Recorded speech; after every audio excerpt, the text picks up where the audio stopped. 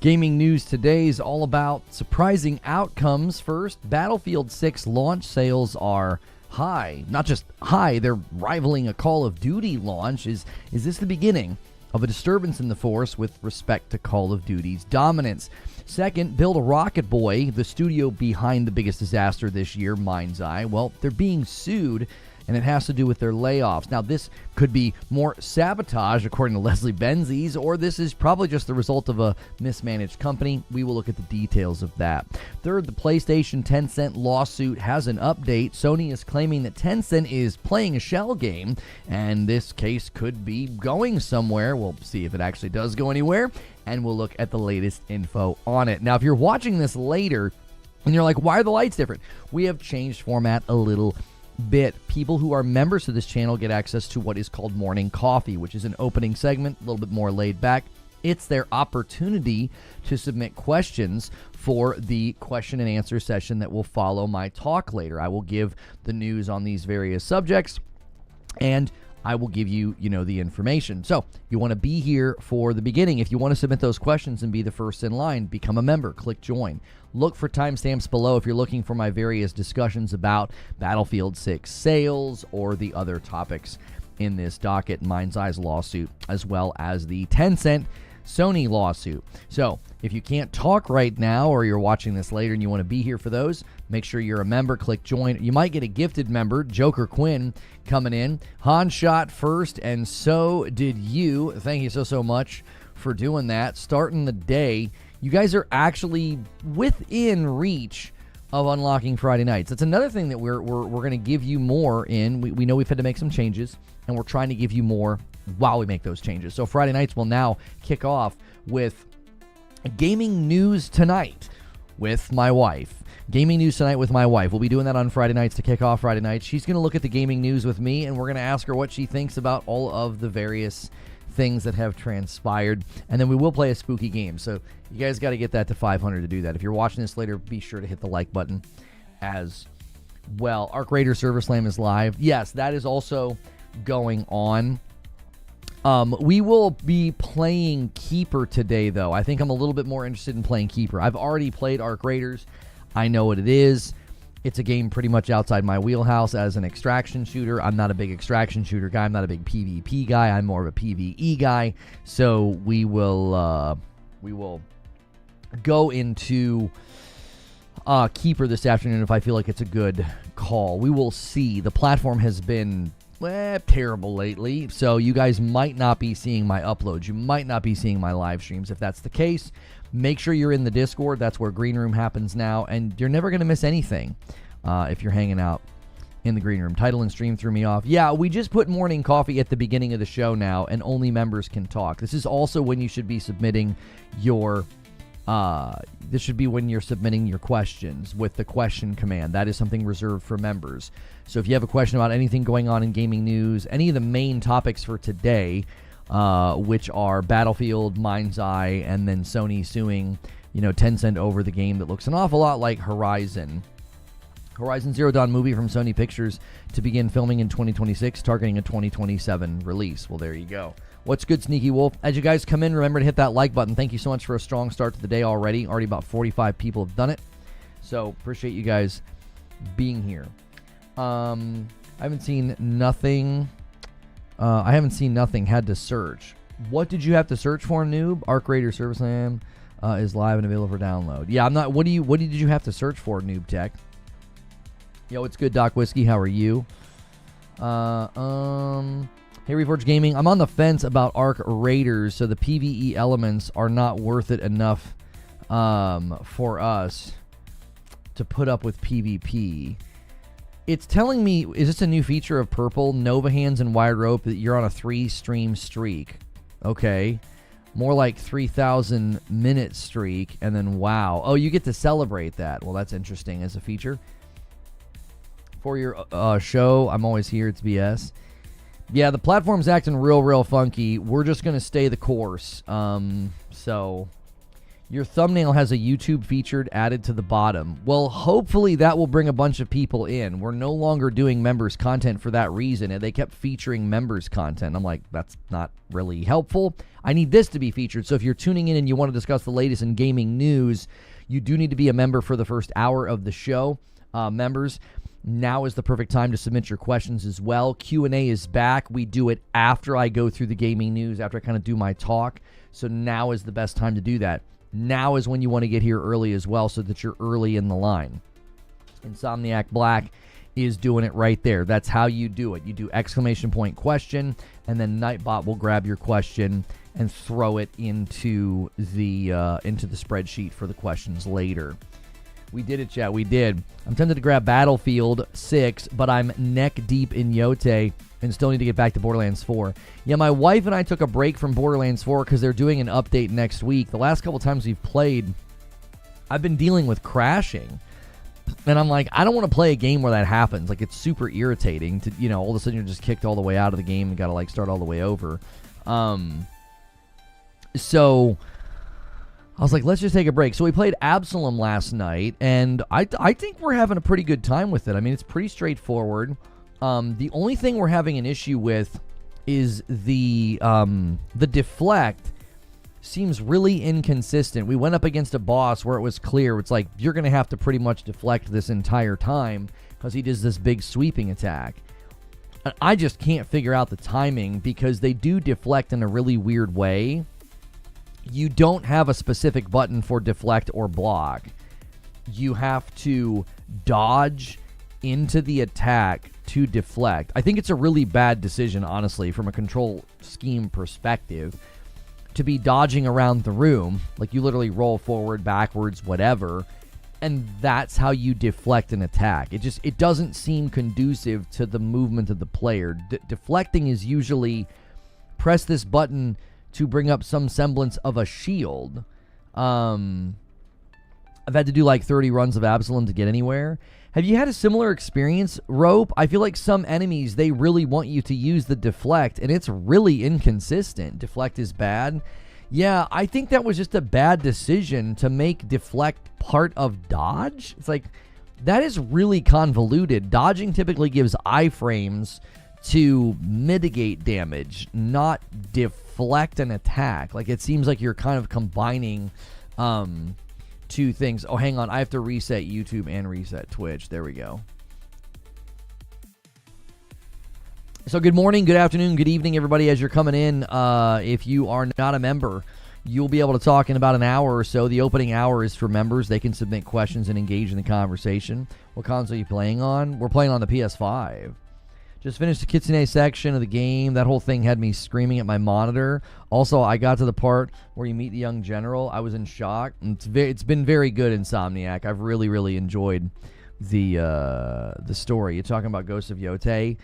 There's no real reason to talk Yote today. I think we will have a shorter video for you guys later. It's an original piece that I made about what I feel is the saddest story in Yote. I think we'll have that for you today. It's not going to be long. I thought it was going to be a longer video, but then as I made it, I was like, you know what? This might actually be better as just like a really short video.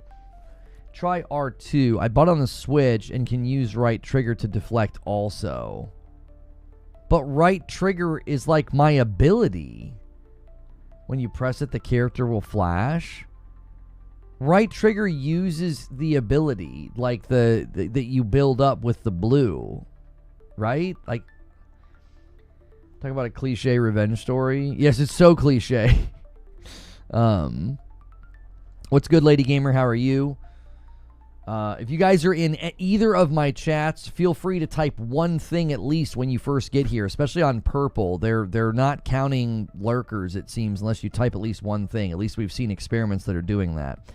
Light of Motiram's on my wish list. Yo, it's good, Captain Steve. I don't think the lawsuit's going to prevent it from coming out, but they definitely very quickly changed all of their marketing materials, like all of their key art, all their pictures. I was literally using reverse image search this morning to try to get some of the original key art, and there are now pictures that you will go to that have been they just swapped them, they changed them. Like Tencent really went hard at like, yeah, swap all those images out. Even like completely different websites using reverse image search, I would click on the original key art and it would be a different picture. Battlefield 6 is selling well, but the game itself doesn't do anything special or new. The sliding makes it feel like Call of Duty Star Wars Battlefront 3. I'm sorry, Battlefront 3 would have been better. Happy Friday. Good to see you, Vithar. Thank you so much for being here. Here's the thing, FCat. I think that's why it's doing well. I think that's why it has good player numbers, because they didn't try to do anything special. They're just like, here's a really good Battlefield. I've not rolled credits on Ghost yet, no. I moved the Ani story a little bit yesterday, and Cat Uncle's going to drop a 5-bomb. He's like, you know what? I want gaming news tonight with Madam on a Friday. He's going to help us get to that goal. Thank you so much for dropping a 5-bomb on the channel. Loki Yote is my game of the year, says Hardcore Gamer. It was Kingdom Come Deliverance 2, then Kazan, then it was Death Stranding 2, now it's Yote. What a year to be a gamer. It just, yeah, a lot of high-quality games this year. No doubt, no question about that. I'm not feeling great after being poor all night. That's not fun. What was your reaction to, I don't know. I don't know that name. If I know that name, if I know what you're hinting at, yeah, I was kind of surprised. Ani was my second kill. Yeah, my second kill was Kitsune.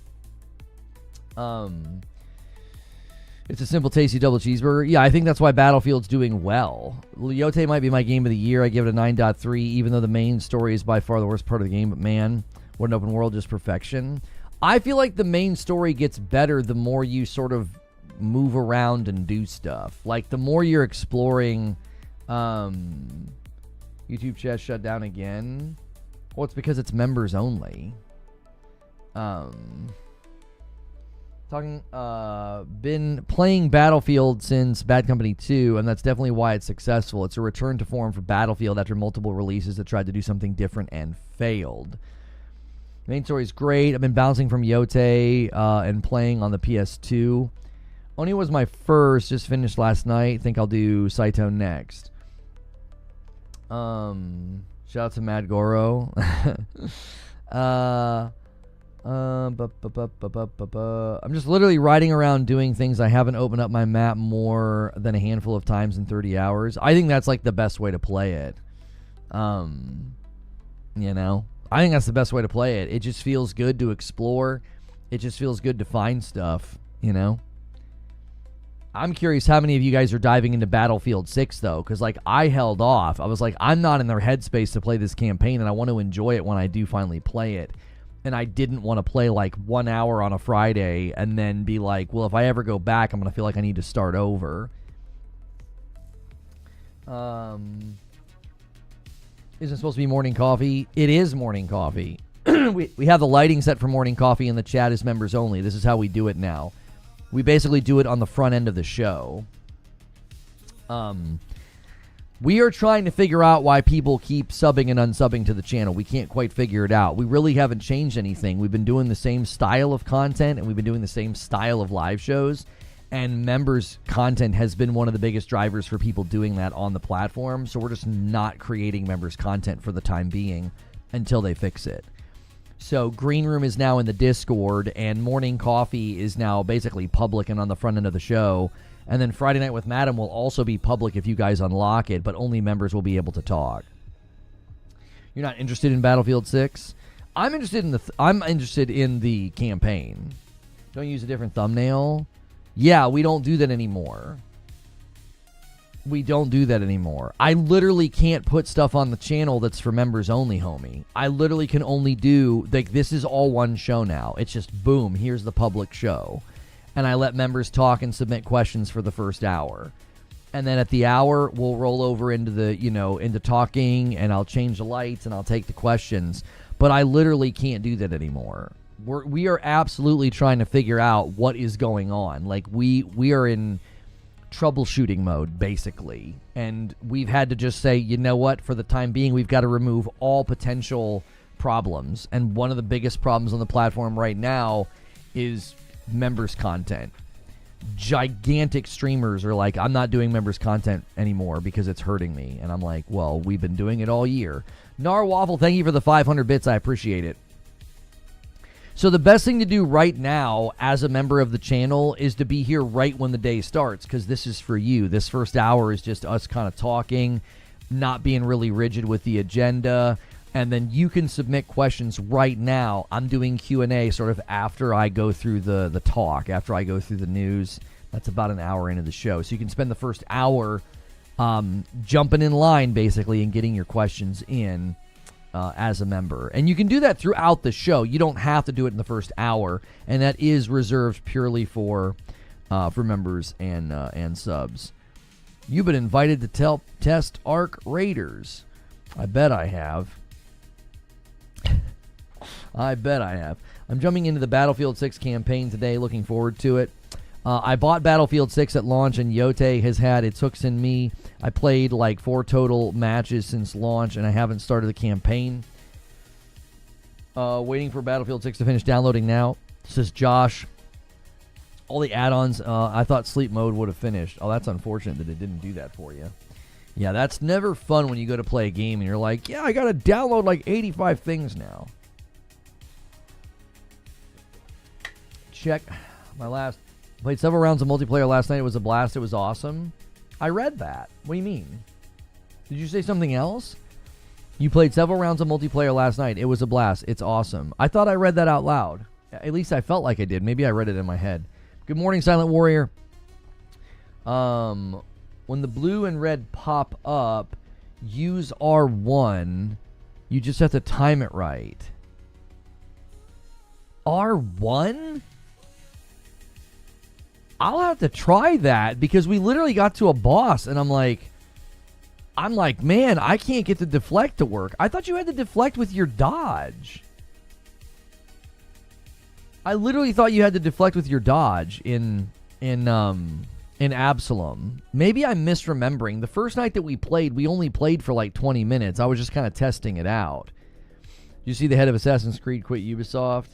Yeah, I'm also seeing a lot of people talk about how he wasn't a great leader and a pretty bad person. So Ubisoft had a lot of not great people working there. So no, it's R1. Wired Rope says you can do both. Dodge deflect is trash. Okay, wait, when I hit R1, am I going to dodge? Am I going to roll at my character? Guys, can we get a quick 100 likes? We're just having to carry these streams on our back, man. We can't rely on YouTube anymore. You guys have got to smash that like button, because it's like we're not even existent this week. I'm not sure what they're doing. We got to prove our worth to this platform again. Roll credits on Callisto Protocol. I don't see where the hate for that game comes from. It's fun, challenging, and a solid story. I mean, yeah, I'm not going to retread my criticism of it. It's just not worth it. I'm glad you liked it. Lots of people did. I only use the big sword girl, and she flashes when you hit deflect. Yeah, my wife's the sword girl, and then I'm the dude with the gun or whatever the frick. And I swear that you dodge to deflect. I don't know. O is dodge. R1 is parry. All right, I'll try it. For some reason, I was misunderstanding. I swear I was getting deflects from my dodge. Siege Master with 46 months and a VIP. Thank you so much, guys. Check your renewals and see if you have any. You can do both. Okay. You got to remember you played a fully patched version. Yeah, Eugene is adding some helpful insight, Joker Quinn. At launch, Callisto Protocol did have a lot of problems. And if Bomb comes in from Siege Master, he's not just taking care of himself with a membership, he's taking care of others. If you guys get a membership, you can talk in my chat right now, and you can submit questions with the question command. We'll go through all your questions later. Currently, there are 2 questions in the queue, so it's a great time to get to the front of the line. So later on, you're guaranteed to have your question answered. I'll have to go back to your vids on it. The game came out months before I found your channel. I went back to it after the patch and after the update, okay? And my frustration was I just felt like the combat sequences were annoying. They would set up sequences where there's a guy far away hitting me with range. There were jump scares that would damage you. So you had to like memorize where the jump scares were. And then there were elements of the fights that were just like super annoying. It's like, well, there's one guy up on this platform shooting stuff at you while you're trying to fight this big annoying monster. I don't know. I really what we've concluded is I don't like survival horror games. I don't. And so that basically is why a lot of that stuff rubbed me the wrong way. Just got the Yote Platinum. Fantastic story. Thank you so much, Bumble Pants. Not thank you so much. Congrats, Bumble Pants. Hey, thanks for getting to Platinum. Thanks for being here. Thanks, guys, for hitting like. Thanks for starting the day strong. I appreciate it. Quote I found about the damaging jump scares was, Callisto Protocol helps yourself to some of your health. Yeah. And Stone Spire gifted a membership over here to Bumble Pants on purple, and he put purple on the map. Thank you so much for doing that, Stone Spire. See, the question you have to ask is Call of Duty and Xbox. Everything is. Yeah, and Stone Spire's going to gift one over here on YouTube as well. He's setting up the 10-bomb dunker to 350. We'll see if anybody takes the bait. We'll see how that one lands. Stone Spire's been setting those up quite a bit recently. Not a lot of people have taken the bait. Vampire Bloodlines 2 is getting a 67 on Metacritic. Good Lord, that's a bad score. Horizon Zero Dawn story reported to start filming. Yeah, I saw that. Yeah, they're starting to film. They're hoping for a 2027 release. And a VIP Plus from Timothy Haywood. That counts as 2. Anybody who upgrades to Member Plus, anybody who does anything like that, and a Joker Quinn Ruiner comes in and he's too late. He's too late to do that, to disrupt it. Timothy Haywood disrupted it with his VIP Plus on the channel. Thank you so much. I appreciate it. That's very, very generous to sign up for such a high level membership. And Celt Blood comes in with 40 months in a VIP and bumps the line to 344. 157 is possible on a Friday, says Hilly. Yeah. Welcome to VIP. Be warned, Lono is really slow getting your matching tracksuit out to you. This is correct. Yes. Those are it's in the mail. It'll be there tomorrow. It will always be there tomorrow. And Matt's trying to summon a 50 bomb, and so is Hilly. Both platforms out here spamming the farty bomb. That's what my son calls 50 bombs. Both platforms are trying to summon it. I will say early impression Arc Raiders is very pretty. Arc Raiders surprised me. I will say that. I will 100% say that. It surprised me. I remember when we first saw trailers, I was like, it's never going to look that good. There's no freaking way.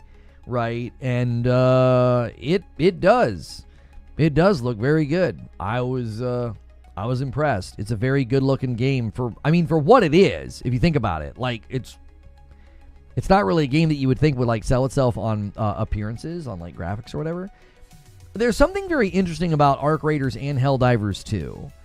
To me, the interesting thing is that they're not super flashy. They're just flashy enough.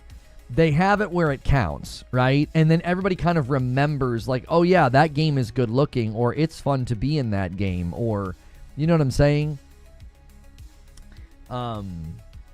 They've really nailed aspects of just the appearances in those games, which I think is interesting because like they're not really graphical powerhouses. Like they don't really market themselves as graphical powerhouses, and yet they're good looking games. There's a cinematic quality to both Arc Raiders and Helldivers 2 that I think kind of plays a role in people enjoying them.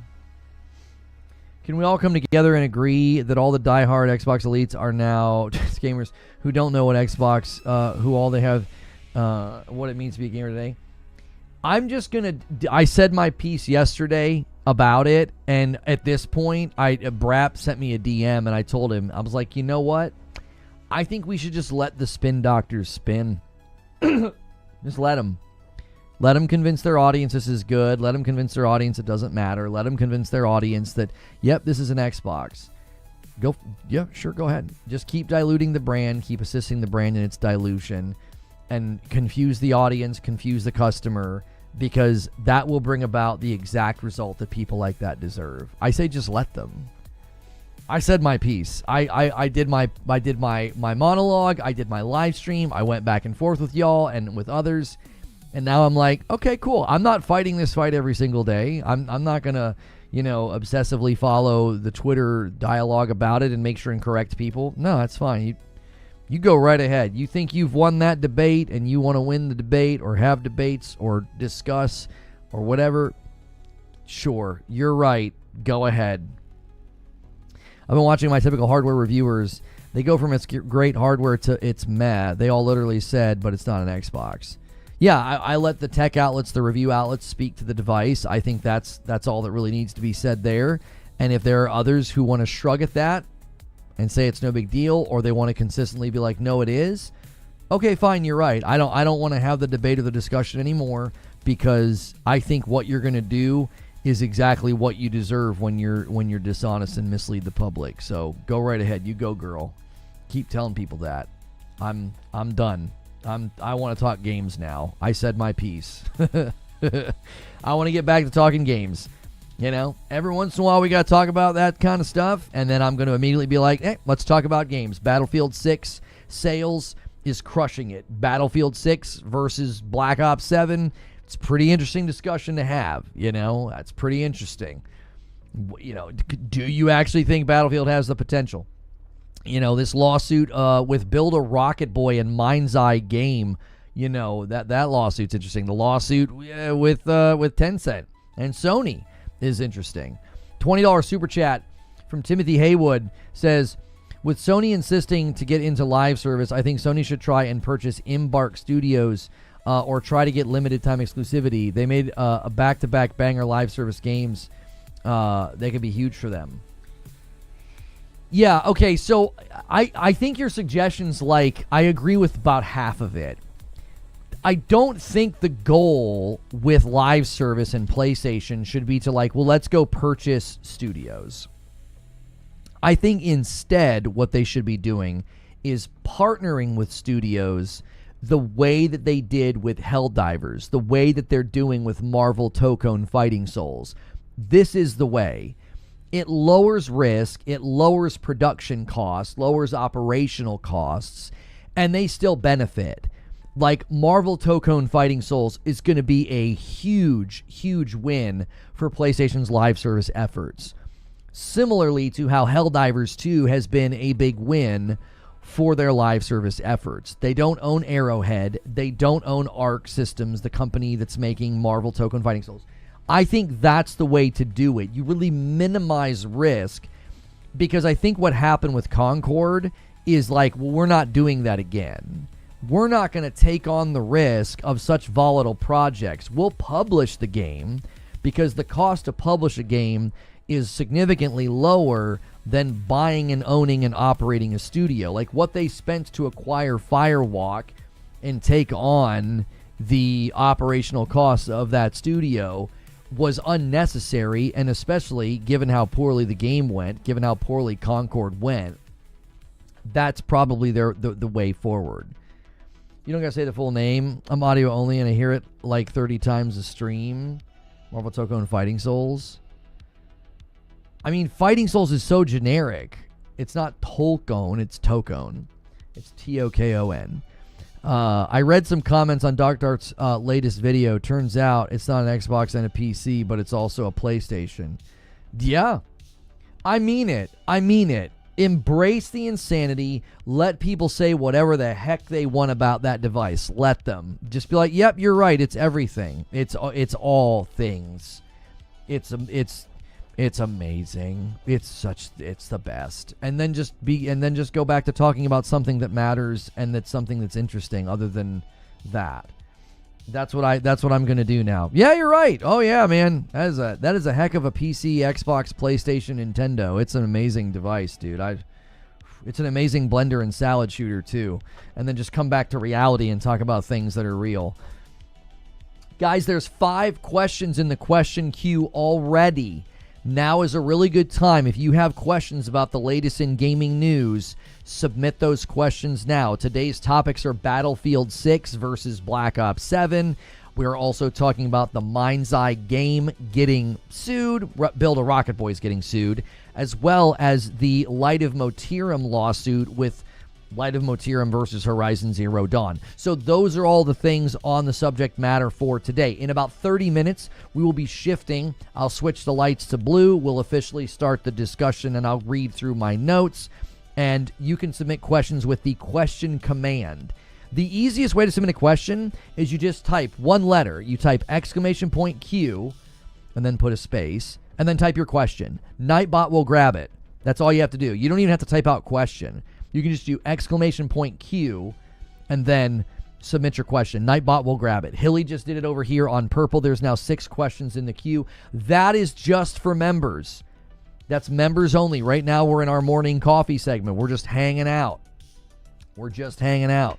So get your questions submitted. That's a perk of being a member. If you're not a member, click join and become one so you can talk. I'm going to pay their lawyer bills when their game tanked. For real. I'm playing Eternal, but unfortunately it is too difficult.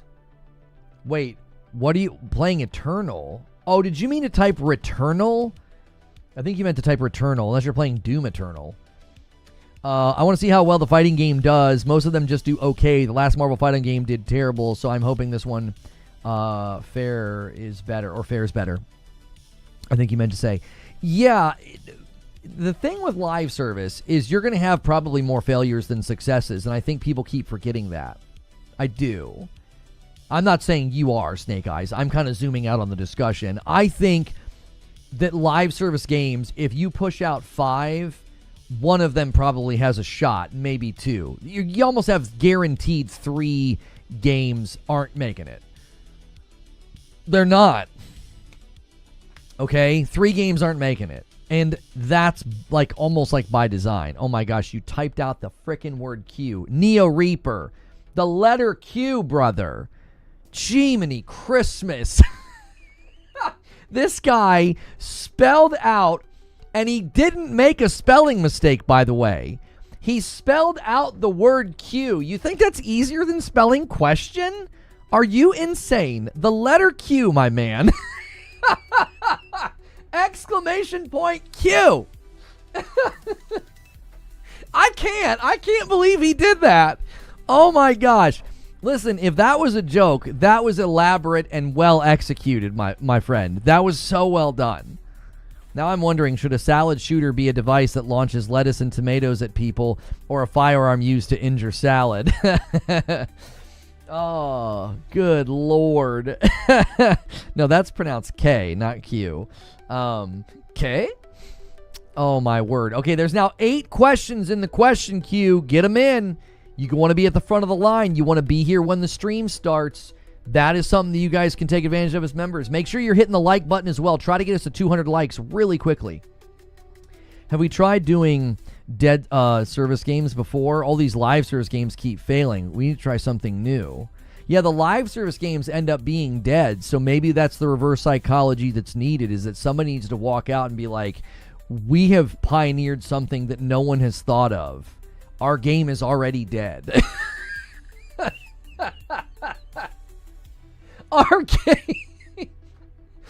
Our game is already dead. We've already shut the servers down. And yeah, if you guys want us to turn the servers back on, you guys want the game to be successful, then you better start, supporting it. Buy it and get in our Discord and really rally on Twitter. Sony already did that. It's true. They tried that with Concord already. Hey, it's not even grand opening, grand closing. It's just like, hi everybody, we're shutting down. We just wanted to let you know that we built this business. That would be the funniest thing ever, is like a skit that you could do with like hidden cameras, is you have like a storefront that says grand closing, and people are like, what in the, wait, what do you mean you haven't even opened yet? And they're like, oh no, we understand, we just want to let everybody know we're already closing. That's how poorly we managed the launch of this business, that we're just skipping ahead to the grand closing part. So come in, and we're doing BOGOs on sofas right now. I mean, it's a really great deal. People are like, wait, this might be a genius idea. I still cannot get into the end of the show. Can I get the link again? I still could not get into the end of the show.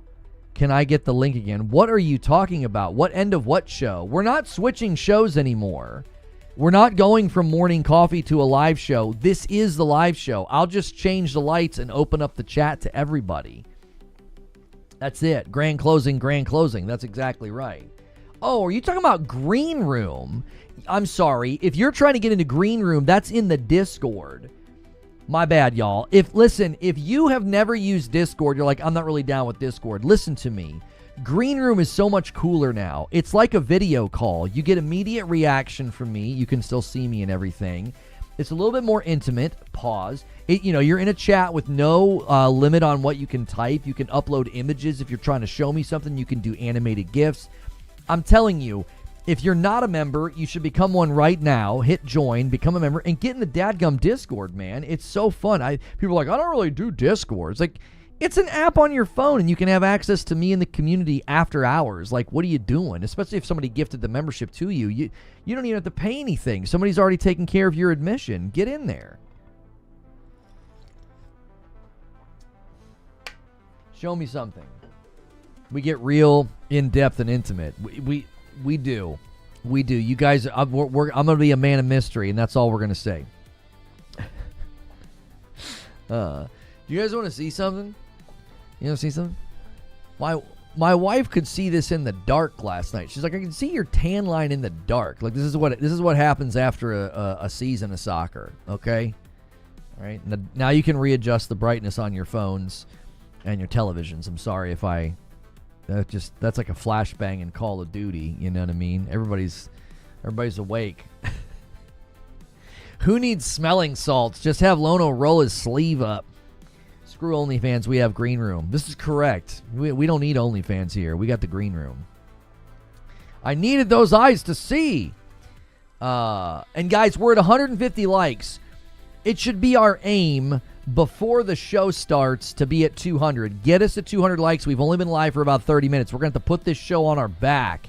YouTube is doing us zero favors, and we don't need favors. We just need commitment, and you guys are committed, so keep it going.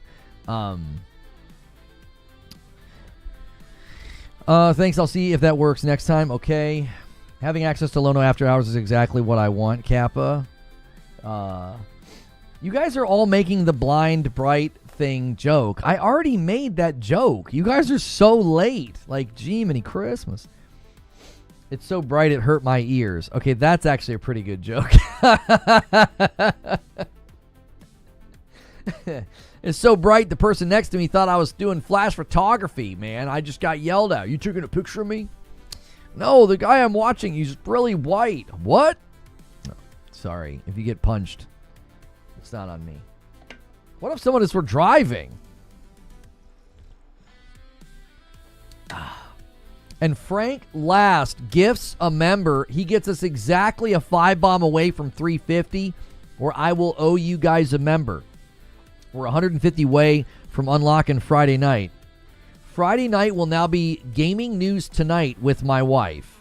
You're going to get to hear her run through. I'll be giving her a rundown of the gaming news this week, and she's going to react to it. And it's going to be glorious. We'll also be playing a spooky game tonight after we're done with that. Green Room starts and the jorts come out. It's my favorite part of the day. That's right. Did I miss the Battlefield 6 sales discussion? No. In about 20 minutes, I'm going to go through the gaming news, and Battlefield 6 sales is one of the discussion points. Many people are basically pitting Battlefield 6 versus Black Ops 7. If you think there is an actual Battlefield 6 versus COD showdown, the sales certainly are giving Battlefield a shot at pulling off something that I think is worrisome. I'm going to argue why I actually think Call of Duty should be concerned. I don't necessarily think the scales are going to completely tip, but I do think I'm going to argue why any game like that is concerned about folks playing something else, and I'll walk you guys through it. I think it's obvious and right in front of us why they're going to care. I think they make it obvious with their behavior, and I'm gonna try and outline that for you. It was so bright it distracted from his disgusting height. So a silver lining.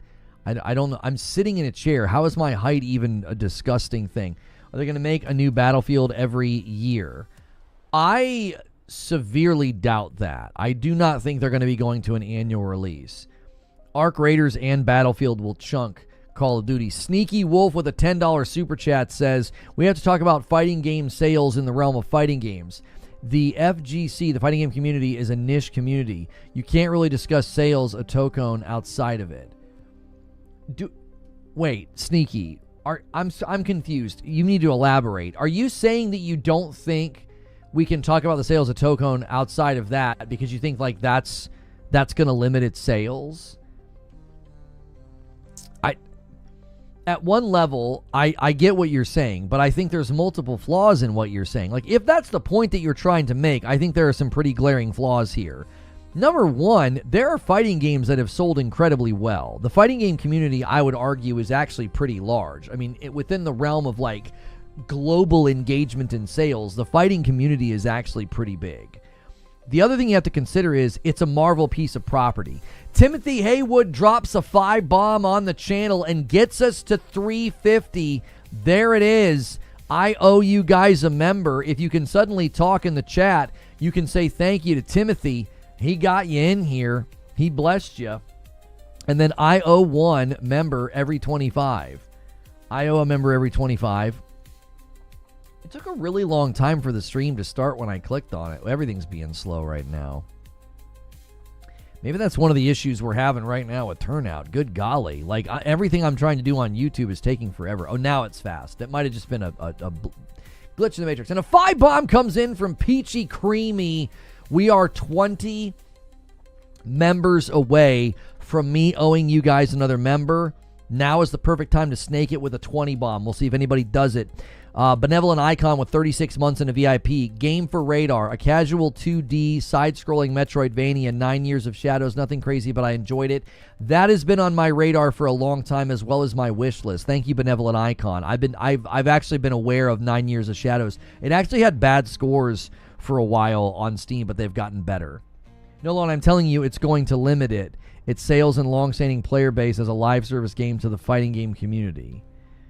Now that I think is a fairer thing to say, that like the ongoing engagement will likely be somewhat limited to the fighting game community because they're the ones that'll be more prone to hang with it long term.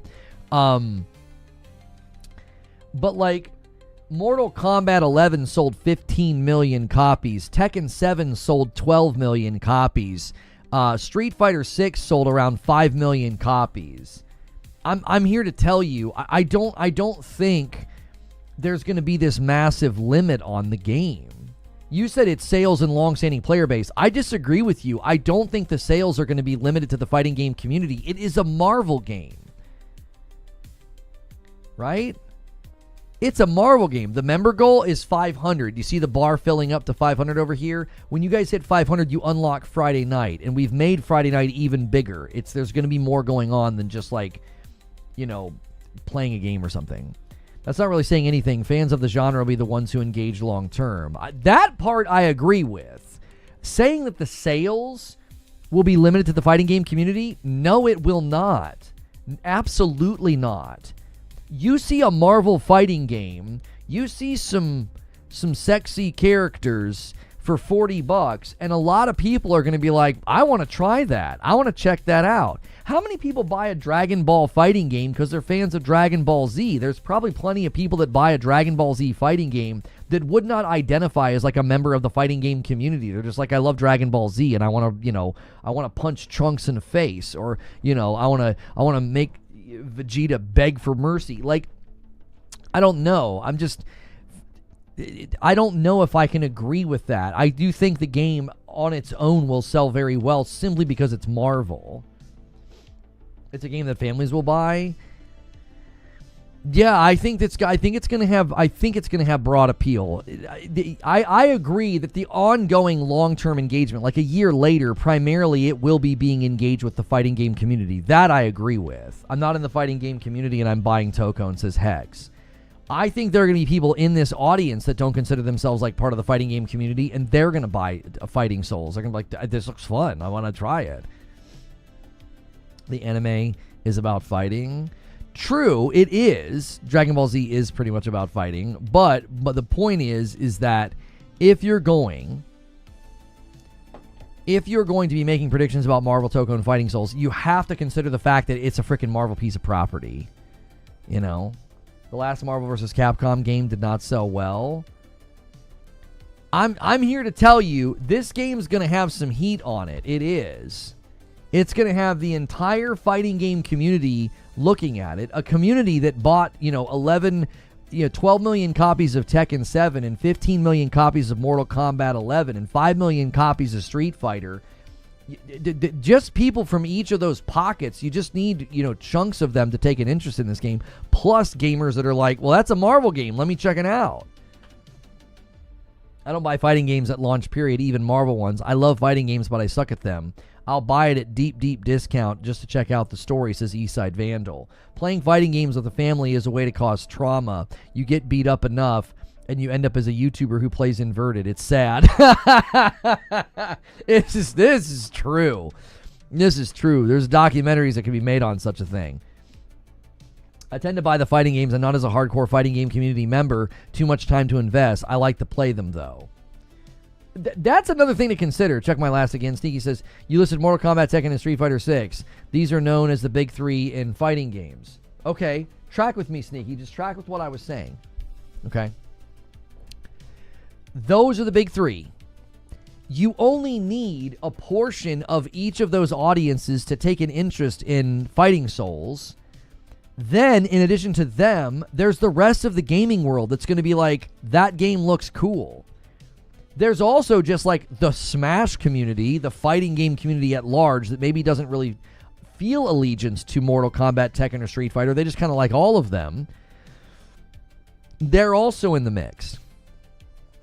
I think part of what you're saying is correct, that the ongoing engagement will largely be made up as the fighting game community. I actually think that's a lot of people, to be fair. I think that's a lot of people. But I don't think the sales itself will be limited to the fighting game community. I think there's going to be plenty of people from outside the fighting game community that are like, I see Marvel and I swipe the credit card. Plenty of dad gamers are going to say, I'm going to put it on easy and go through the story. I was just going to get to that point. There's going to be a lot of dudes that are like, man, I just kind of want to play the game on easy and punch people as Dr. Doom. Like, that's just going to be a thing that you see. I don't necessarily think it'll be so limited in sales. I think a year later, what you're saying is going to ring true, that it'll largely be engaged with by the fighting game community, which is a pretty big community. Marvel vs. Capcom 3 failed because it was a bad game, and it still had over 2 million units. Yeah, I mean, if a bad Marvel vs. Capcom can sell 2 million units, I think Fighting Souls is going to do very well. I think there are two different conversations going on here. First is the sales, which will be decent based on Marvel alone. Two is the longevity factor, which is specifically for the fighting game community, and that will be much smaller than, say, a shooter. Oh, yeah, I mean, if that's you're actually bringing in a whole other thread that he wasn't even bringing in. I don't think he was saying it's going to be like small compared to shooters. I just think he was saying it's going to be limited, which I think is fair. I wouldn't count on Tokone even having a story mode, even if it's an arc. Again, it's an arc sys game. Isn't there usually like one playthrough that you can do? Like, not necessarily like a campaign. Don't these games typically have like a way to play through it linearly before you just get to fighting your buds? Like, I'm pretty sure there's usually some type of a linear nature. What about Marvel Rivals? Well, Marvel Rivals was explosive and insanely popular, and now look at the player numbers. The player numbers are down. The player numbers are low. I think that, I think that was bound to happen. I told people that was going to happen. I was like, listen, the explosive popularity of that game was largely because it was Marvel, and eventually the dust was going to settle and the player base numbers were going to drop. That's true of every live service game. That doesn't mean that Marvel Rivals is dead or cooked or, it's fallen off. No, that's normal behavior for live service game engagement. A year later, your numbers are way lower than typical. Now, they could, rub the paddles together and get a bunch of people to come back. You throw some cheeks at people, throw some new characters at people, and you can boost the numbers. You need some kind of maybe a seasonal event or something. They're adding zombies to Rivals, like a PvE mode.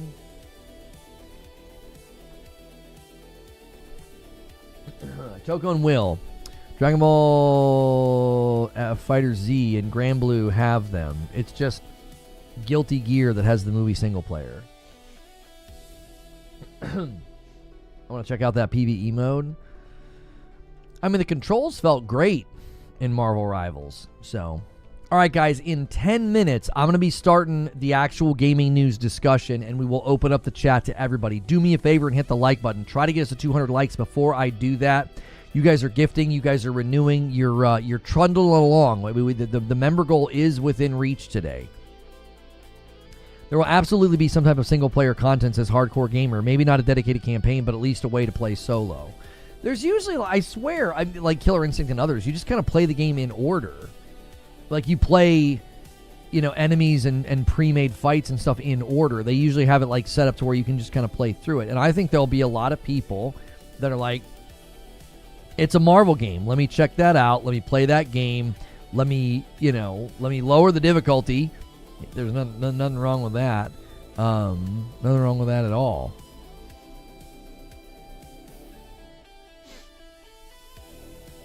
I could download Rivals for PvE. There's usually a single-player story. Yeah, I would expect so. Something. It doesn't have to be super, super elaborate. It doesn't. It can just be a pretty basic, beginner to end experience. I read the description of ArcSys fighting games. I didn't understand most of the words. What are grounded footsies? It's going to be an arcade mode, sure, but I wouldn't count on much beyond that. I think we're getting off course here. We're not talking about any of the gaming news on the thumb or title anyway, but in this particular discussion, I don't think you need there to be much more beyond that. I think the point that we were making is that there will be people that just buy the game and just do one playthrough of it, and that'll be enough for them. If it's a $40 game, I think there'll be people that do that. That's my prediction. That's my prediction. So, it apparently lacks grounded footsies. Oh, well, I was going to buy it, but not now. It's something nobody wants to discuss, I promise, except for maybe Jazz. There you go. We'll see what he says. People love Marvel. Yeah, Marvel pulls. Marvel pulls. I remember telling people that I thought Rivals was going to be popular. And they're like, why? And I'm like, because it's Marvel and it looks like a really, really responsive, crispy, Overwatch clone. People will gravitate to that. I could write 20 pages on Roman cancel mechanic alone. Every man is a genius in an area that I am not. And when it comes to fighting games, some of you are probably Albert Einstein, and I am not that. I'd buy it just so my son can try to kick my butt with Spider-Man. There you go, Amskin. Morning, Lono in chat. Stay coming to give my support. Getting ready for my wedding tomorrow. Hey! Can we get some congrats in chat for Sorcerer's wedding tomorrow? You got stuff to do. You got more important things to do than hang out in my stream. You got way more important things to do than hang out in my stream. Now, guys, if you want to submit a question for the show today, 1, 2, 3, 4, 5, 6, 7, 8, 9. There are 9 questions already in the queue, all right? There are 9 questions already in the queue. So do me a favor, members, take advantage of this. Use this feature and engage with it. Get those questions submitted. All right? Get them submitted. In Guilty Gear, they have 2 forms of single player, an arcade mode and what's essentially a movie-made a movie mode, using in-game assets. Other titles like ArcSys have done include more modern single-player content. Well, there you go. Thank you so much. It's quite toasty for that bit of information. And I've got stories about Battlefield 6 sales. We're going to be discussing Battlefield 6 versus Black Ops 7. The Mindseye game is being sued. And then the PlayStation lawsuit with Tencent over Light of Motiram versus Horizon Zero Dawn. These are all things that we'll be talking about today. I tried to link my Discord to YouTube like 6 or 7 times to no avail. What's it doing, Alex? Like, I mean, you literally just click to link it and you just log into YouTube. Like, that's all that's all you do. Like, where's the error happening? Like, what is it telling you anything? Just telling me it failed. Have you tried linking it to your Twitch instead? We should sue Mindseye. They're being sued by former employees. Yes. Yes. Are they suing because the car wheels don't spin? Kind of. Thank you, everybody in chat, for saying congratulations to Sorcerer for getting married. Wish him luck. Wish him the best. It's a great day. It is a great day. That might be my internet that's acting up, actually. I'm trying to do any website I go to is kind of slow right now. It's kind of hard to explain all the fighting game stuff without sounding gatekeepy. Next step, it might be because mobile. I'll try on desktop later. Are you using the same email? Says Perfect Image. It doesn't matter if it's the same email. You literally just say, hey, I want to connect my Discord to my YouTube account. You log into your YouTube account, and then you're done. Can we express shock instead of congratulations? Yes, if that's your genuine response. Hang on, the people who built that crap are suing. Try Twitch. YouTube has a bug where it won't link. It's a known issue. It's a problem with certain accounts. Yeah, try and do it with Twitch then, Alex. It should be that easy. I don't know why it hates me. Wired Rope is saying it's a known issue with YouTube. Your account, I wonder if you have a branded account or something. Also, everybody on YouTube, you guys should be hitting that $ in the chat box and see if you have a renewal to celebrate. It'll help us hit the goal and unlock Friday night. And that's also where you can gift members. That's also how you become a member to the channel if you're not currently one. That'll let you talk in chat and submit questions. If you guys want to submit a question about anything going on in gaming news, the question and answer session will be later after I go through everything. And you can submit questions by typing !question, then put a space, and then type your question. And Nightbot will grab it. That is a feature reserved for you as a member. So take full advantage of it. A Member Plus renewal from Yanadid. Thank you so much for 25 months, my friend.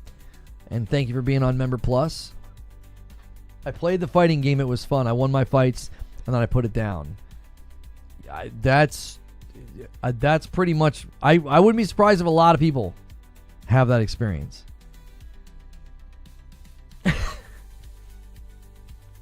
I mean it. I would not be surprised if a lot of people have that experience. If that's the experience that they have, where, you know, they give it a whirl. They get in some fights. They win some fights, and then they're like, "I've had enough. I've seen enough," and then they shut it down. So, all right, guys. In 2 minutes, I'm going to start going through the gaming news.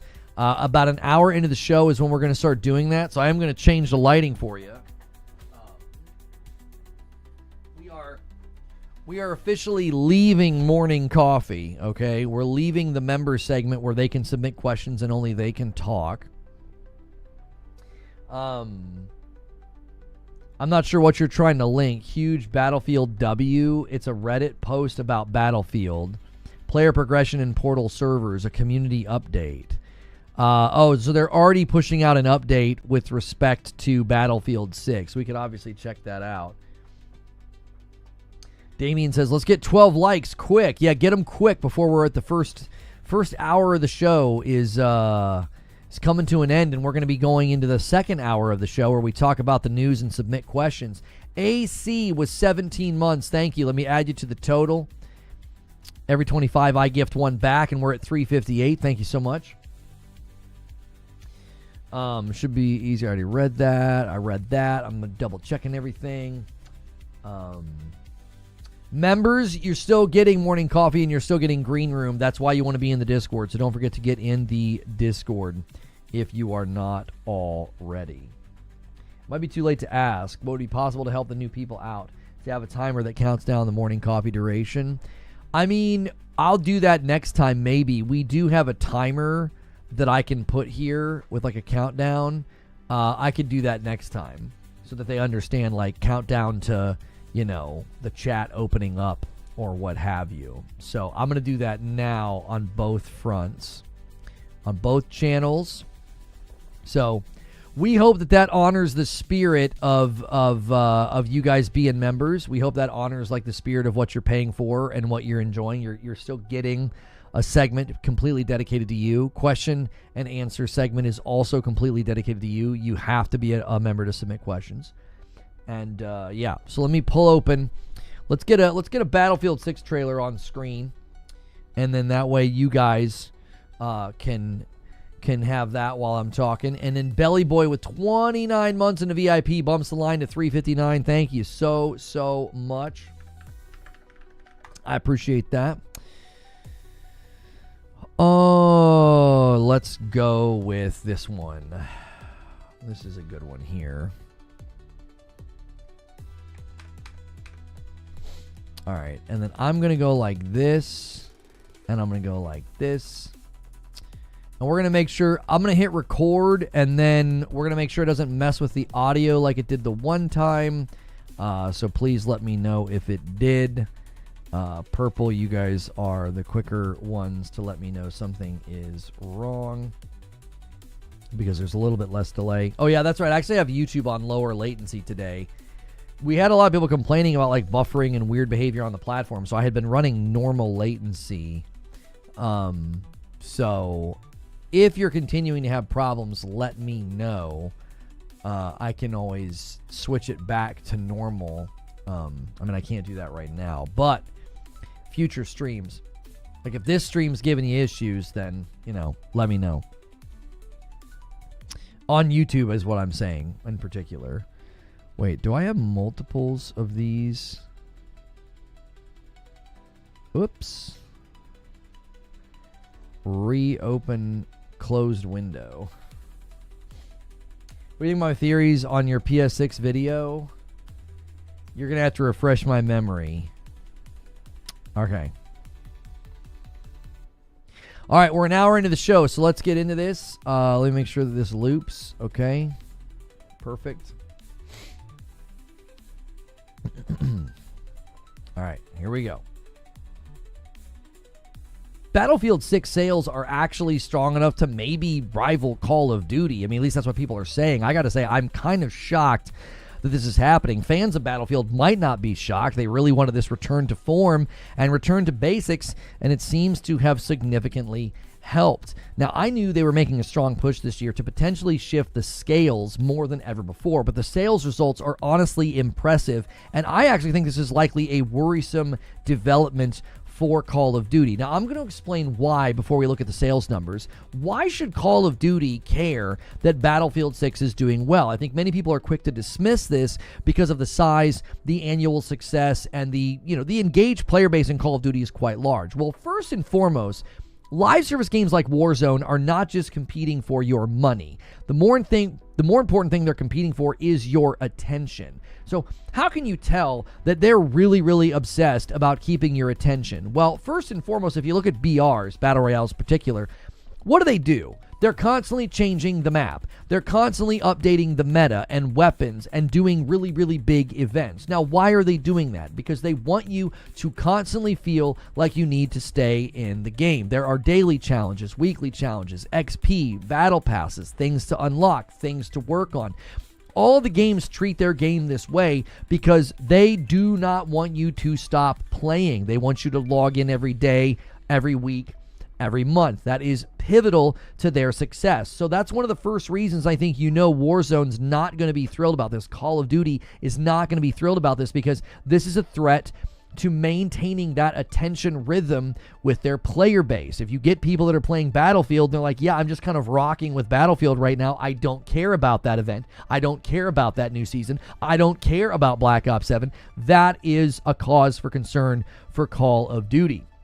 Fortnite's popularity pulled from PUBG's player base. If you remember, everybody thought PUBG was sort of the king of the Battle Royale at the time, and I remember saying all it's going to take is something that's more polished, something that's better optimized to come along and change the game, and Fortnite did just that. Now, PUBG's still doing fine, but they saw a marked drop in their player base numbers when Fortnite came out. And live streams are not the sole barometer here, but it's hard to ignore the popularity of a game like this when every major streamer, when every major Call of Duty player, Battle Royale player, shooter player, streamer, whatever, when they're all playing Battlefield 6, that will certainly add to a bit of a tip of the scales here with respect to the thing that I was just talking about, which is attention. If you want the attention of players and gamers, and major streamers are hailing this as a triumph and a fun time, and like look at the player base numbers, it's hard to ignore. So in light of all of that, yes, I do think Call of Duty is worried about losing attention of their daily, weekly, and monthly active users. When your average estimates right now, these are just average estimates that you go 30 million to maybe upwards of 50 million players a month are who play Call of Duty. That you lose any percentage of that, and that is significant. So if you look at the sales reports of Battlefield 6 in light of this, EA just announced that in the first 3 days, Battlefield 6 sold 7 million copies of the game. Now, analysts are saying this is basically like a Call of Duty type sales number release. 7 million game copies in 3 days is huge. Now, even if you don't directly compare it to like the history of Call of Duty sales during launch periods, that's a lot of people that are not paying attention to Call of Duty or playing Call of Duty right now. This is the runway to Call of Duty's annual release. Now, we know there's a huge overlap between fans of Call of Duty and Battlefield. Now, there are people who will never touch either. They're dyed-in-the-wool fans of their favorite franchise, and they won't cross over. But fans of live service shooters and battle royales and, you know, first-person shooters and PvP, they are flocking to this game in large numbers. It gets even more interesting when you actually look at those numbers. The concurrent numbers on Steam are impressive. The current all-time peak for Battlefield 6 Steam charts is 747,000 players. That is a huge achievement for any game. You're closing in on 1 million concurrent players on one platform. That's just Steam. In the last 24 hours, the game hit over 400,000 concurrent players on Steam. Almost 500,000 people are playing on one of the 3 platforms where Battlefield 6 is available. That is impressive. And the plot really thickens when you consider that Call of Duty now funnels everybody into the same COD HQ launcher. So even their game hit a record of 488,000 on Steam, and recent numbers, they're only hitting like 40,000. Okay, you got a game hitting 400,000 and a game hitting 40. And the game hitting 40 is Call of Duty, and they funnel everybody into the Call of Duty HQ so they can claim their monthly active, daily active, weekly active user numbers are so high. Now, to be fair, the new Call of Duty is not out yet. So the tables could quickly turn on Battlefield 6. But for now, Battlefield 6 has landed, and it has landed very strongly. The question is, will Call of Duty answer back or start to slip from the throne? Only time will tell, but this could be the beginning of a change that nobody thought was possible. But those are just my thoughts. I'd love to hear yours.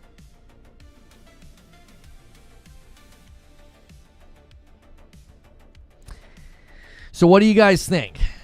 What do you guys think? Let me look at your questions and see if we have any in here about Battlefield, and we will do those now. We will circle around. We've got one here from Silver Subaru. This is a reason to be here early in the morning and to be a member and to submit questions, because following the news, we're going to be going through your questions. I've got more news segments to read to you, but I'm going to kind of on the fly look at the questions being submitted here. And Eugene is saying Steam isn't the primary launcher for COD on PC.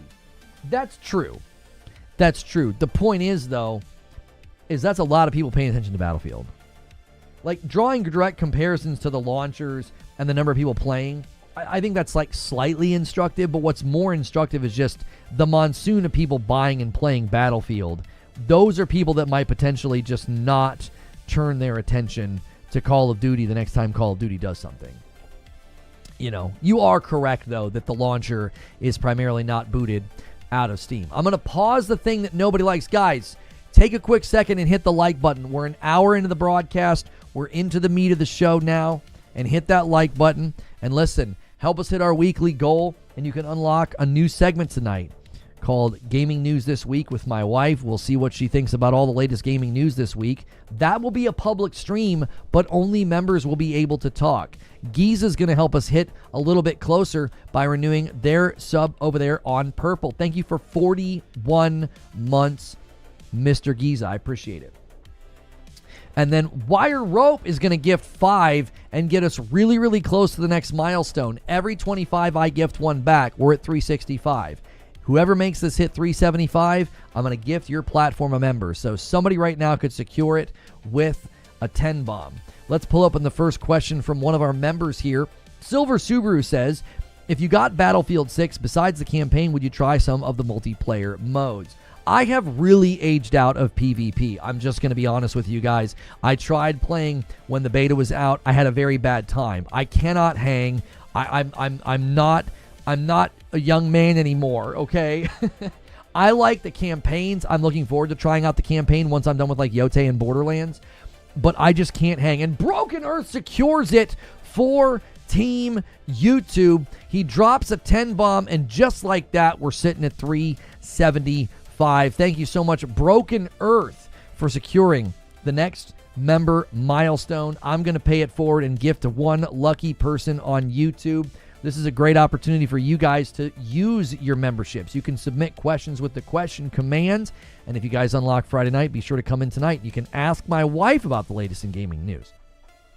But to answer your question, Silver Subaru, I 100% just can't hang in PvP anymore. I can't. I'm like old casual dad gamer now. I just get frustrated. I don't have a good time. You know, I'll have one maybe decent game, and then suddenly I feel like I get thrown into matches where I'm playing with people who live in the game, and I just don't have a good time.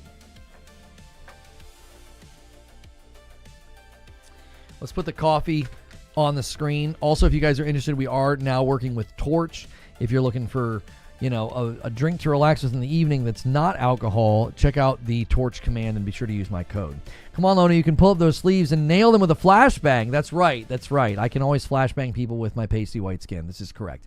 So, no, sorry. If you guys were hoping to get like a bunch of, you know, Battlefield 6, Lono, death, loser, bad player, no skill, rage out clips, I haven't even planned on touching the game in that regard. I bought the game. I'm very much interested in playing the campaign once I'm kind of working through the current games that I'm playing on. If the map is big enough, I don't mind losing in Battlefield 6 at all. If it's Breakthrough or Cairo, it doesn't feel good. I just can't hang. I just think it's me. It's a me problem. It's not a problem with the game. It's not a problem with the players. It's a me problem. I can't hang. Now, obviously, if they're doing the whole skill-based matchmaking thing, I've been pretty critical of that over the years, where like I'm a very, very average player. Like a 1 KD is a good game for me. And it seems like a lot of these games, that's enough to put me into the SBMM and say, oh, well, this is a good player. You know, that's been my history with these games, is I have one decent game, and all of a sudden I'm sweating and dying. Well, I'm not sweating. Others are doing the sweating, and I'm doing the dying. Thank you so much for renewing Brains84 with 38 months and Member Plus and gets us to 376. Thank you so much, Brains, for doing that. I played Battlefield since Bad Company 2, but I feel that the aim lock is way too mild in Battlefield 6. If you guys have thoughts on Battlefield 6 gameplay, be sure to let us know in the chat what you think, where you land. Do you resonate with what I'm saying? I don't know. The last couple times I've tried to play any kind of a PvP shooter, I just do not have a good time. I just don't. It just, I don't vibe with it anymore, I don't think. Like, I can't stop playing Yote, I can't stop playing Borderlands right now. My wife and I have been enjoying Absalom. I was playing Ball Pit with you guys yesterday and showing that game to you. I don't know. The PvP shooters, I'm just kind of like, I'm good. I think the Battlefield 6 campaign looks really good and really promising, and I'm hearing really, really good things. So I'm excited to check that out. But no, not the PvP. Let's take another question here about Battlefield from Pac-Man on a Bike. He says, Battlefield 6 appears to be taking the crown, but are people just going to jump back to COD when it launches next month? If you're entertaining the question of Battlefield 6 versus Black Ops 7, okay, if you actually think there's a Battlefield 6 versus COD fight and that Battlefield 6 can have a shot, here's the thing you have to remember. I don't necessarily think this is a fight where Battlefield comes out on top and has sold more and has more players. I don't think that's a reality that can happen. What I do think can happen is they can get enough players that Call of Duty feels rattled. And they're not rattled like, oh, we're scared we're going to die and lose and our game will be over and we'll have to close up our studios. More along the lines of, we need people playing constantly. We need people logging in every single week and month. It's why they structure Warzone the way that they do. It's why they do their events, their battle passes, their grinding. The methodology and the psychology behind how they get people to come back and play Warzone and Fortnite and all of these games, that betrays the reality. It betrays the reality that they need you to constantly play. That's what Battlefield 6 is a threat to. It's a threat to a good chunk of players saying, I'm not playing that right now, I'm playing this instead. This doesn't mean that Call of Duty won't get them back eventually one day. They'll come back home to dad. They typically do. They'll go back to Warzone. They'll go back to the annual COD, something. This is, I think, very, very common, and I don't think that should be that surprising. I don't think the threat is one of, oh, we're going to lose and Battlefield's going to win. It's going to be, they're going to take attention away from us. That's pretty much it.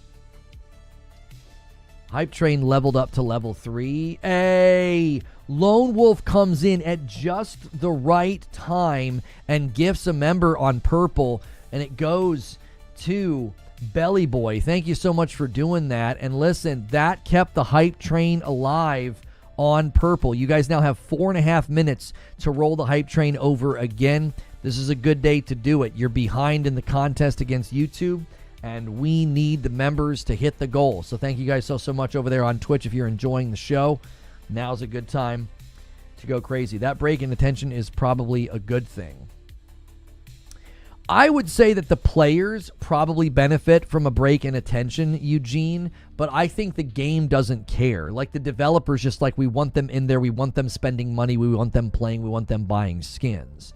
From the player's perspective, you're probably correct that, like, yeah, go play Battlefield for a couple of months and then come back. You'll probably enjoy Call of Duty quite a bit more because there are vast differences between these two games, and those differences can really make one feel fresh, when you finally come back to it.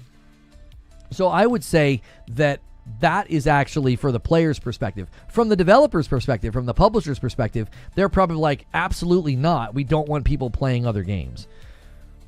We don't want people touching other games. We want them playing our game. And we want people only playing our game. I mean, that's kind of the long and the short of it. That's the way these companies have designed their live service shooter games to be, is that they're designed for you to constantly be in them. They're designed for you to constantly be playing them. I mean, I think that's the way, that's just my view of it. When you look at Fortnite's behavior, when you look at Warzone's behavior and Apex and all the rest, even Marvel Rivals, they're really, really doing what they can to keep people playing so that you don't go play something else. This relates to a larger discussion that we've had about live service games in general. If these really, really big games are having to bend over backwards to constantly do updates, to constantly keep people in the game, what do you think a small, brand new live service game is going to have to do? I mean, I think it's going to be incredibly difficult to keep things going and to capture, and to capture enough players. It's very, very difficult, I think. So another question coming in from Hilly. This is a members only thing. So if you're a member, you can take advantage of this. Use that question command in the chat, and then your question will get added to this queue. Hilly with a question says, do you think there is room for more shooters in the market with Battlefield 6 and Call of Duty? Could Sony bring a new IP or SOCOM? This is something that has commonly come up over the years about PlayStation in particular. People will say, listen, PlayStation wants to do live service games. Why don't they bring back one of their titles like Killzone or Resistance or SOCOM, one of the shooters? And I have consistently said that they look at their player base and they know that's not a good idea from the perspective of an investment. If you look at the way that your player base behaves, you look at the way your monthly active users on PS4, as an example, the way they're behaving, why are there so many people not bumping up to the PS5 and just staying on the PS4? Well, an enormous portion of them and percentage of them are just living in Call of Duty Warzone. That's a captured audience. And that's the audience who you would primarily be trying to target and market to with a new shooter, especially if it's some kind of a live service shooter. Again, we're not talking about like a single player campaign. We're talking about a live service shooter. Well, a captured audience in Warzone is one of your primary targets. So if you're out here saying, oh, we're going to invest time and money and blood and treasure trying to build an amazing shooter live service, you're going to an existing audience that's giving you money, that's giving you daily, monthly engagement, that's a part of your MAU, your monthly active users, which PlayStation's been hitting higher and higher records. Why would you try to disrupt that or mess with that? This is kind of like, if it ain't broke, don't fix it. If you've got a very, very successful live service shooter on your platform that makes you tons of money, and you spend $0 to make it, market it, publish it, or promote it, or any of that. You don't spend any money, okay, doing that. Why would you disrupt that? Why would you suddenly spend large amounts of money? And here's what I'm going to say. After Concord, I really think they're going to be gun shy, no pun intended, about doing a shooter live service game, and Concord's probably playing a pretty significant role in them being gun shy about it. That's just what I think. Yeah, and if you guys submit an off-topic question, be sure to put that in the title. This is on topic, so I'm going to take this question. I think this is on topic, so I am going to take this one from Hilly. He says, do you think Arc Raiders has longevity? Here's the thing about a game like Arc Raiders and longevity. I feel they've been thoughtful about player wipes and allowing them to opt into player wipes or opt out of player wipes, and that might actually help keep a balance within sort of the player pool, where your hardcore players are obviously going to be doing everything and anything, and they'll be resetting and they'll be doing the player wipes voluntarily, and they'll be happy to do so. They're going to get benefits, and then they'll be able to chase the new stuff. And then you can probably have a good, more casual player pool that's like, hey, we're not going to be wiping and resetting. We're going to be keeping our things, and we're going to just kind of move at our own pace. And when you do that, I think you're going to have people say, hey, I'm going to keep coming back. This game respects my time. That doesn't mean Arc Raiders is going to be massively successful and have tons of longevity, but at the very least, I would say they're setting themselves up to do it. They're setting themselves up to give different types of players different levels of engagement so that they keep coming back. If you make it to where there's too much FOMO, or you're resetting players and they feel like they can't really enjoy it, you're going to shove your more mid-lane, more casual players right out of the game, and the only thing you're going to have left are hardcore players.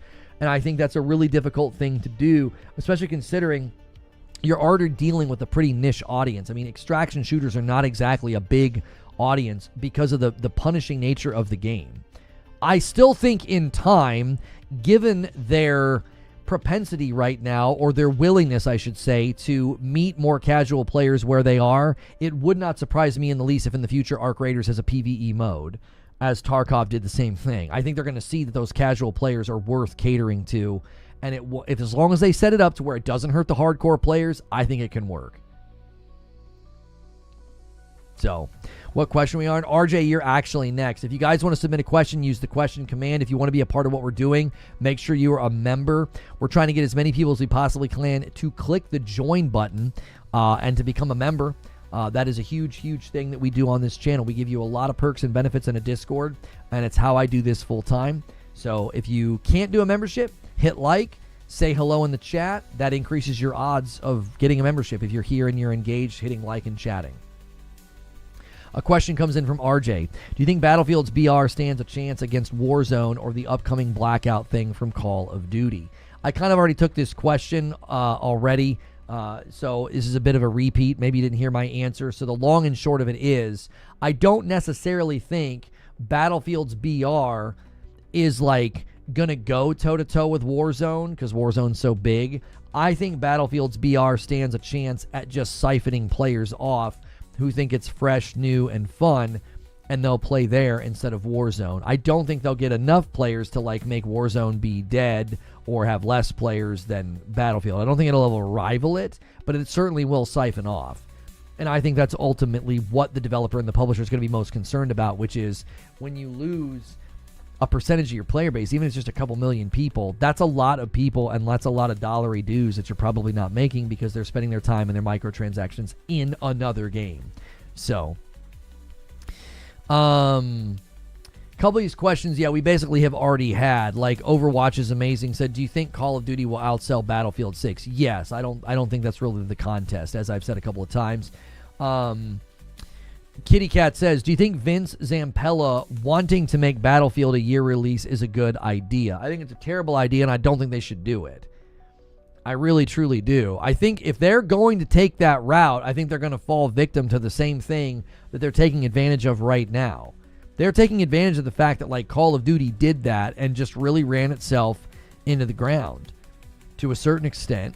You know, that's not the only thing that caused Call of Duty to be where it is right now, but it is certainly one of the major contributors. One of the major contributors to Call of Duty's current status is the fact that you're just always making a new game, always doing an annual release, always trying to stay in front of people. I think Battlefield could go with an every other strategy.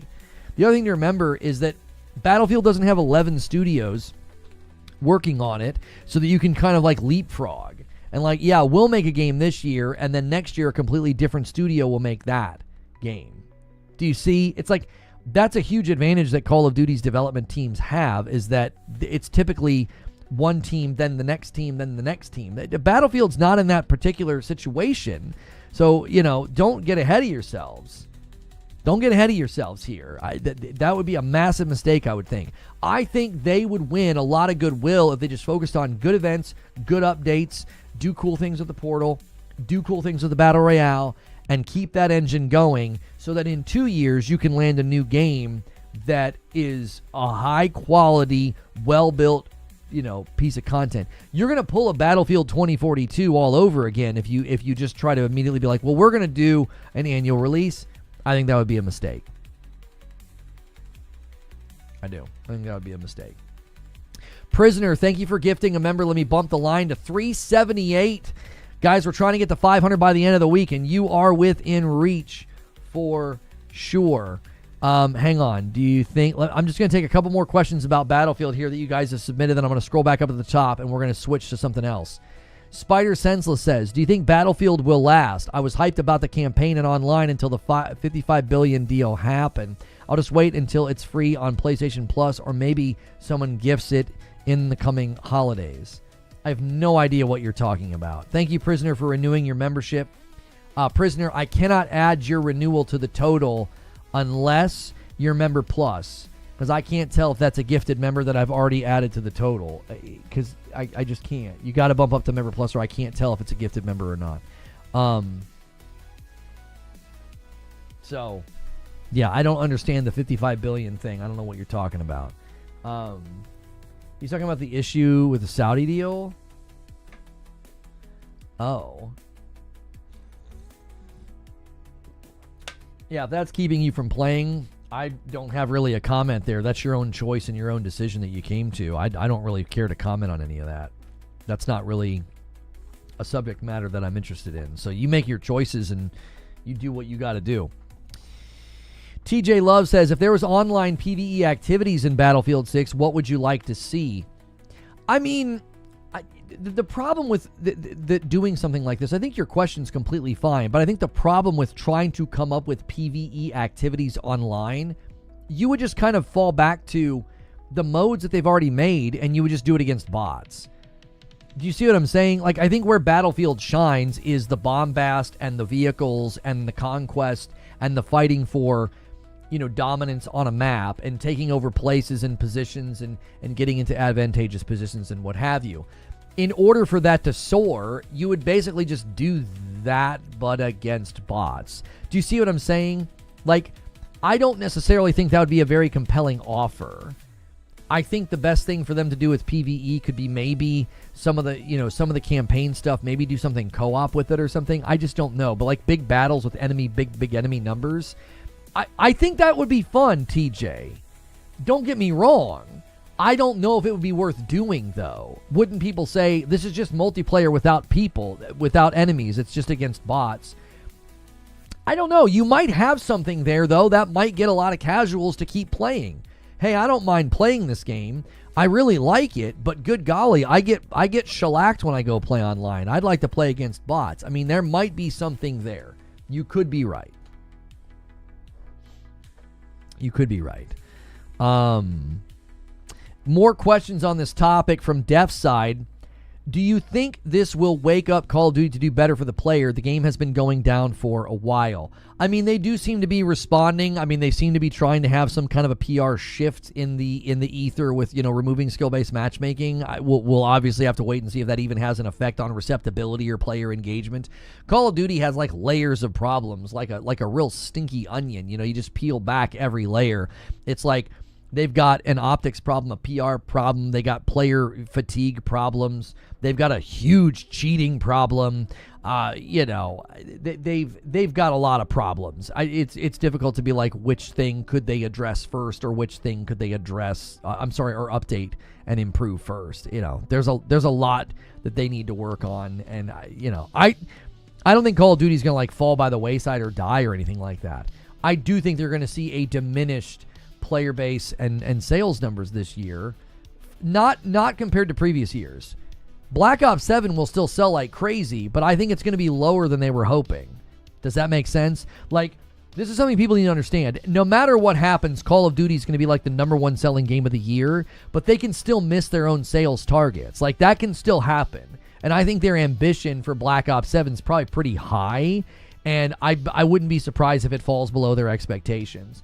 With what they did to Game Pass and what they did last year to Game Pass, raising the price of Game Pass right before Call of Duty came out. They moved day and dates to Ultimate last year, right before Call of Duty came out, and then they just did another round of increases to Game Pass. So the optics on that aren't great right now. So you could have a lot of people that are like, well, you just did this, so I have to buy Call of Duty. I'm not doing that, right? You could have people that definitely feel a certain kind of way about that. I think they could fail, to maybe sort of hit some of their sales targets. Did Black Ops 6 fall below their expectations? Yeah, they lost like $300 million because they put it on Game Pass. That was recently reported by Bloomberg. So, all right, I'm going to go all the way back up to the top. Now, we've got questions about some of the other topics today. So you guys can submit questions about pretty much anything, all right? So I need to go through the other portions of the news in order to kind of open things up a bit, okay? I have a segment for Mindseye, and then I have a segment for the Tencent lawsuit as well, okay? All right, let's get this Mindseye trailer up and running here. Let me get it kind of set to where I know it's going to look familiar. Here we go. All right, we'll loop this, and then I'll put this over here. And then where is my Twitch stuff? There we go. Thank you to everybody who has contributed to today as well. If you've hit like, if you've gifted a member, if you'd renewed your member, thank you so much for being a part of what we do here. Okay, let's go through this. The Mindseye story is pretty incredible. It really, really is. Remember Mindseye? No? Yeah, me either. We all forgot about it. I'm obviously kidding. Who could forget the train wreck and the obvious problematic game Mindseye in the year 2025? From early claims that people were being paid to hate on the game, to canceled sponsored streams due to how poorly the game was being received, to claims from Leslie Benzies that the game was bad because they had saboteurs at the company. Yeah, all these things happen. This is not fan fiction. This happened, right? It's been a wild ride for this game since its launch. Well, it's about to get even more interesting because lawsuits have the tendency to unearth a lot. We tend to learn a lot of cool and maybe sometimes pretty embarrassing things about companies when there are lawsuits. And in case you miss it, Build a Rocket Boy, the developer from Mindseye, behind Mindseye, they are being sued. GameIndustry.biz reports that, quote, an open letter to the studio's leadership alleges systemic mistreatment, mismanagement, and mishandling of the redundancy process. So, nobody should be surprised that a disastrous launch came from a studio with terrible leadership. But that's not all. More from the report. A press release accompanying the letter said that members of the Game Workers branch of the IWGB union are, quote, filing multiple legal actions against Build a Rocket Boy, claiming failure to carry out fair consultation ahead of redundancies, as well as multiple cases of unfair dismissal. All right. The letter goes beyond this, though. They're not just talking about that. They're talking about who's to blame for this disaster. Here's the quote. The letter to Build a Rocket Boy's leadership says the layoffs happened because, quote, you repeatedly refused to listen to your workforce's years of experience, resulting in one of the worst video game launches this decade. Now, we have heard similar things about Bungie ignoring employee feedback about Marathon in the lead up to its reveal. So you can draw any connections you feel like there and what's probably going to happen with that game. But listen, none of this is really surprising given the state of the game. There is simply no way the studio and the leadership were in the dark about how bad this game was. In fact, I argued many times before this game came out that the marketing was a dead giveaway, that they knew this game was a disaster. They misled the public, okay? They had quick edits, they had quick cuts and trailers that were mashed up to make the game look far better than it was. They had a preview event that was very clearly trying to hide the game from the public. These were all very, very clear signs of trouble. But don't worry,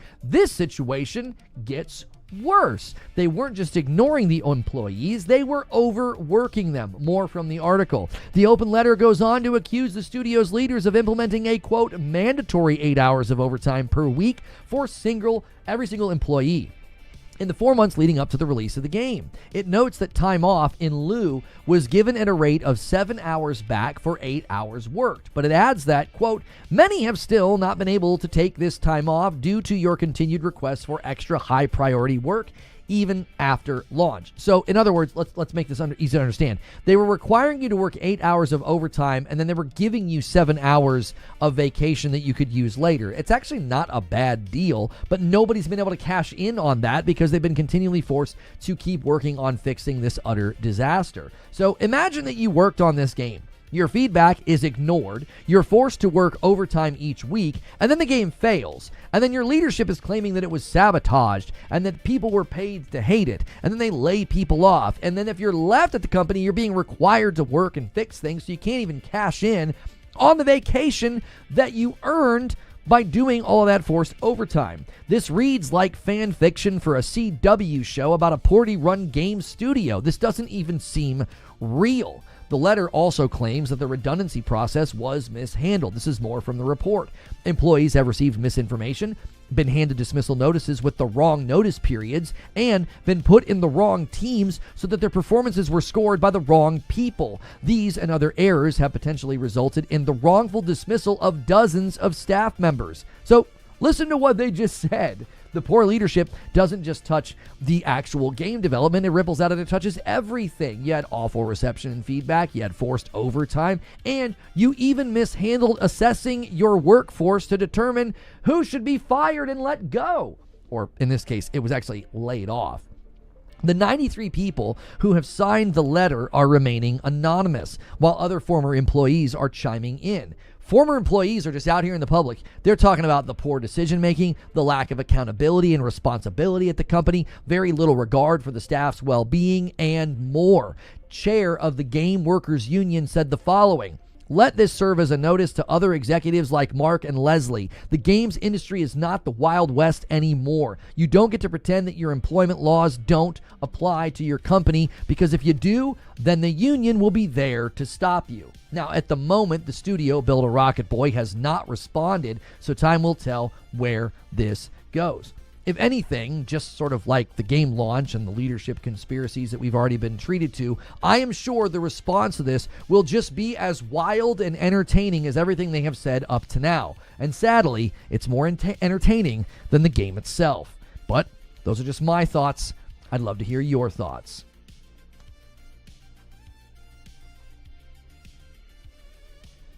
There you go. That's what's going on with Mindseye and Build a Rocket Boy. And they couldn't have set the game up to fail more. I really mean it. I really mean it. Like, I don't know how you set up a game to fail so just completely and utterly, just phenomenally as the way that they did. So if you guys are enjoying the show, hit the like button. You can submit questions to join the question queue. People are doing it right now, and that will get added to the queue. Let me just quickly, before I look at the rest of the questions, let's just quickly look at the article about the Tencent Light of Motiram thing, and then we can stop with the segments and just look at your questions. How's that sound? You guys want to do that? Let's do that.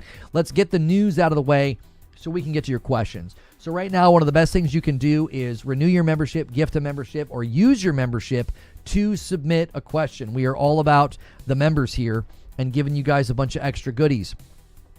Tencent wanted to make the Last of Us game after Sony rejected the Horizon project. So in the recent filings, okay, Tencent basically said, let me give you the too long didn't read. Tencent basically said that Sony was suing the wrong company. And they're like, we have nothing to do with this Light of Motiram thing, okay? Sony is claiming and firing back and saying, you're playing a shell game, okay?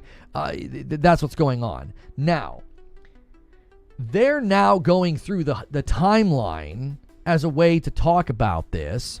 And hang on, somebody just gifted some members over here. Alex just bumped the line by one over here on purple and gifted a member. And he gifted another one. I know what Alex is doing. He's like, listen, boys, I want a 20 bomb. He wants a 20 bomb. He wants somebody to drop 20 to get us to 400. So somebody honor this man's setup. That's a very, very good setup. So in the lead up to this problem, you can see here, Tencent pitched a Horizon-themed project, okay? Tencent also played a grainy video. It was difficult to decipher. It was Tencent and Aurora Studios. They were referring to something called Project Z, okay? So this meeting, they're like, no, we're not going to do that, okay? We're going to say no. Tencent responded saying that it wasn't interested in working on anything other than Horizon. This is in May of 2024.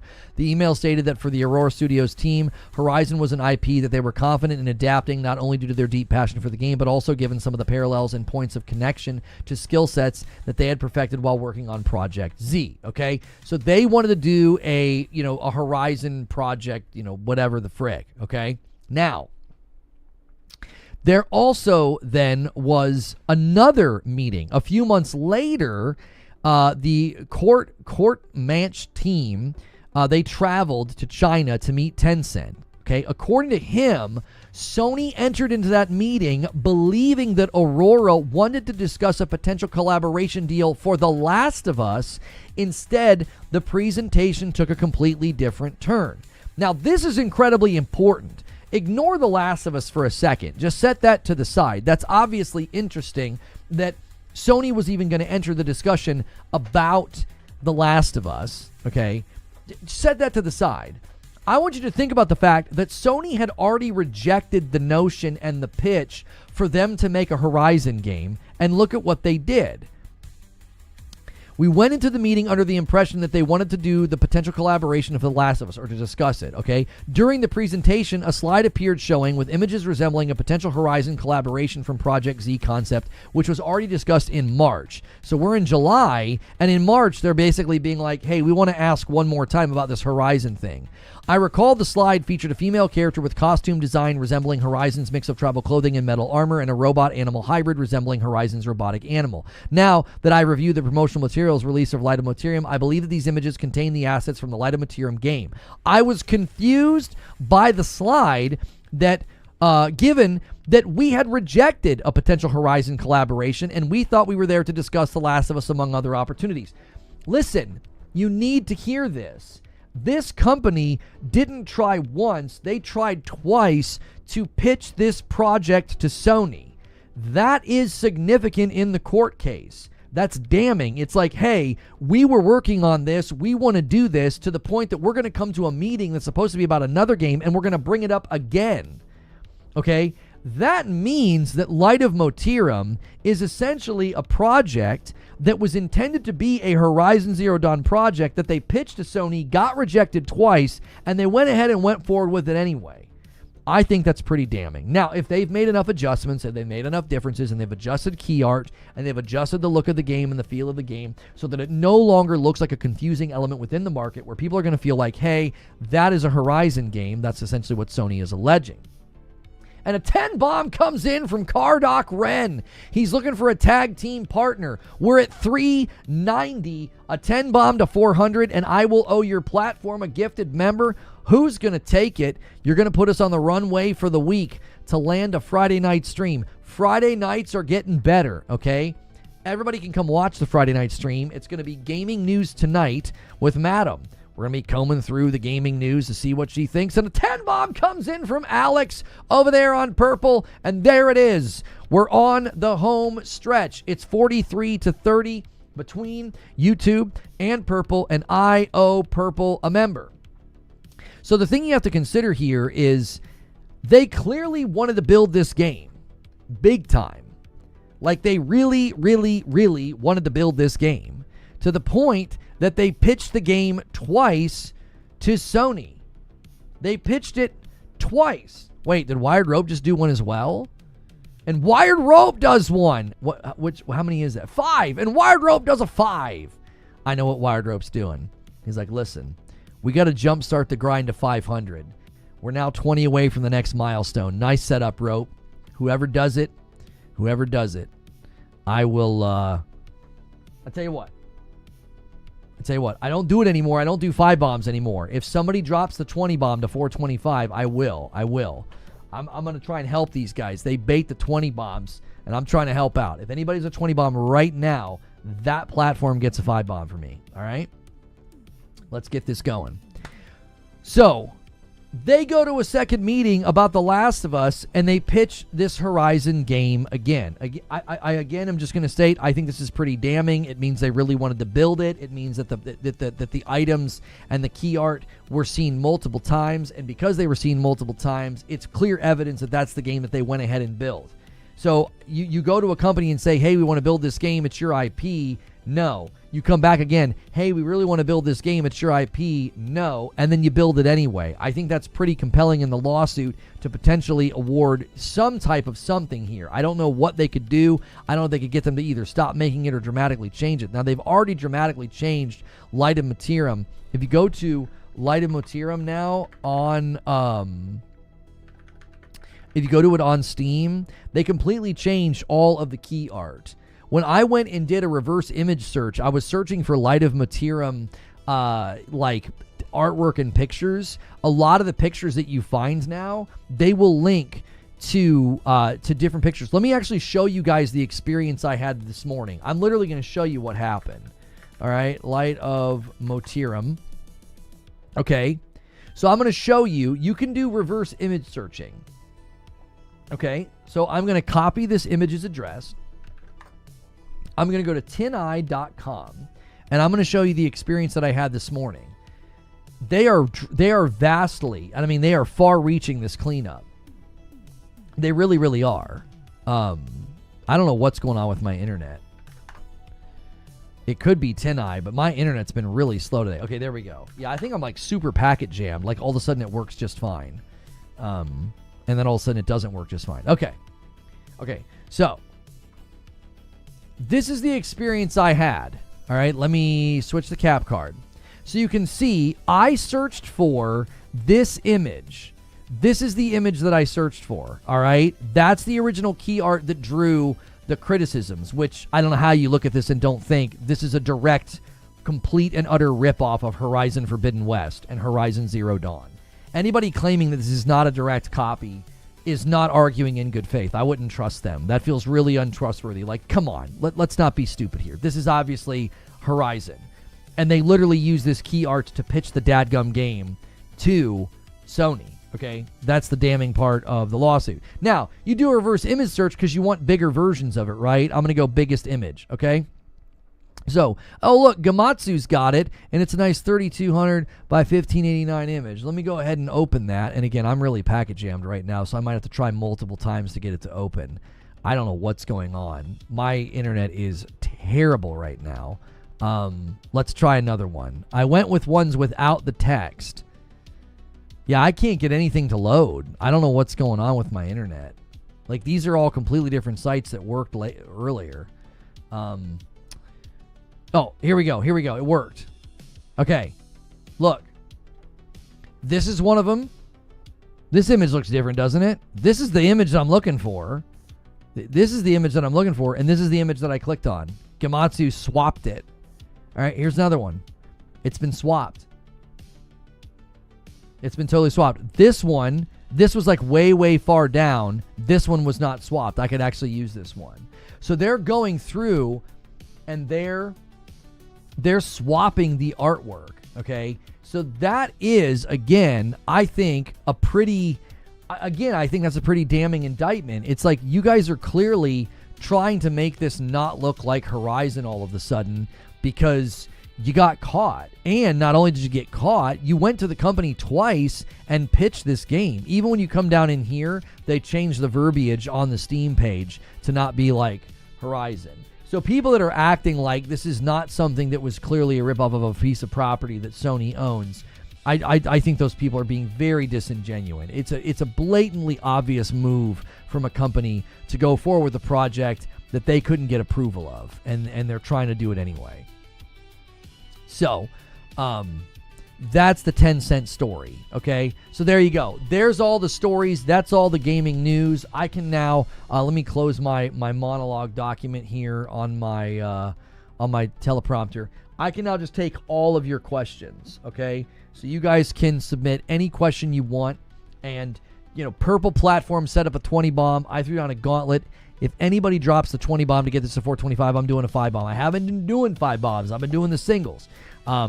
So let's take the first question here on this topic, or the lawsuit with Build a Rocket Boy. I got a question here from Insomniac Black. Why do you think it took so long for Sony to sue Tencent? More than likely, they had to gather all their information about these meetings that took place, because there was a meeting in like early 2024 and there was a meeting later in 2024, and they probably had to gather all that information to say, like, listen, you probably had people at the company that were just immediately kind of talking about this, and then it probably turned into more. They were like, that was the game they pitched to us twice. You know what I mean? Imagine they're all sitting around and like, yeah, do you remember that, Bob? Yeah, I remember that. They pitched that game to us. We sat in a room and they wanted to build a Horizon game, and that's the game. They went ahead and built it anyway without our permission. And then there was probably somebody that said, hey, they actually pitched it to us twice because they meant to come and talk to us about some Last of Us deal that we were going to potentially do with them, and then they showed it to us again, you know? And that would be the way that the conversation probably went. Where, now wait a minute, you pitched that game to us twice, we said no twice, and then you did it anyway? Like, yeah, I would get my ducks in a row and sue too. Like, what are you doing? Imagine you created a piece of property, you created an idea, you created a video game, and some company comes to you and says, we want to use your IP, we want to license it, look at what we've made. And you're like, no, I don't want you to. And imagine they come back 6 months later and they do it again. And they're like, we got another great pitch for you. And you're like, oh, you got another pitch for me? Great. Let me see what you got. And they show you the same thing. You'd be like, we already had this conversation. I don't want you to use that property. If a year later, all of a sudden, 6 months later, you see that game out in the wild being promoted, you'd be like, what in the world? We said no. I think they have a legitimate case. They have a legitimate case. If you go to a company and you ask permission to use their IP twice, they say no twice, and you go forward with it anyway, I think that's cause for a lawsuit. I do. And maybe it just makes them adjust the key art and adjust the marketing and adjust the way that it looks so there's no IP confusion in the market. People didn't complain when Palworld did it. Palworld did not go and directly copy Pokemon, though. It's clearly inspired by it. There's no denying that. There was no Pokemon game like that in the market. And secondly, is there evidence that Pocket Pair went to Nintendo and asked for permission to do it? Not beyond that, a lot of games are already in the market right now that look very adjacent to Pokemon. There's a lot of games with monsters and capturing them and having the monsters fight for you. Like, that's not something new and something novel. I mean, they directly copied the art style, the look, the feel, the vibe of Horizon. The reason, here's the thing you have to understand. The difference is they didn't take inspiration from Horizon and build a game, and Sony's walking in the room and being a bully and being like, you can't do anything that resembles our content. They made the content look like Horizon because they pitched it to Sony to make a Horizon game. Like, you can't miss that in the discussion. If you glide over that, you're missing the problem. Like, the problem is not, hey, they clearly took inspiration from Horizon. The problem is you came to us, that artwork, the game, the look, the feel, the vibe, it was you pitching us a Horizon game. And we said no. And you did it anyway. You're just not doing it with our permission. That's the problem. It's not a Palworld similar to Pokemon situation where the difference there too is Nintendo is doing patents. Nintendo went out and got an anti-competitive patent that would disable other developers from doing in-game mechanics. That is not what Sony is doing. Sony is saying, you came to us, showed us that game, pitched it to us as a Horizon game. We said no twice, and you did it anyway. It's not the same at all. I know there are people that are running that argument. They're running that argument. They're like, oh, it's just the same as Nintendo because they spin anything about Sony into a negative. And it's like, this is completely different. If Palworld, if Pocket Pair went to Nintendo and said, we have built a Pokemon game, can we build it? And Nintendo said no. And if Pocket Pair would have gone back to them a second time and asked to do it and showed them Palworld, and Nintendo said no, Nintendo would have a slam dunk case. They would be like, you built it, you said it was going to be a Pokemon game, you came to us for permission, and we said no, and you did it twice. That would be an easy lawsuit to win. Because it'd be like, your own admission with the pitch is that you built a game based on our IP. Like, do you see what I'm saying? If that's what Pocket Pair would have done, I think you'd have a slam dunk case. The other difference with Pocket Pair is it's a survival game with building. There's guns. It looks awful adjacent to Fortnite as well. So I don't think it's nearly as directly connected to the IP of Pokemon. Light of Motiram literally looks like Horizon, and it's by design. They built a Horizon game and pitched it to Sony and got told no, and they did it anyway. So I don't think it's the same. I don't think it's equal. I don't. How much money do you guys want to place on bets that this will be clipped and I'll be called a pony? I'm defending Sony and making it seem like they're not as bad as Nintendo. That will happen, I bet money, because people are disingenuous and dishonest about this topic. It is not even remotely the same as Nintendo filing non-competitive patents on game mechanics. It's not the same. Nintendo filed a patent on game mechanics to prevent people from making games that are even remotely similar to a very basic level of behavior in Pokemon, and it's not something that should have been granted. If it's ever challenged, I don't think it'll hold weight or water because there are too many games in the market where there is a mechanic where you capture something and have it fight for you. That's not unique to Pokemon. Okay, that's what Nintendo did. Nintendo saw something coming to the market that was a threat to what they built because what they built's been in bad shape for a while and people are getting tired of it, okay? This situation was a company that came to PlayStation and said, we would like to build a Horizon game. Here is our pitch. Here's our key art. Here's the game. Sony says no. The same company comes back 6 months later and does it again, pitches the same thing again, and Sony says no. And then they did it anyway. If you think these two things are equal, you're being disingenuous and dishonest. That's not an honest look at the situation. If you want to argue that it's wrong, then argue that it's wrong and that you don't like it and that Sony shouldn't be doing it. Making it equivalent to what Nintendo do, making it equivalent to what Nintendo has done is absolutely not an honest argument. That's very underhanded and dishonest to argue that they're equal. I don't think that's a fair shake of it at all. It's intentionally drawing a false equivalency because we know everybody's angry about what Nintendo's doing, and so you're trying to stoke those fires of anger and people like, yeah, Sony's doing the same thing. No, they're not. Did they sue for copyright, trademark, or both? I'm not sure what the actual lawsuit alleges, whether it's a trademark or a copyright infringement. I believe it's copyright.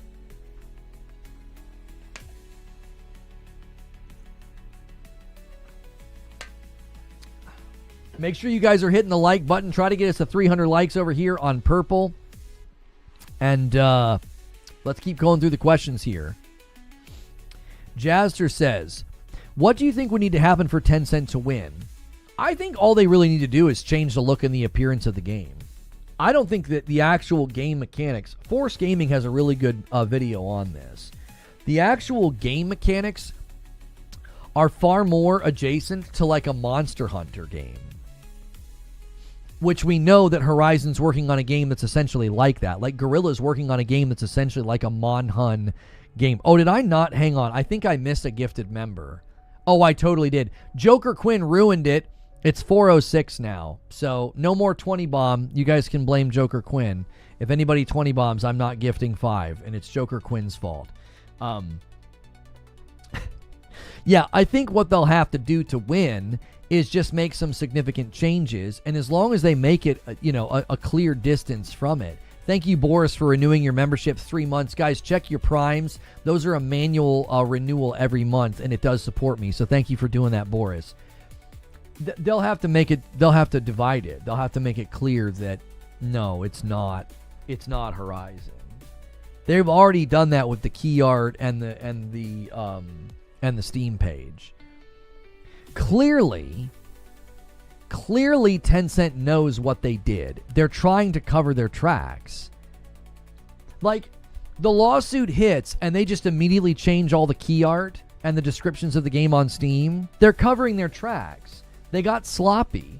They pitched a game to Sony twice, got told no twice, and just threw it all out there on Steam for people to wish list and get their attention with. And they're like, hey, you dummies, you just used all the stuff that we pitched the game to Sony with. They're going to have a problem with that. And now they're having to change it all.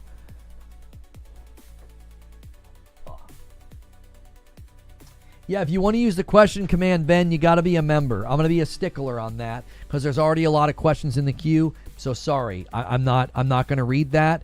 I typically am never like, you got a super chat to ask me questions. But when I have a long queue of questions from members, I'm gonna make you either wait or become a member and submit it, and then you're guaranteed an answer. So there's just too many questions right now in the queue for me to not answer their questions first. So we've got one right here from Stonespire. Light of Motiram is such a blatant ripoff. How has it not been stopped from being made, or is that what this is suing for? Yeah, they're suing for basically saying like, hey, that's our property. That's obviously you're creating IP confusion within the market, which is a completely legitimate argument to make. You know, if you were to create a product called, the Swifter, you added a T, well, Swiffer would probably have something to say about that. They would be like, hey, you're going to confuse people. You're going to cause copyright brand confusion within the marketplace, and we're not okay with that. Now, they didn't call this, Horizon Zero, lawn. They called it Light of Motiram. But when you look at it, the appearance, the art style, the feel, the vibe, even the animals, it's like, oh no, yeah, that's totally going to confuse people. They're going to think that that's a Horizon game. It was done by design because it's literally from a pitch. They came up with this key art and this game. They literally pitched it to Sony as a Horizon game. So, hey, I know that name. Holy cow. A 10 bomb comes in from Flyers. Now that's an OG name. Good to see you, Flyers. Braden stopped by the other day. Flyers is paying forward the gift they got from Cardock. Well, that's what we love to see. We haven't talked a really long time, Flyers. If you still have my number and you want to talk later, I'd love to catch up and see how you and Braden and everybody's doing. We haven't spoken in quite a while. I've been here doing it. I've been doing the thing on YouTube, and we got the Twitch channel back in April. So really, really happy to be back and glad to see you in the chat. And that puts us at 417 on the week. If we get to 500, y'all, Friday nights are a little different now, but in a good way. You're going to get more stuff. We're going to do this. We're going to do gaming news tonight with my wife. She's going to take a look at all the gaming news. I'm going to tell her what happened, and we're going to see what she thinks. And she is not tuned into this world at all, so it's usually pretty hilarious. We'll also play a spooky game tonight if you guys manage to get it to 500 on the week. And Twitch just took the lead. It's 46-44, so thank you, Flyers. Narwaffle's going to bump it by 1 as well and take us to 418. Thank you so much, Narwaffle, gifting a sub to Zoo Hazel. Thank you so much. Can I ask a favor? Include one fake story to see if she can catch it. That could be a game every week, Zubair. Can Madam pick out the fake gaming news story? Right? Can she pick out the thing that's not real? She'll probably get that wrong every week because some of the stories are so ridiculous. That should be a game every week. Can my wife pick out the fake gaming news story? I love that as an idea. We could really make Friday nights fun. I think my wife's very entertaining. Anyways. Let's see. Some more questions in here. Here's an off-topic one. Rocket Bear says, who would you like to see cast as Aloy in the Horizon movie? Oh, that babe from Game of Thrones with the red hair. I mean, she literally looks like her. I don't know why you wouldn't pick her. Aloy doesn't have to be, like, super duper young. Like, I know she's not like in her 20s anymore or whatever, but I think she's it. That's her. That's Aloy. I don't know her name, but if you just go Game of Thrones redhead, you'll probably also find the other characters that were redhead. She's not the only one. She's the one that I think of when I think of a redhead. I mean, this is Aloy. I don't know what else to say to you. I don't know why not casting her would be insane. Not Sophie. Whoever this is, I always forget her name. That's Aloy. There's no question. This is Aloy. She literally is even kind of decked out like Aloy in the dadgum show. Like she's literally sort of like a part of a crew that's a lot like Aloy. I don't know why you'd pick anybody else. That's a slam dunk right there. You know what I mean? Her name is Rose Leslie. Rose Leslie. All right. That is a great stage name. Okay, how old is she? Like, I don't even think that's an issue. I really, truly don't. I don't think that's an issue at all. All right, let's see here. She was 87, so she's 6 years younger than me. So she's 37. She's a great pick. I actually think she could pass. She could easily pass as younger than she is. She's got fair skin. She's got a very, very good jawline for Aloy. Aloy's got like a pretty prominent jaw, like as a character. I think she'd be a fantastic Aloy.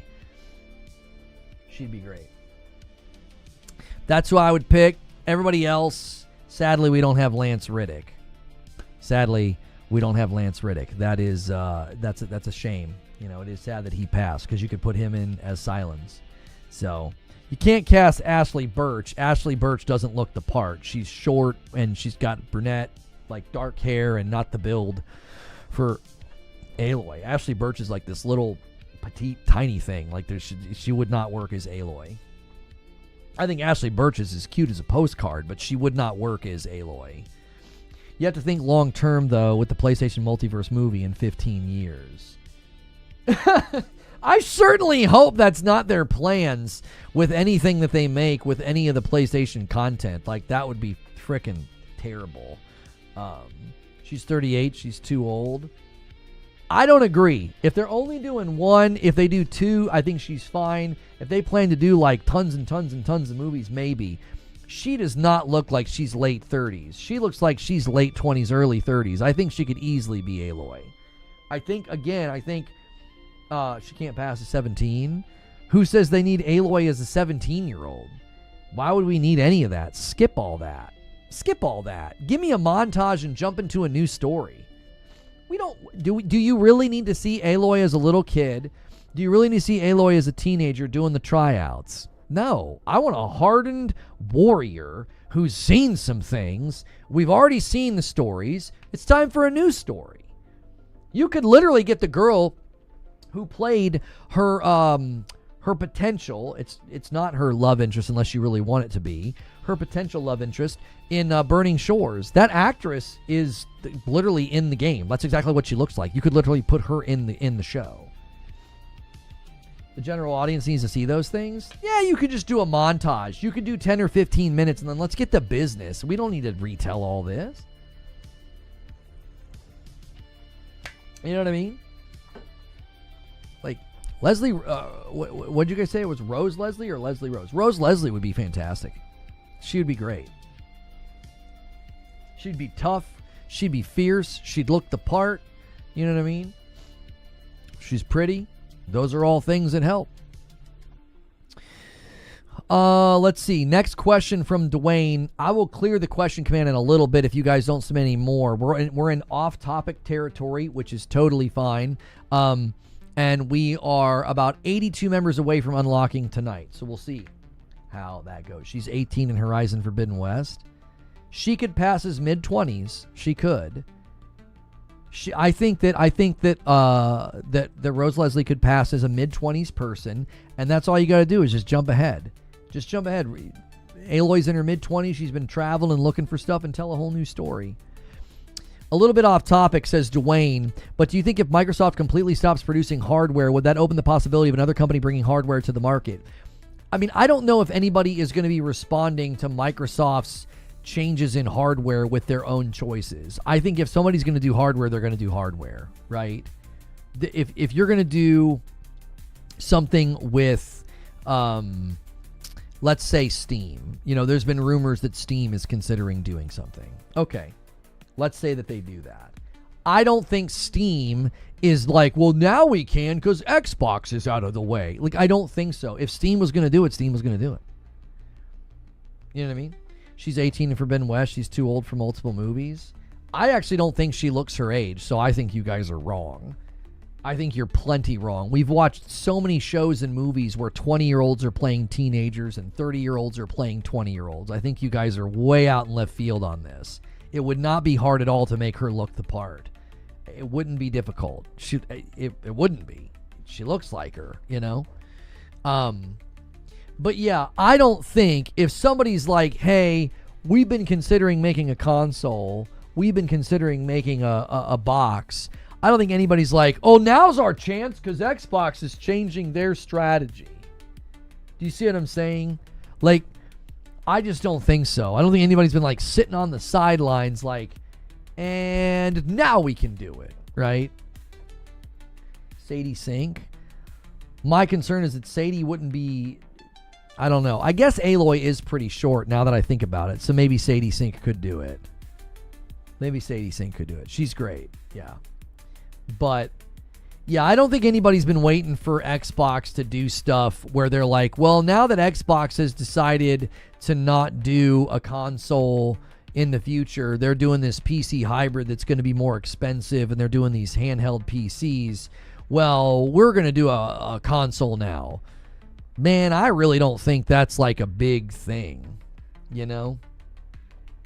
I really don't think so. I don't think that's a situation where they've now made the choice to pull the trigger and they were like not going to or something. So, we're seeing her when she's in mid-20s on the show. No, I was just looking up pictures of her now. I mean, I don't know. I don't follow her on Instagram, but like, when was this taken? I don't know. Wait, the hard thing is you don't really get timestamps on these images and stuff. This is 3 years ago, homie. Like, I don't know. This is 3 years ago at some event, and she's in like I just don't see it. I don't see the problem. It's just 3 years ago. You know what I mean? And she's obviously got her hair up, and with the hair down, and with the right outfit on. That's it. That could easily be Aloy. I think you guys are crazy. That's 3 years ago. She looks fine. She could easily pass as somebody in her 20s. I'm telling you, redheads with light complexion, she might not be like an actual redhead. Maybe. I don't know. Maybe she dyes it. It looks real to me. But she has a light complexion. And if you take good care of your skin and stay out of the sun, a lot of the times you can easily be in your 30s and look way younger than you are. Like, I have people tell me all the time that I don't look 43. Now I'm getting gray hair in my beard and in the sides here that'll 100% start to give me away that I'm in my 40s. But I have people tell me a lot that I don't look like I'm in my 40s. Yeah, are these all recent pictures? Yeah, this is she's posting stuff on Instagram from 11 weeks ago. You know what I'm saying? Like, what are y'all talking about? Like, this is 6 weeks ago. That's 6 weeks ago. Yeah, she's too old. What are you talking about? Oh, but they're using filters and makeup. Oh, you mean like the things they can use when they make a dadgum movie? Look at that. She does not look like she's pushing 40 there. She could easily pass as mid-20s. Easily. I could see her getting carded at the liquor store. That's 6 weeks ago. She has the features of a 40-year-old? I don't agree. I do not agree at all. She could easily pass as a mid 20-year-old there. This is even more recent. This is I'm sorry, this is not more recent. This is 11 weeks ago.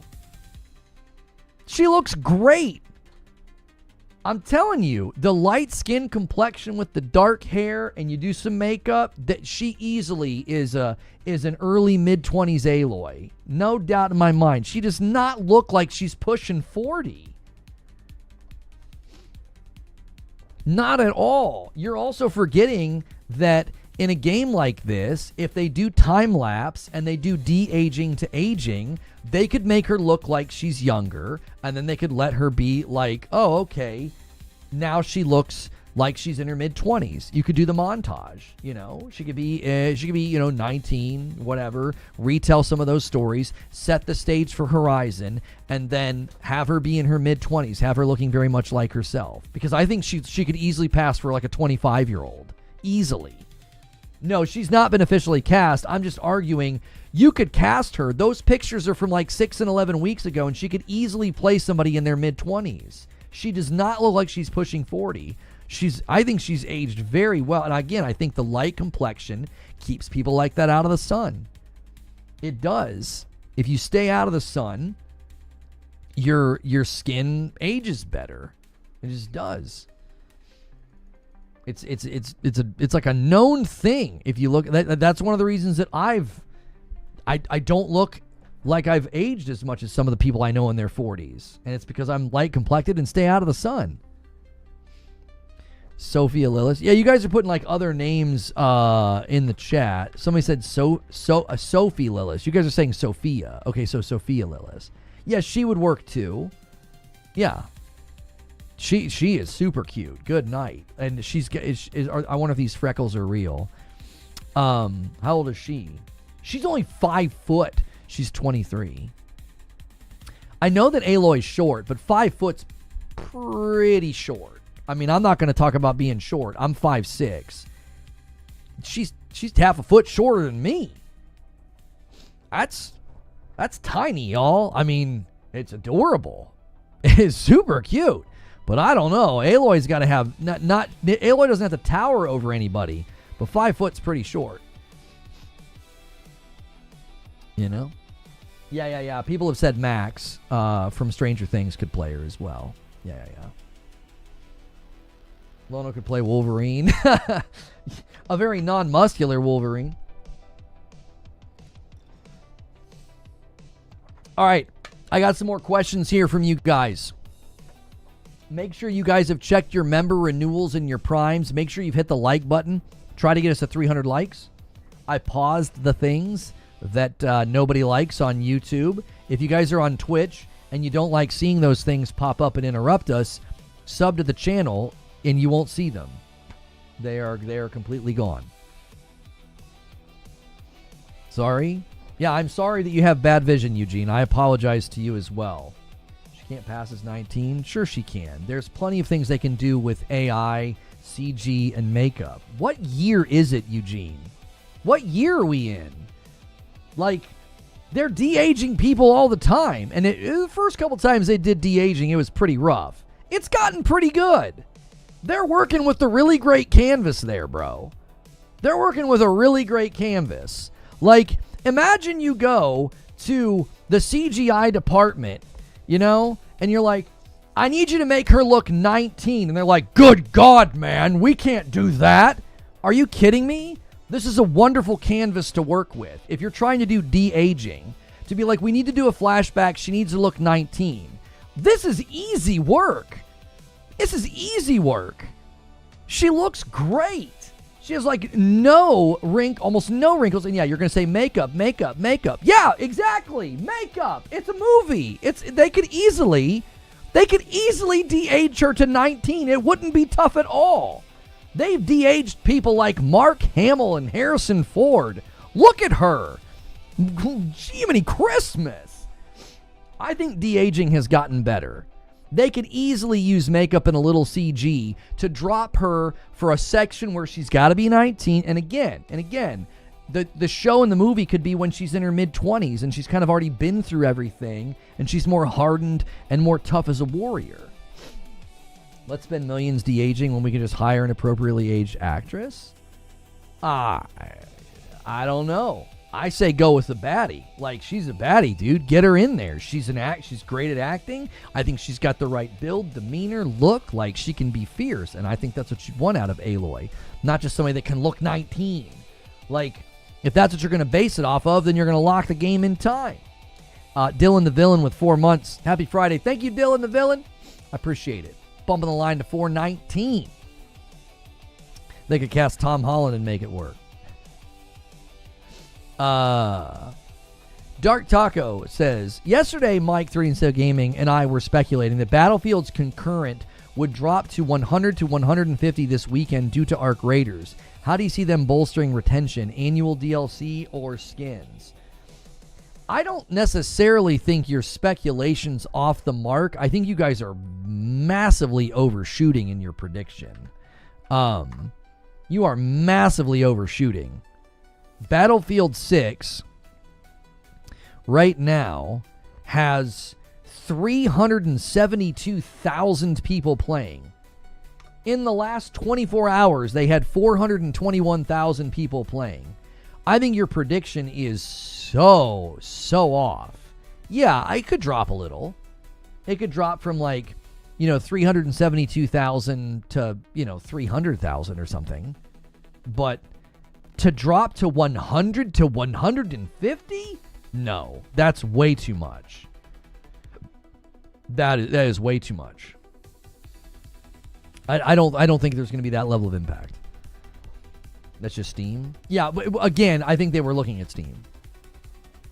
To me, I don't think Arc Raiders is going to have that significant of a dent in Battlefield. Maybe 50 to 75,000 noticeable drop, but not that much.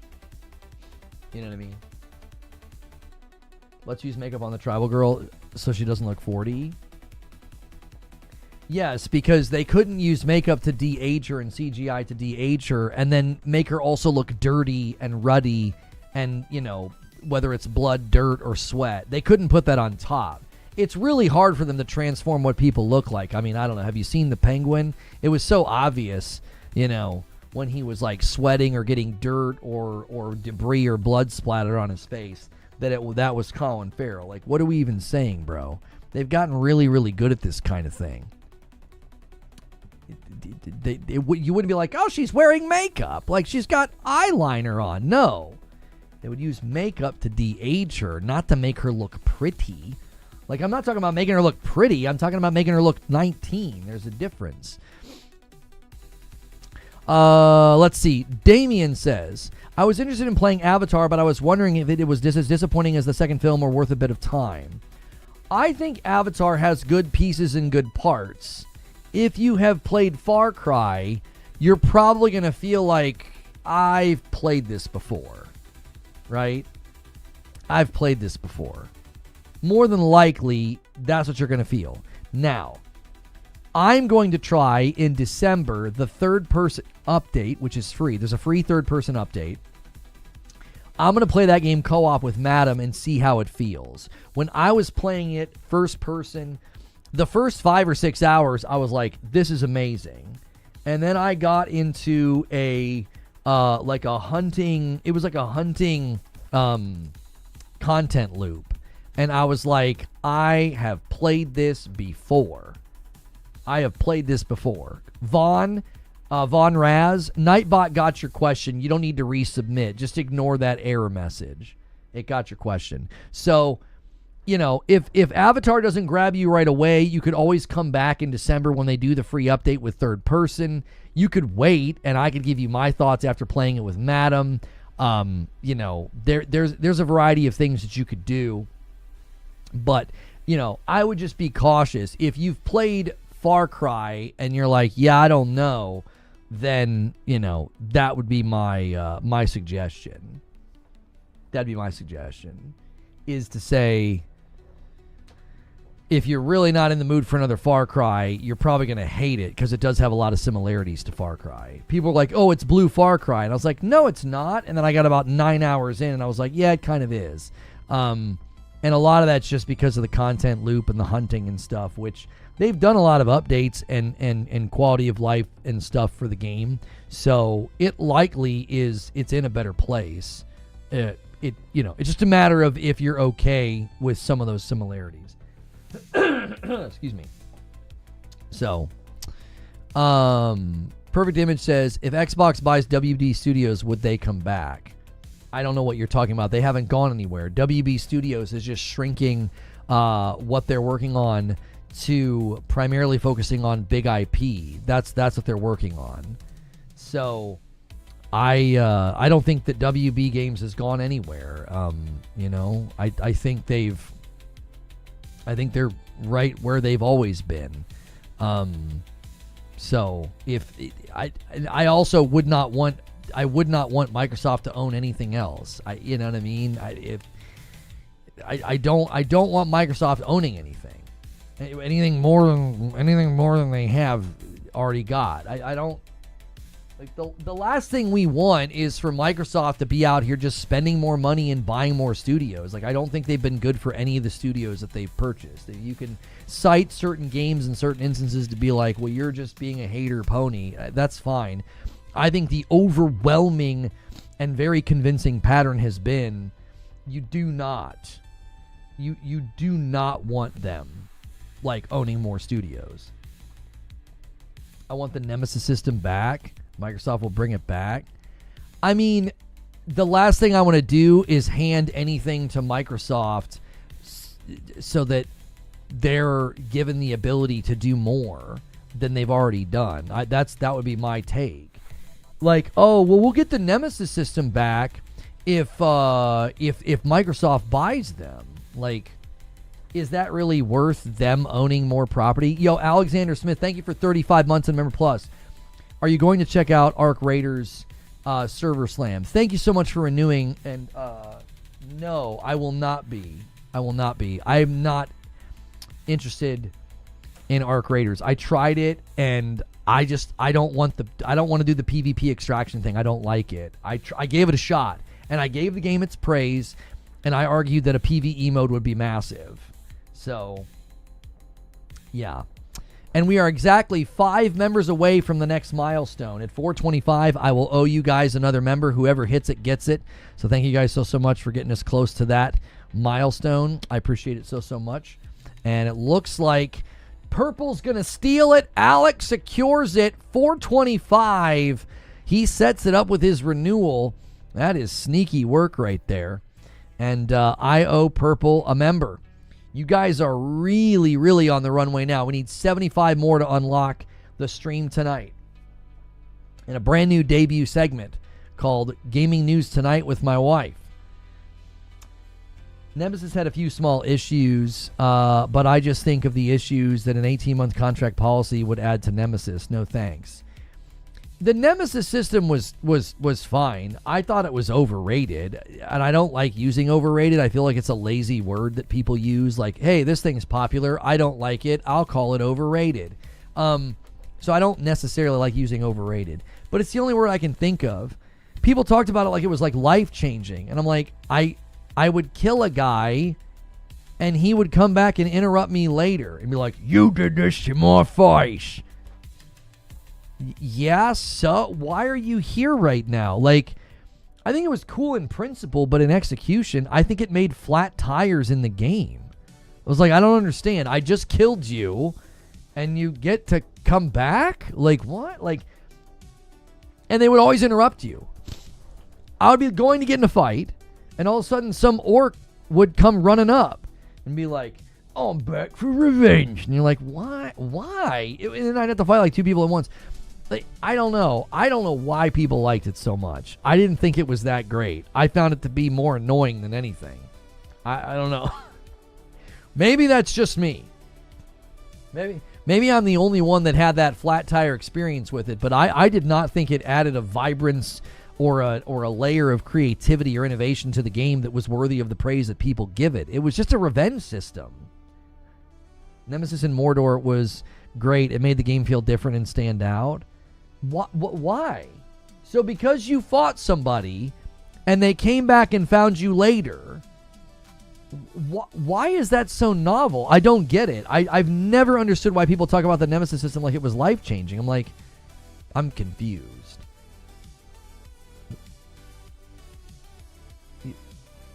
You do the voice well, something attached with you. I can do those voices because I read books to my kids, and I can channel that thing they do, especially with orcs. You know what I mean? Like, no, it didn't attach with me at all. I thought it was annoying. The system would have been, it could have been in a new Batman game. Even if you put it in a Batman game, why is it so, I don't get it. No one has ever told me why it's so cool. It's just like, oh, but they come back and they get revenge. So I have to fight them again? Yeah. Why is that so cool? Someone explain it to me. People just say that it's cool, and I'm like, argue that it's cool. I don't get it. Win me over to your side. So I fight a guy named, Two Toes Dave, and I take him down to one toe, and he shows up an hour later, and he's like, I only have one toe now. And I'm like, oh, I'm sorry about that. You have to fight me again. And I'm like, oh, okay. And we fight again. Okay. What? Who cares?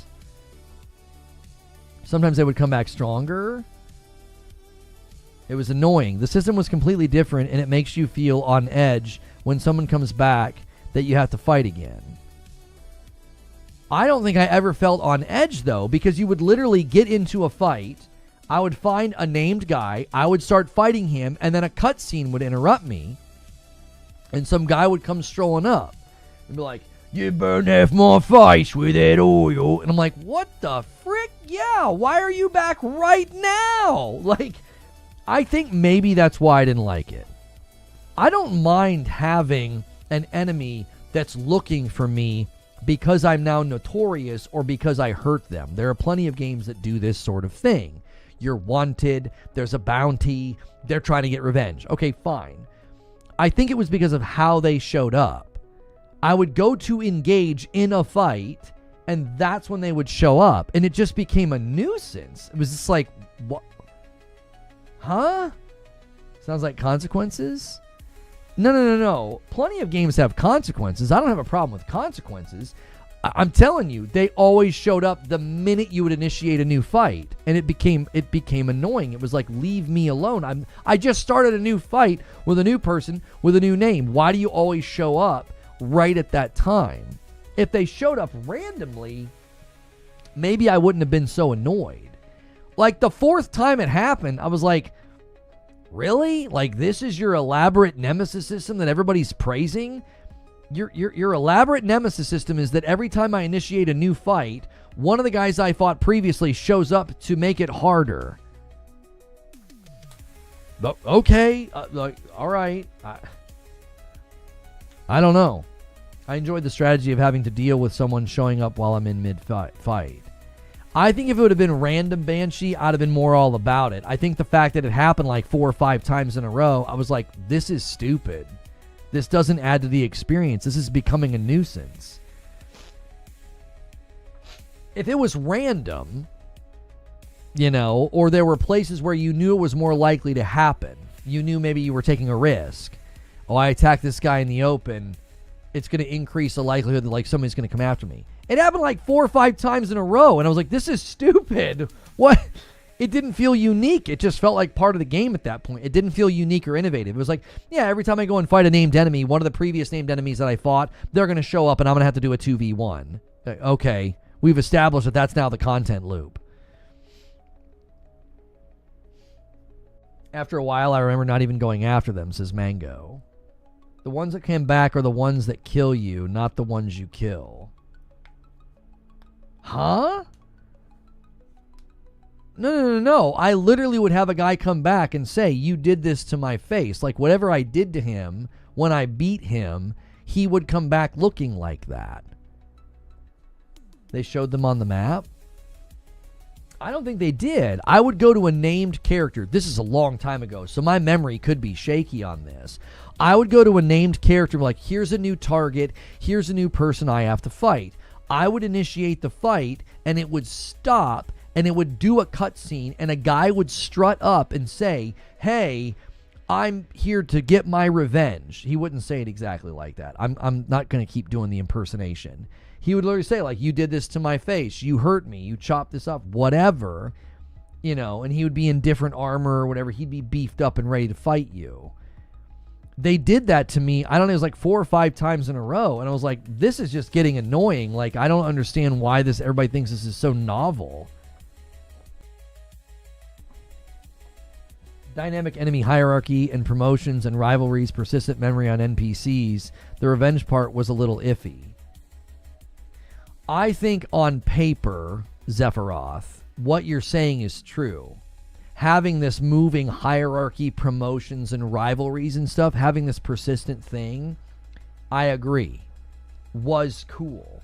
The flat tire of somebody showing up when I was in mid-fight, that just rubbed me the wrong way. I was like, I don't know why people think this is so great. It was more the people that you attacked and fled. It made them stronger. Right, you don't kill them, you defeat them. I might have misspoke. You defeat them, and then they would, you know, and then they would come back later, and they'd be angry because you hurt them, you burned them, you cut their face or something, you know, and they get away, and then they come back later. Russell says it happened too often. Yeah, maybe I'm saying my criticism incorrectly. Maybe the Nemesis system was a great idea that needed to be improved. It happens so often. I was like, this doesn't feel like it's adding to my experience.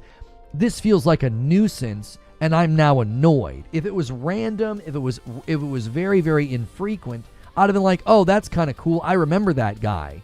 But I'm not kidding you. It was like 4 times in a row, and I was like, enough is enough. Like, what, is this going to happen every time I get in a fight? If you want me always doing a 2v1, then set up 2v1s. Don't change every fight into a 2v1. And a 5-bomb comes in from Raphael McCoy. People have been baiting a 20-bomb all week, and we haven't seen one. Let's see if we can see a 20-bomb that ate to 450. I'm going to throw down the gauntlet again. If one of the platforms does a 20-bomb, I'm dropping a 5. I'm going to drop a 5-bomb. So we'll see if anybody takes up the mantle. Nobody has yet. Even if Joker Quinn ruins it, I'll do it. I remember reading posts about orcs that had essentially become unkillable due to gaining immunity to everything over the course of them leveling up the repeated battles. Yeah, Yelgler, that was the other thing that would happen. It was like they would just get stronger and stronger and stronger. And I remember by the time I faced one of them, it got absurd. I was like, this is stupid. Like, I'm telling you, I didn't like it. I was not alone either. I remember other people saying, like, Dion and others are saying is like, I didn't like it. It just got annoying. It was like they kept getting stronger, they kept getting better, and then they would come and disrupt an attack or a fight. And it's like, oh, I'm fighting a guy at my level, and you're showing up and you're stronger than me. What the heck am I supposed to do now? Like I thought it was a nuisance. Some of them would talk for like a whole minute, says Kaiser. I feel good that there are at least some people in chat that are on my side. I was like, I'm not crazy to think that this felt really, really unenjoyable and really disruptive as a mechanic. Like, I was not a fan of it. It didn't feel like it was adding to my experience. It felt like it was constantly disrupting my experience. You guys know me. I hate disruption. I always said that about Gambit. I always said that the single most glaring problem with Gambit is that the game is literally built on disruption. Disrupting what somebody is working on is always going to be annoying. Hey, I'm doing this thing. I'm trying to go from point A to point B. I'm trying to achieve this goal. No, you're not. Like, oh my gosh, leave me the frick alone, You are crazy, but not because of this issue. I struggle to get into the Mordor games in general. I thought they were a little bit ahead of their time, if you want my honest opinion. I thought they were ahead of their time. I thought the combat, the feel, the vibe, the cinematics, the voice acting, they were very much like, they felt like almost like a PlayStation Studios game. Like, you know how PlayStation Studios focus on those elements. It felt very much like that kind of a game. But it lacked some of the polish. I do think some of the combat could have been better. And then I think the Nemesis system was implemented in a way that felt pretty flat tire. So, Cabal on the field. One of my friends randomly started doing drifter callouts the other day. That's right. Vaughn Raz with a question. Do you think Arc Raiders will implement more single-player mechanics which are friendlier to players looking for a less impactful extraction shooter experience? Meaning to people who only play an hour or two to play per day? This is an excellent question, and here's my theory. I think their willingness to make player wipes completely optional and player initiated, I think they're aware that casual players are important to their game's health. Because of that, that's my premise, they are signaling that casual players are important to their game's health. If they just did a wipe every single time and you couldn't opt out or opt in, that would be clear that they're signaling they don't care about casuals. They're making their game for hardcore players only. Because of this, my argument is, I think they'll see to reason. They'll see it like, hey, a PvE mode could really help us here. I don't think it should be disruptive to the PvP experience. I don't think it should be disruptive to the people that are enjoying the PvP experience. I do think it could be appealing to the people that are playing more casually and not doing resets all the time and not worried about all those things. I could see a PvE mode implemented later. I mean, Tarkov implemented a PvE mode for Pete's sakes. If they can do it, I think Arc Raiders can as well. So, yeah. Let me clear the question queue. You guys can submit any question now about any kind of thing going on in gaming, and you will be at the top of the queue. It is reserved for members only, so consider becoming a member to ask your question. You cut my arms off. I want revenge. That's right. They just run at you as like an armless torso and just throw themselves at you. Kingdom Come 2 would sell more if it had a casual mode. You really don't even, I don't even need a casual mode in that. I just need the ability to save anytime I want. Just give me that mod that all the PC guys use. It's so funny that people will make fun of me and leave comments, call me a casual and say get good. And it's like the number one mod for Kingdom Come Deliverance 2 is literally the thing that I want. So I guess your PC master race is full of people just like me. Enjoy that, I guess. Insane contradiction, I guess. No, it's because people want to have a good time, and that's a barrier. It's that simple. Arc Raiders started as a PvE game to begin with. Wouldn't think it'd be that hard for them to do a PvE only mode, says Unwound Automaton. Listen, Automaton. I said it wrong. Unwound Automaton. Here's the thing. I watched a video about Arc Raiders recently. And the guy was talking about just how amazing the NPCs and the AI was in the game. He's like, the AI in this game is very good. The PvE elements are very good. he was even saying, like, a lot of the times people, you should just avoid the bots because they're so good. They're so strong. They've got, they've got a lot going on. Oh, there's a PS5 Pro enhanced patch for Control.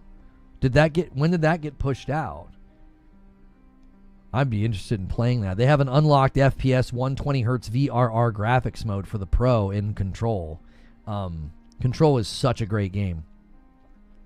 In any case, the AI in the PvE is so good in Arc Raiders. It's like, yes, you could totally have a PvE mode. You could have raids, you could have missions, all sorts of things. Have you fought Takezo the Unrivaled on the Snow Mountain? No. The fight is tough, and you lose max health due to the cold. No, I've not played him yet.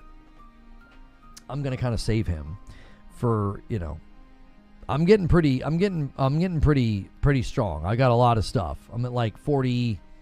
I don't even know what I am. I think it said I'm 50% of the way through the game. Like when I back out and look at the game on my dashboard, 46 hours and I'm 56% through.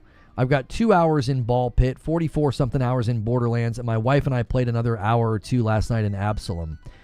So really enjoying a lot of the games that are out right now. I don't think they'll be able to keep a player base going long term without them. No forced wipes will be interested.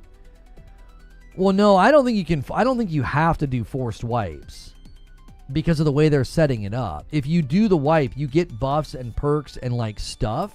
If you don't, then you can't grind for the new stuff. Like, I think it'll just naturally balance itself out. I think the way that people play that game will determine their enjoyment instead of the game determining their enjoyment. Does that make sense? So it's not going to be like, oh, the game gets to kind of determine your fun factor and how much fun you're having. No, you do. You get to determine that. How much time are you putting in? How willing are you, or how willing are you to wipe everything and get these buffs or these things? Do you want to chase the new things? I don't think they're going to force it on people. Maybe annually. Like maybe once a year they would say, listen, we've made too many changes. We're going to have to. And Paco comes in with the 20 bomb out of nowhere on YouTube. There it is. We're at 450. I owe YouTube a 5 bomb. I haven't done a 5 bomb in a long, long time. I tell you what, I'll do one more if somebody drops a 50 bomb and just gets us to 500. Just get it done. Just secure Friday night. YouTube is, no, it's probably my internet. Never mind. I was going to say, YouTube might be having a problem. Let me open up YouTube on my phone. No, YouTube seems fine. Yeah. It must be my fiber. My upload is fine, but my download is not. Let me gift 5 members right now. You guys could do a double whammy. You could do a double whammy right now. Somebody drops a 50 bomb, your platform gets the 5 bomb. I will do it. I will do it right now. There's the 5. I've not done a 5 in a while. We backed it down to 1. We had to make those changes so that I wasn't constantly, hurting myself. So thank you so much. I appreciate it. Stop begging for money. Thanking somebody who just gifted 20 members is not begging for money. You've got this backwards. Like when someone is generous in gifts, and I just used my own money to gift back. I don't think you understand what begging is. Tarkov is on like a 6-month wipe schedule, give or take a little. Yeah, like if annually they say, hey, Lucas, I hope you remember me. Donovan. Colwell. Where do I know you from? I've only known a couple of Donovans in my life. Did we work together? You have a gold badge. You have a gold badge. Where do I know you from? I do feel like I recognize your name. I'm looking at your videos. Were you the guy that tried to help me with the Division way back when? Is that who you are? I can't remember. Your name seems familiar. We played Fortnite like 3 years ago, and you were laughing at me because I said I was bloodthirsty. I remember it was a community game night. I feel like we've gone through this ritual before where you come back every 6 months and you're like, hey, man, do you remember me? And I'm like, vaguely. And you're like, yeah, Fortnite, Bloodthirsty. Yep, now I remember you. I was on your things like every single day for like 3 years. Oh, did you do call-ins? Were you one of the people that did the VIP call-ins? That'd be cool. You say you don't beg, but you just begged for a 50 bomb. No, it's called an incentive. Again, I know when you guys are in here on alt accounts because you're cowards and you come from Twitter because you're, watching people clip me that hate me and call me an e-beggar. No, it's called an incentive, and plenty of streamers do it. They say, hey, if somebody drops a 50 bomb right now, I'm going to gift 5. That's called an incentive. I know that's difficult for you to understand, Like when your mom would say you could have 5 more minutes on the iPad if you ate your carrots. You know what I'm saying? Like, you strike me as somebody who, still, is living with your mom and she probably still is paying for your bills. Like, you know what I'm saying? Like, that's an incentive. Does that make sense maybe more to you? Thank you so much, Wired Rope, for the 5 bomb over here on Twitch. Putting us 20 away from when I owe you guys another member. Thank you so much. So nice seeing you, man. So happy you're doing well. I appreciate that. Thank you, Donovan.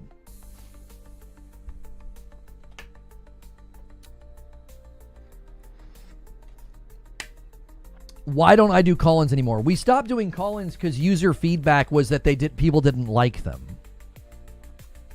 People didn't like them. They would what would happen is it was roughly the same 4 to 10 people just sort of rotating through each day that would call in. And their phone quality could be poor, mic quality could be poor, they could get off topic and ramble. Their voice could cut out and be like, I don't know what you just said. You know what I mean? Hey, my mom still asks me, so I've eaten my carrots. Well, if you still have a great relationship with your mom, great. If your parents are still paying for some of your bills, no shade, no harm in that. That guy obviously is an extended adolescent that doesn't understand words. Just a child using a keyboard. Does Mr. Zubair hop on your stream still? Mr. Zubair. Zuby, he called you Mr. Zub never did call-ins. Zubair would totally, appreciate you calling him Mr., but he just hangs out in chat and talks. He's here right now. I'm not a member, but I don't feel pressure to have to be or that I'm not welcome, so I don't know why you get so much negativity about trying to grow your channel. Do you want to know the honest-to-goodness truth about it, Fear of the Flesh? Is that if people really understood the trajectory of my career and how much I didn't have to do this in the past, but we've had to make goals part of what we do, because when your career gets reset and damaged, unfortunately, you got to kind of stack the bricks back up. So my hope is in a year or two, we don't have to have like this big emphasis on goals. It'll just be this fun thing, cherry on top things that you guys get to do. But, 5 years in, somebody takes it all away from you. I wish people would really understand that. I wish people were more empathetic and understanding that, I'm absolutely not guilting people or berating people or begging for members. We have set up incentives and goals, and then we do extra content and extra streams when we hit those goals. I spend Friday night down here with my wife and hang out with you guys. I've spent Saturday nights with you guys. Why? Because I feel like that's an appropriate way to reward support and generosity, is with extra content. If people that were critical of me doing that spent half the time they spent criticizing me, working on their own brand instead of paying attention to me, maybe they would make more money. You know what I'm saying? I create more content than my critics. I give back more than my critics. I gift more than my critics. They can seriously all, I guess, try to come to grips with that. I make more content than you. I gift more than you. So call me an e-beggar all you want. You'll never, ever match what I do, because you probably can't. That's the facts. I have been so incredibly generous. I was too generous this year. I hurt myself. I was gifting back so much. They won't talk about that. They'll just call me an e-beggar and say that I'm trying to play sympathy cards. It's like, we went crazy this year to the point that I hurt myself. Like, that's how generous I've been with gifting back and giving back. Like, I just think the notion's absurd. What happened? We got canceled in 2020 and had to rebuild and start over. I was off Twitch for 4 years and 9 months. So that's why my Twitch channel has 160,000 followers and only 50 people watching, because we got reset. And we're rebuilding, and I'm diligent, and I'm going to keep working and keep giving you guys what I feel like is great content. And we've got a Discord for you. We have extra content for you. We do after segments for you. And I do that because I feel like that's the appropriate way to treat people who support me. I try to give you as much as I possibly can. I really do. Within reason. Within reason. I feel like I try to give you guys, a mountain of value in exchange for your memberships and your support. I sincerely believe you grew more as a man, husband, father, and streamer going through that, while those that put you through hell lost far more in the long run. I appreciate that. I wish more people saw it that way. I wish more people saw, people for what they are, and I think in time they will. But how many viewers did you used to have on Twitch? Thousands. My concurrent average was in the thousands. Somewhere between 1,000 and 2,000 viewers. Also, Creature says, please note that most of the people who are critical of how Lono runs his content are people who do it as a hobby and not professionally. They have no reference for how it works and how it doesn't. That's also true. That's also true. You had like 6K daily right before it happened. Yes. Yeah, it's unfortunate. It really is. It really is. We got to such a height on Twitch and my Destiny coverage. I never once had to have any goals or any incentives. We just did the thing. We just did the thing. And if we get back to that point, that's kind of my goal. And that's why I feel like a value-structured approach is the best approach. That's what I think. I think a value-structured approach is the best approach. If people feel like they get a mountain of value, they're going to want to support it. And in time, I think that tips over. I think eventually that tips over. And the support will be so high that we won't be like stressing and being like, oh, well, what can we do? And where do we put this content and that content? No, we're just going to be doing our thing. I think we've got a plan and a trajectory and a community to build that. So we'll just take the haters to the curb where they belong if they want to come in and run their mouths like that. A 5-bomb comes in from Jack Garland and gets us to 460. Thank you so much.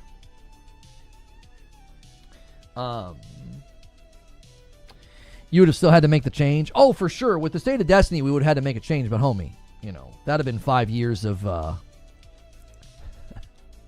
Yeah, it'd have been pretty comfortable. I would be comfortably making those changes right now, my friend.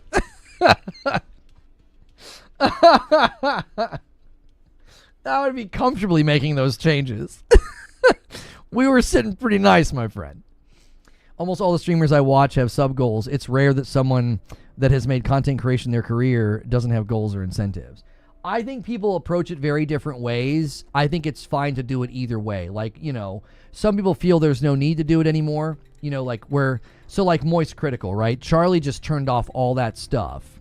And he's like, I don't need it. I'm set for life. Please stop giving me your money, okay?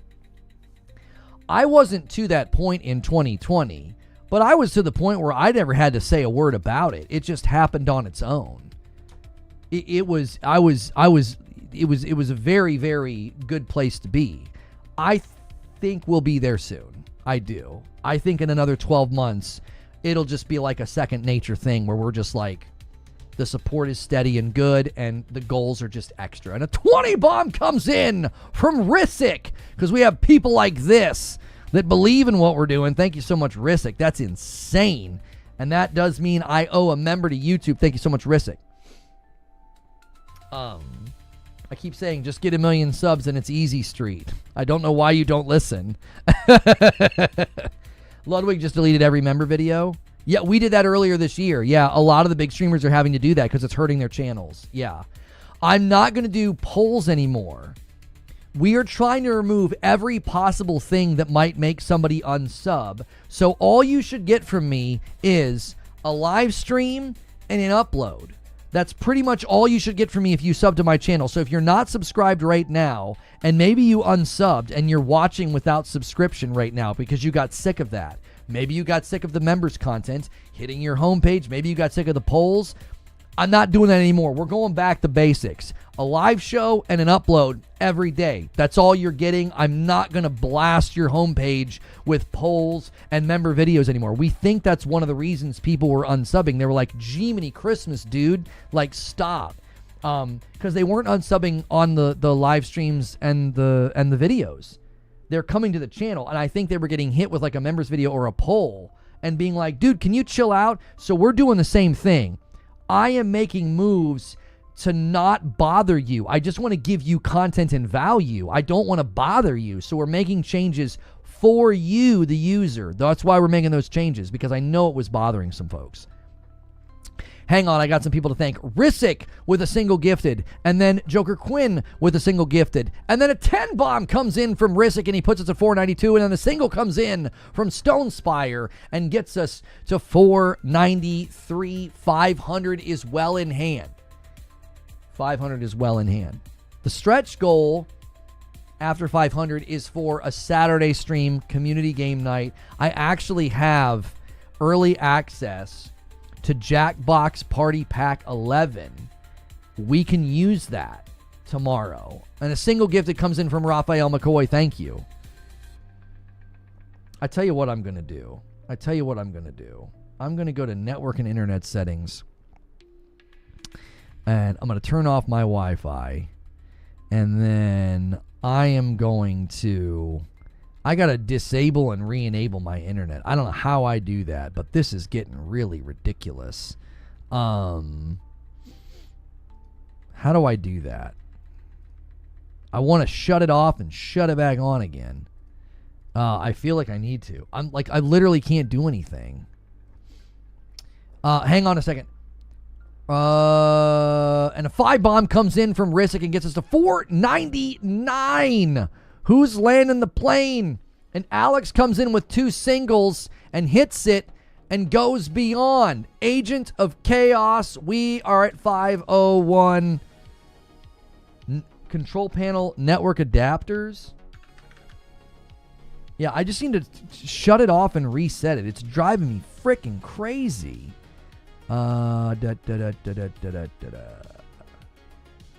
This used to be easier to do. Like, they have changed so much with Windows. I used to go in and like right click the Ethernet and I could just shut it off. Disable. What? Connect to the internet. Next. Broadband next. No, cancel. I just need to re-enable the adapter.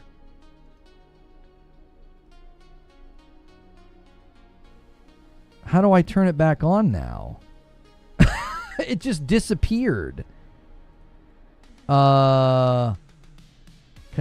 Set up a new network. Manually connect to a wireless. Why do... Right-click, re-enable? Homie, it disappeared. I can't right-click and re-enable. It's literally gone. Oh, there we go. Change adapter settings. Found it. It's in another layer of the menu. I'm used to like old school Windows. Like I would go in and the Ethernet would be like right there. Right click disable, right click re-enable. It's like layered now. It's like behind multiple things. Windows has made this so freaking painful. All right, let me see if that fixes the internet. Let me see if that helps. Every web page I go to is like super packet jammed. Yeah, it's still bad. No matter where I go, Social Blade, it doesn't matter. Every page I go to just spins. Something's wrong with AT&T right now. I'm amazed. Oh, yeah, we just switched ingest servers on YouTube, which I don't think that has anything to do with my AT&T. It's not happening. I think I need to reset the computer because there's some kind of a Windows update. It's not happening on my my streaming rig. It's not. Let's see here. Jackbox Party Pack 11. I'm going to redeem Party Pack 11. Okay. Actually, I tell you what. I will redeem Party Pack 11 if you guys hit the stretch goal. That's a pretty big goal, but 750 is 250 from now. You guys would need some of the King Kongs to come in here and knock this sucker down. You would. I am going to reset this computer and see if that doesn't help. I'm going to restart it. It's driving me freaking nuts. Every website I go to, every article, every tweet, every video, everything I've tried to do, it just literally sits there and spins. It doesn't, I don't think it's doing that on my streaming rig. Yeah, it's not doing that on my streaming rig. Any website I go to on my streaming rig seems to boot up right away. Yeah, I clicked on the stream and it immediately starts playing it. Yeah, something with the gaming rig just needs to be reset. Somebody tweeted our coverage to Nutella. Oh, you mean Satya Nadella?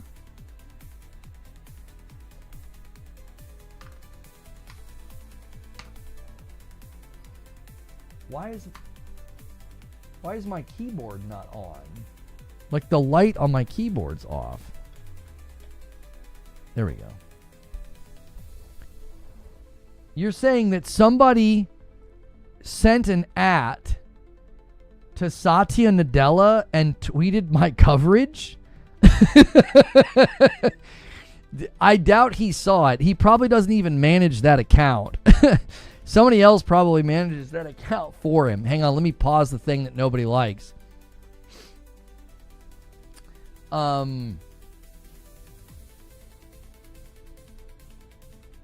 Oh, you're joking that we got our internet got bumped because somebody sent something to Satya. Okay, I understand the joke now. You're having Windows problems. I was like, what the frick? I've seen some people do some dumb things on Twitter. You know what I'm saying?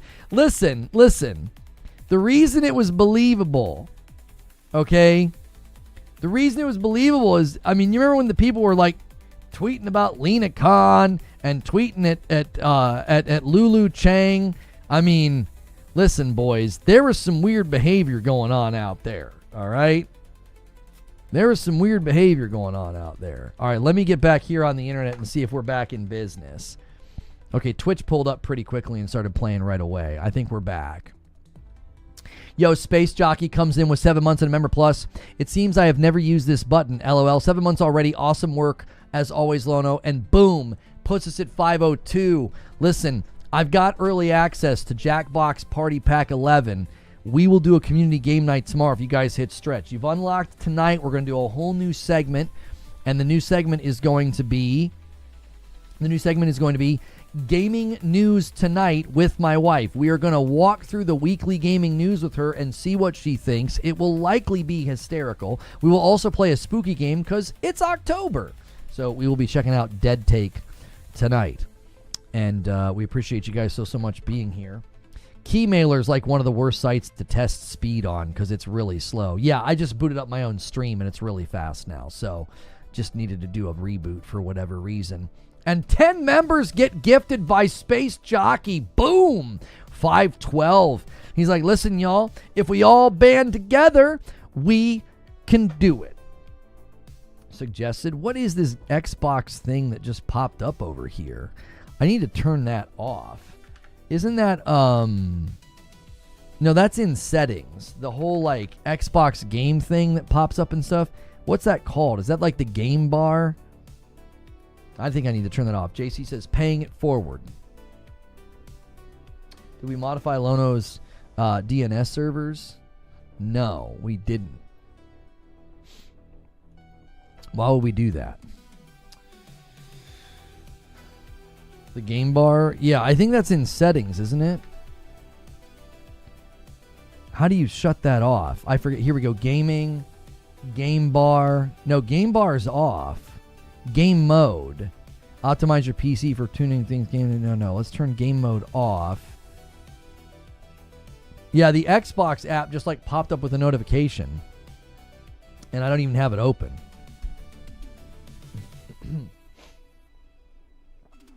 I don't know.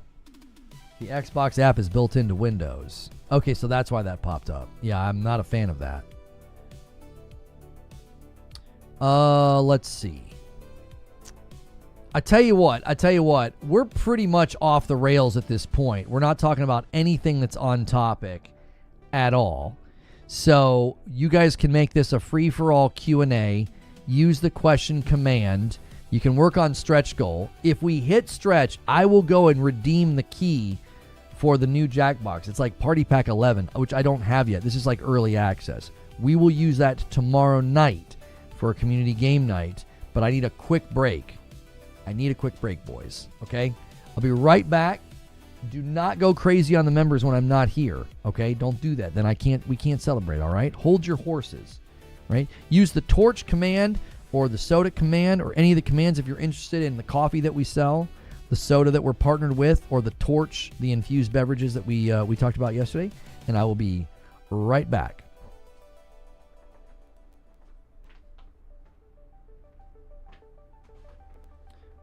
What the heck was that? It did that thing. Why does it do that when I get up to leave? Why would that trigger that? My screen flashed black. I'm telling you, the last time this happened, when we had the weird thing and people were like, oh, it's the NVIDIA drivers, and you know, you're having issues or whatever with like the black screens. It happens when I get up to leave. Static? Vibrations in a loose wire? I didn't touch anything. I went this way. There's nothing over here. Unless it's like Madam's microphone over there through the mixer, which is through the Focusrite. How would that do that? I thought you time traveled. I don't think it did anything to the stream, but every time that happens, it happens when I get up to leave. Last time it was bad. It crashed the whole stream. It crashed the whole computer. That is so weird that happens. All right. I'll be back unless it acts up again.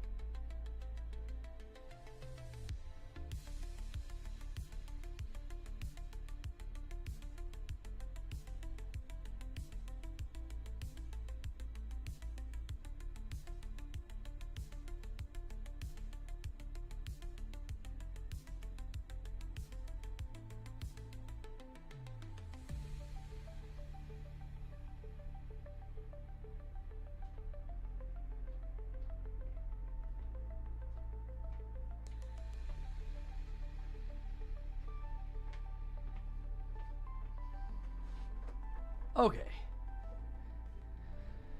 Oh, didn't he start the show with a red background? Yeah, that's morning coffee. Yeah. Has it crashed? No. It made me nervous, though, because that's what happened. The last couple times we've had problems, I get up from the chair, and everything loses its mind.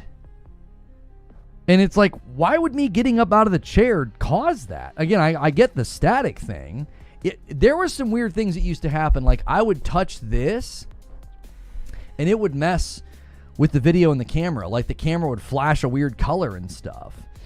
So I wonder if I need to look into where the mixer and where the Focusrite are plugged in for power.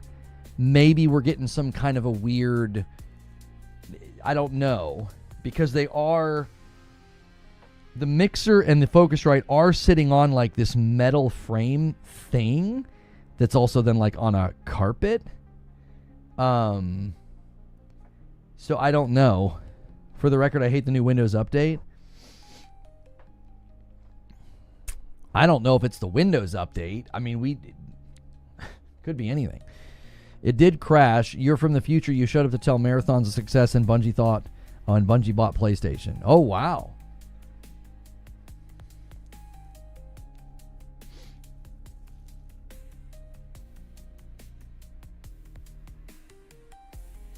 Yeah, I don't know.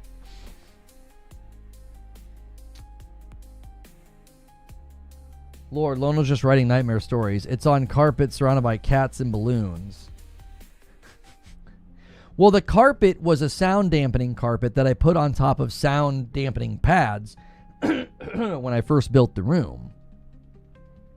So, I don't know. I don't know if that's what's causing it.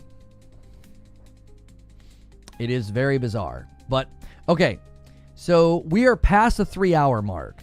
So there's no reason for me, like, if I try to keep streams under 3 hours if possible, and we're well off topic. Do me a quick favor. I need 20 people to hit like. Let's try to get to 300 likes on YouTube. And what we can do is try a rubber mat if you think it's static. Yeah, I mean, I guess. But I'm stepping on a tile floor. I don't step onto carpet. I step onto a tile floor, which maybe that's it because the tile floor was not beneath me for the longest time. But then we had that flood in April and I had to cut a piece of the carpet out because it got wet. So maybe the missing carpet is causing something weird with like static, an expulsion of static, me getting up from the chair and stepping and like touching the microphone. Maybe that's causing some kind of an issue. I don't think it's static. I think it's something physical. I don't know what kind of what would the loose wire even be? Like if I move this, that doesn't move that much. I don't know. It's weird. Stand up.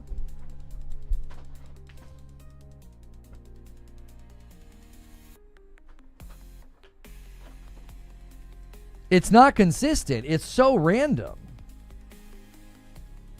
I don't know. It's super weird. The last 3 times it's happened, it happens when I get up to go take a break. I don't know. I thought maybe it was Madam's microphone because it is in the mixer. And am I bumping that? Am I walking in that direction? And am I outputting enough static that like hits the mic, goes through the cable, hits the mixer, and, causes something? No more breaks for you? Yeah, I guess not.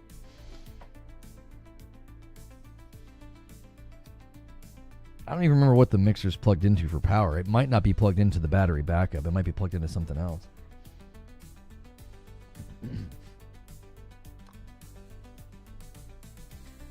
It's something physical, like a loose connection or a grounding issue.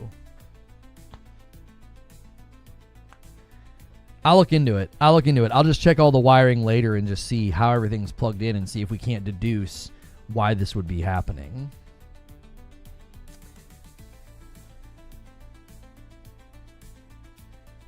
Excited for Outer Worlds 2, Was there any gameplay or info? Is it worth buying yet? The Outer Worlds 2 review embargo is the day before early access starts. So it's possible that they're very confident in the game. I think it looks fine. Just the more that I've seen, the more I'm like, that's just not a game that I'm interested in. Like, I think it's going to appeal to people that like those style of, dialogue-driven RPGs. But I don't think the gunplay looks particularly good. I think it looks fine, and I need really good gunplay if I'm going to be playing a game like that at length.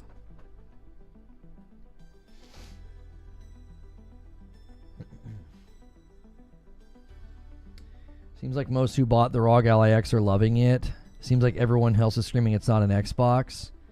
See, like I said, they're going to project emotion onto the people who are criticizing it not being an Xbox because they can't engage with the actual topic, which is it's a complete refutation of all of the marketing that Microsoft trotted out this year.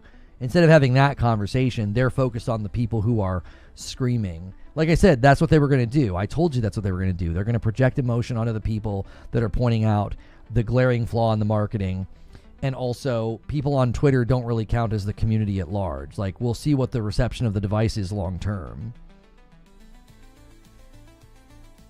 Oh, let me delay those. Sorry about that. Diablo Dark Matter. Let me suspend those. He said he asked devs and didn't get a no, but got a surprising reaction. Oh, a guy on Mooch's stream hinted at Outer Worlds 2 possibly coming to PlayStation. He said that he asked the devs and he didn't get a no, but got a surprising reaction. I mean, why would it not? Everything is. Like, why would you hold on to that game? Like, I would imagine almost all of it eventually comes over. What are your thoughts on people moving from Xbox to PlayStation due to the Game Pass rise? It's not surprising. I think a lot of people are going to go to PC as well. I think a lot of people are going to say, I'm going to go to PC and start building a library there on Steam. There are people who are very reticent to go to PlayStation. They don't like PlayStation, but they more easily can pivot to PC and feel like they're not doing like a brand abandonment thing. There are people who have a very, very strong brand loyalty to Xbox, but they also have like a brand aversion to PlayStation, which is fine. I get it. If you decide you don't like a company, you don't like the company. But I feel like a lot of people are going to either switch to PC or PlayStation because Game Pass was so central to their experience and it's gotten so expensive, it can no longer really be that central value driving thing. So they're going to walk away from that. I actually think that's totally normal. The Outer Worlds 2 is already on PlayStation? Yeah, what am I saying? Outer Worlds 2 is already on PlayStation. I don't understand that comment. Isn't it already on PlayStation?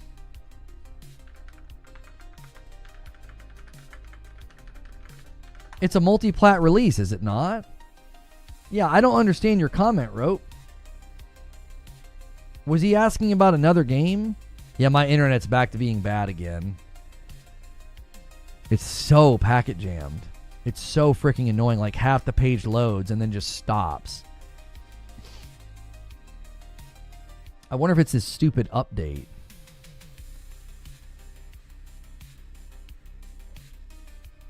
Hide for now.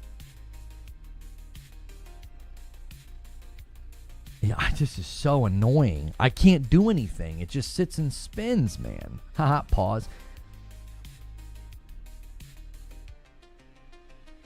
Let me check. Pretty sure that's what they said. Were they talking about Avowed, Rope?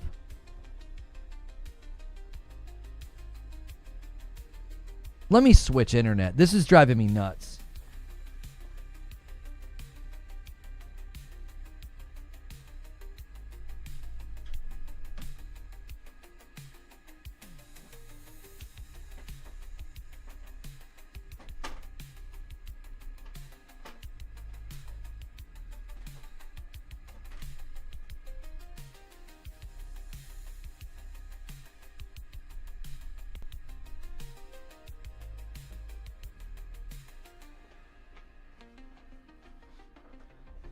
I'm switching to Spectrum. Freaking AT&T is making me like batty.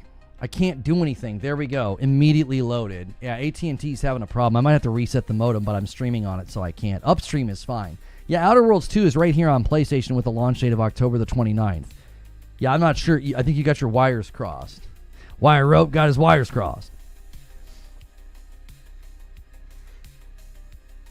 No, Spectrum is fast. It was AT&T that's being weird. I swapped Ethernet cables and immediately everything worked.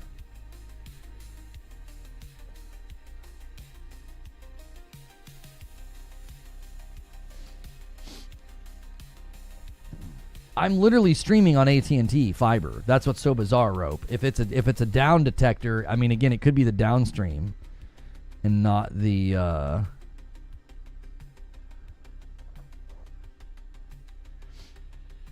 I don't know. Spectrum's terrible. The Spectrum's actually very reliable for me. I stream on the fiber because fiber is faster and more reliable. Okay, Wilbur's got an article here about Yote. Let's take a look at this. Game Informer. We asked Ghost of Yote creators about the potential for single-player DLC. If there's room to improve it or to bring some new elements to life or clarity for the narrative's sake, and it falls within what's best for Sucker Punch, then we'll certainly take a hard look at that for sure. That sounds like they're presently not planning on doing anything. I really wonder if, like Ghost of Ikishima and the director's cut, I really do wonder if that was because they felt like they needed to add something to really help Capstone and help, create draw for the director's cut and the PS5 version. Is it normal for a message to show twice in chat, or is that a chat bug? That's a bug that sometimes happens, yeah. I'm only seeing your chat messages once, Gaza Gaming. I'm only seeing them once. Yeah. A question was submitted by Pac-Man on a Bike. He says, where in the frick is Starfield? I know it wasn't all it was marketed to be, but why hasn't it hit PlayStation yet? Given everything we've heard from people that are in the know, there is very likely going to be a big push for almost like a 2.0 moment, would be my guess. They need it to have like this turnaround, significant feel push thing. And because I don't think you can just bring it over as it is right now. I don't think it would do very well. I think if you're going to bring Starfield over, you really, really need it to have like a turnaround moment.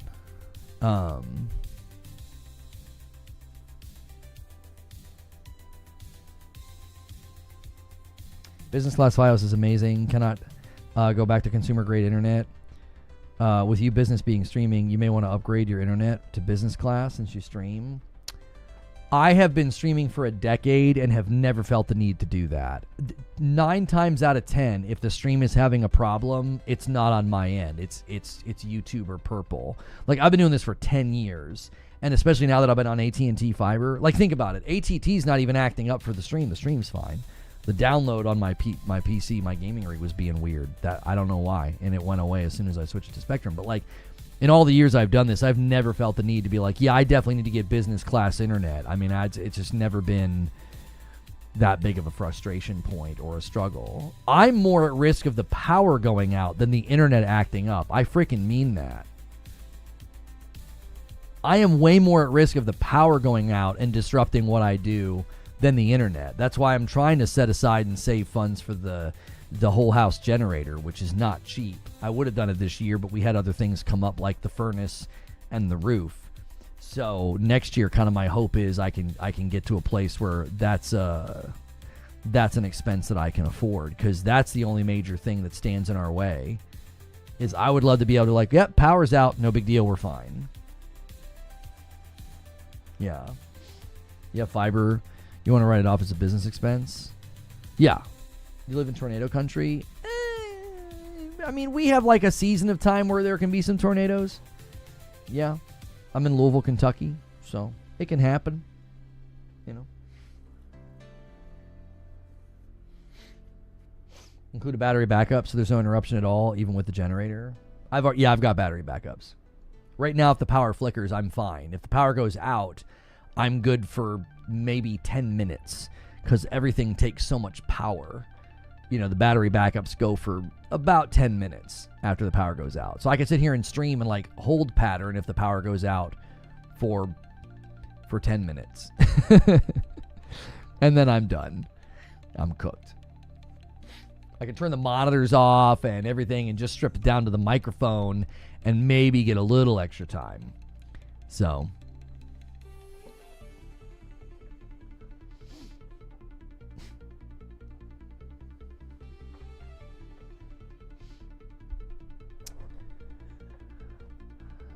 I found that a loose power cord on a monitor was doing the same to me. Every time I would get up from the desk and wiggle the cable, the monitor would lose power for a split second. It would come back.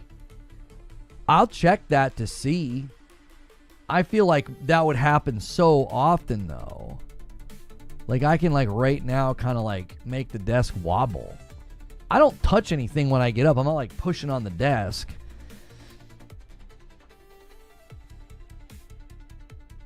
We don't need you unplugging things in a stressful time situation. That's right. ISP, never throttle business class internet. No matter how much bandwidth I use, it's great. I write it off as a business expense.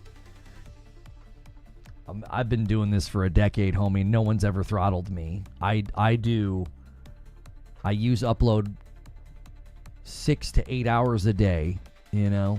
Back in my heydays on Twitch, man, I was doing, 9 or 10 hours a day. I've never once had an issue with them throttling.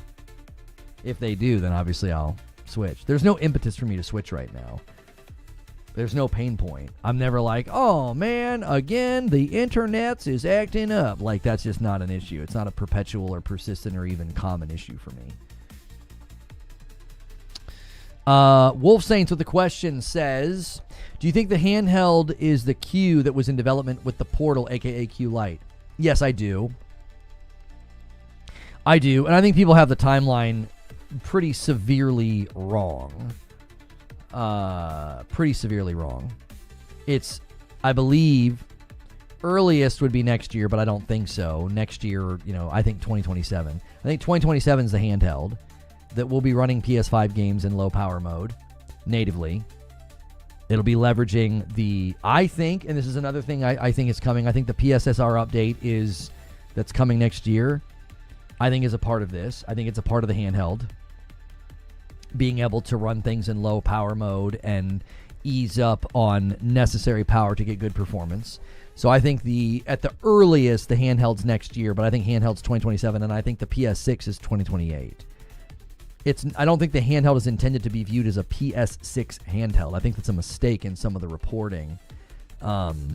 It's going to be its own device that is not directly attached to the PS6, and I believe the PS6 is going to be 2028.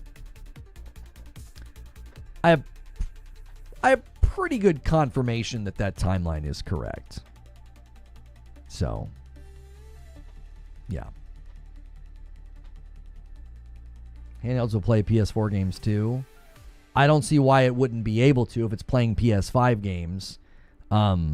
You are probably going to get the best results from games that have been tested and optimized for the low power mode and leverage the new PSSR, because I'm assuming this device is going to have that. You're going to need some level of upscaling for this device to be worth a darn. You're going to need some level of upscaling on it for it to be worth a darn. It's going to have to be taking games down to 1080 internal and then upscaling, or even down below 1080 and upscaling. Now, you go below 1080, upscaling doesn't work as well, so we're not really sure how that necessarily is going to work. But without an updated version of like the PSSR and this FSR4 algorithm that they're going to be putting in to the PS5 Pro, I imagine that's going to have benefits for the handheld.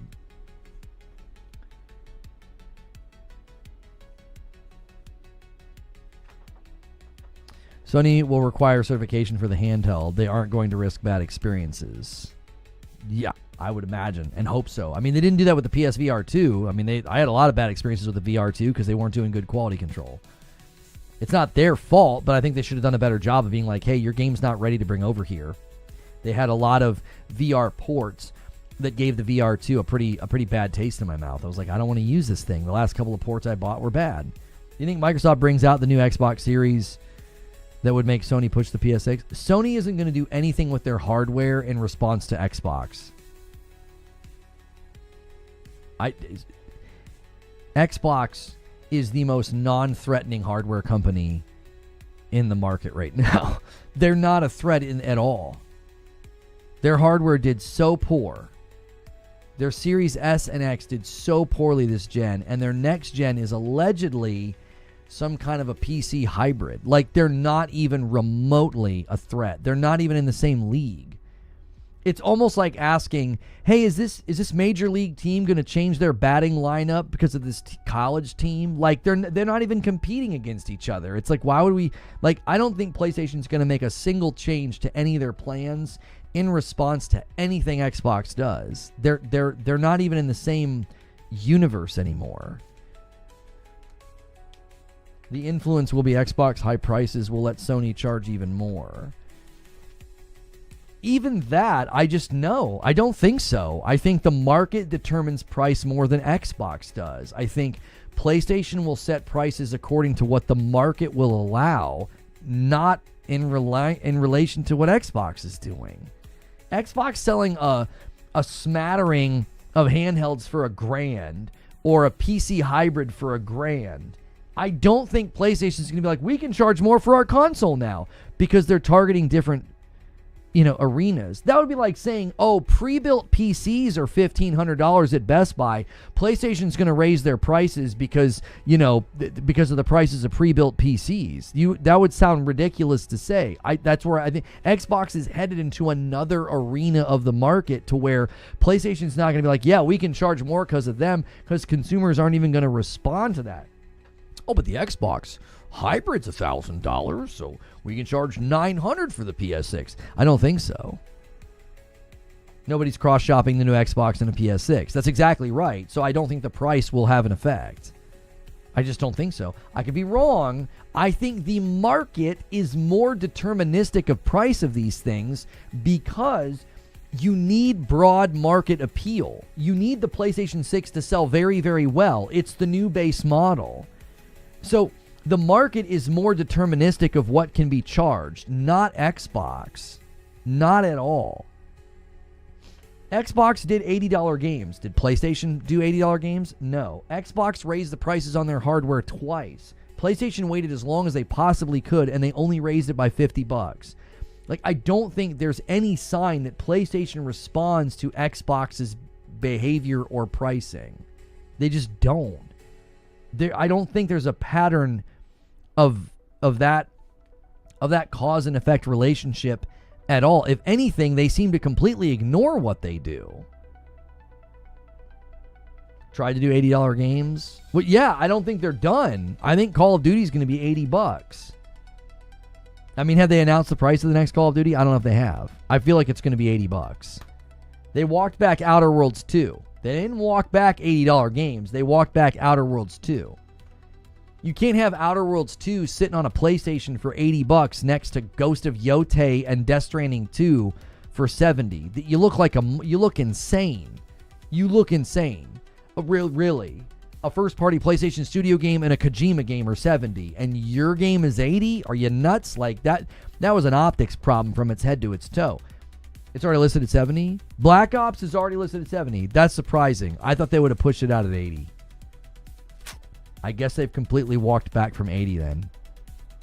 I didn't realize that they walked back COD. I thought they only walked back Outer Worlds 2. I think maybe they walked back COD in a quieter way. Like, Outer Worlds 2 memed and joked about it being no longer $80. I don't think they said anything official. I just think they quietly were like, yeah, COD 70. Because I'm pretty sure when they announced that game, the Outer Worlds 2 at 80, it was like, oh yeah, we're going to have select titles be at 80. I feel like Call of Duty was listed, was it not? Was it a blog post or something? I can't remember where they said all that about $80 games. I feel like they quietly did it with Call of Duty because I didn't see anything. I don't feel like I remember seeing headlines or stories or YouTube videos or anything for this year. They walked back the 80. It sounds to me like they made Outer Worlds 2. Oh my gosh. Richard O 3 minutes ago did a $100 super thanks on my Xbox video. On my review roundup of the Xbox ROG Ally. He did a $100 super thanks. I'm going to try to get him to come over here to this stream. That is ridiculous. And very kind.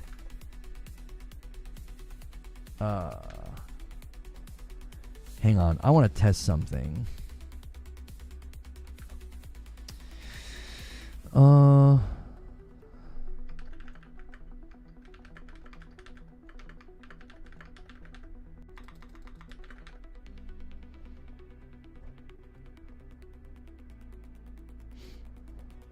Okay. I'm going to go to the comments, see if I can get him to come over here. That's ridiculous. That is so incredibly generous.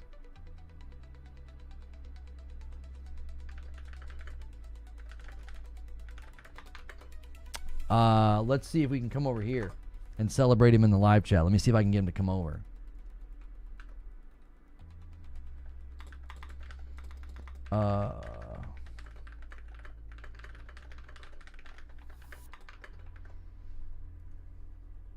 There we go. I don't think I've ever received a super thanks for that much. Usually, we almost never get super thanks. I don't ever really even bring it up.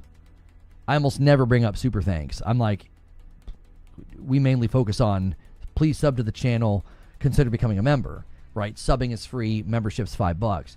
I've never been like, hey, you could do a super thanks. Who did? I forget. Hang on. I want to say his full account name here. His name is Richard. Richard O. Did a $100 super thanks on my Xbox ROG Ally stream. Richard. What's a super thanks? It's like a super chat, but you do it as like a comment on an upload. Or in this case, a past broadcast, which functions as an upload on YouTube. So he basically went to the past broadcast and said thanks and did a $100 super chat.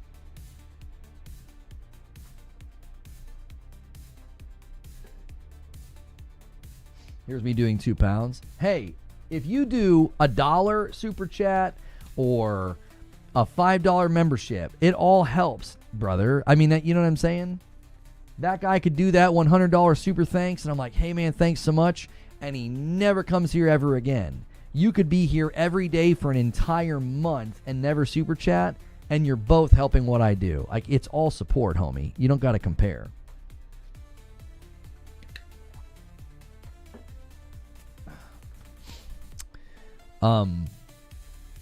Which, by the way, we haven't hit the stretch goal in a couple of weeks. The stretch goal is for a completely separate stream on Saturday just for the community to do a community game night, okay? It is a bit of a stretch. I mean, we would need to hit 750. We would need about 200 more members. And the reason we do that is because, like, typically Saturday night's kind of like a date night. So we'll come down here, we'll play. I have early access to the next Jackbox Party Pack. We'll do that if you guys manage to hit the goal. It's been tough to hit it because, you know, members and all that has slowed down a little bit. I'm not concerned or worried. I'm just letting you guys know that Friday night is happening. That's the normal weekly goal. That's tonight. We are going to be doing a brand new segment tonight, gaming news tonight with my wife. We're going to recap the week news to her. We also came up with a funny idea of if we could feed her a fake gaming news story, she has to pick out which news story is fake. So you guys could maybe come up with some ideas, put them in the Discord, and we'll pick the one that we feel like is the best. And see if every week can Madam pick out the fake news story. So if you guys want to send out the bat signal and get the big gifters in here to push for 750, you can do that. But if not, we'll probably be wrapping it up here in about 10 minutes or so. Are you going to play Keeper? No. I was thinking about it. YouTube's been acting so poor, and turnout today was really not great, which is not anybody's fault. It's YouTube. YouTube's just acting up. I just think right now it's better to not put extra content on the channel unless we absolutely think it's necessary. Like, if it's an upload that we're really excited about, if it's a live stream that we're really excited about, anything beyond that, we're just not going to do right now. I need the platform to start acting right. I really, really do. So our goal is no more members content because we know people don't like it. No more polls, like when we do like a post and I'm like, it's like a poll asking you a question. No more of that. It's going to be a live show and an upload pretty much every day. Now on Saturdays and Sundays, it'll probably just be an upload. I want to really limit how often the platform is sending stuff to you because they're just, I don't know. They're just, I don't know what they're doing, but we're having to be very, very careful. I'm trying to respect y'all as subscribers with my decisions right now because the platform has done some things that have made it very difficult to just not be annoyed as a user. And so I'm doing my part for, I mean, really, for y'all. I'm trying not to be reckless with it. It's fault of people not here. Well, no, I mean, the notifications aren't going out and alerts aren't going out and people are saying, oh, I have to come search for you. The platform's just in bad shape right now. They're trying to fix everything they broke. So, yeah, Green Room will be in the Discord today. Fake story idea. They're trying to push ID scan for M-rated games. But they are doing that in certain countries, aren't they?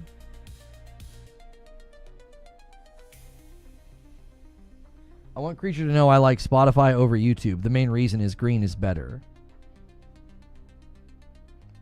Xbox is partnering with Tesla to make an Xbox branded car.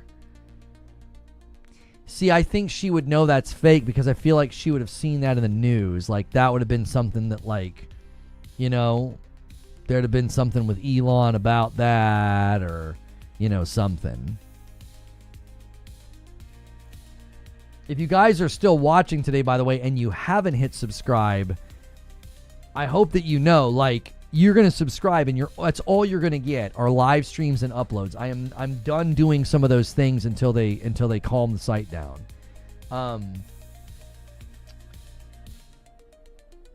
For a real story, you have to include AMD's comment about Microsoft. It'd be a good red herring. Oh, like Microsoft is allegedly had people saying like, oh, Xbox has engineers. Charles Freeman says, I'm here 99% of the time and I haven't got a YouTube notification in weeks. I can tell by turnout and total view count that the platform's just doing stuff. We just have to ride it and be patient. And part of that is being gentle with how much I send your way. That's part of it. I can't just keep doing stuff like, here's a poll about this. I don't think people liked it. I think it was annoying people. And then the members content, I think it was annoying people. So it's my commitment to you. Like, I want you to sub to the channel and be confident, like, this guy's not going to beat me over the head with too much content, because that can be annoying. There was a time a long, long time ago where I didn't know what I was doing, and I still don't. But you could send your playthroughs on Twitch. You could, like, send them over to YouTube, and you could say, hey, break it up into 15-minute segments. And I did it. And it published them all at the same time. I got a lot of complaints. I got a lot of complaints. People are like, what are you doing, bro? They got like 15 videos at once. And I'm like, I'm so sorry. I don't know what I'm doing. And yeah, that was the last time I did that. Oh. Oh, man.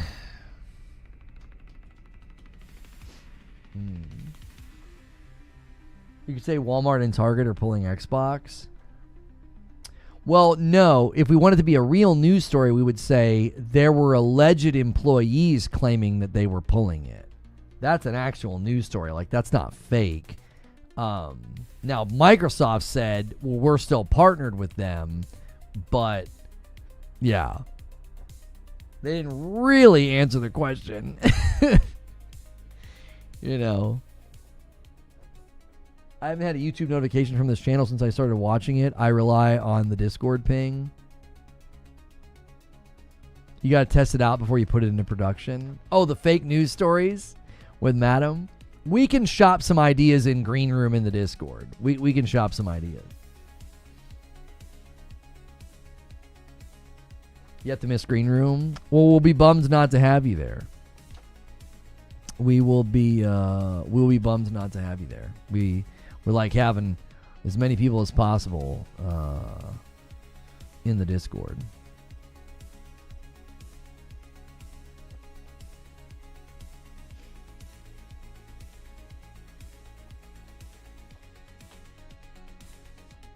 Oh, the YouTube features that send noties.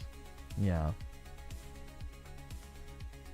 Best way to ensure you never miss a notification is to get in the Discord. You'll never miss. You'll just be plugged in. You'll get that little chingering every day.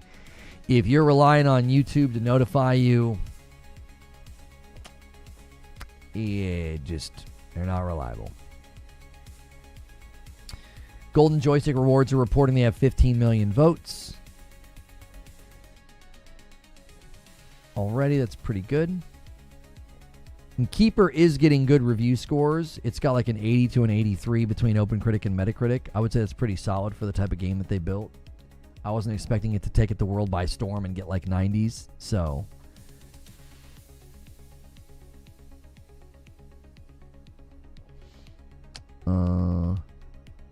yeah, Keeper has a Metacritic of 80 and an OpenCritic of 84 currently.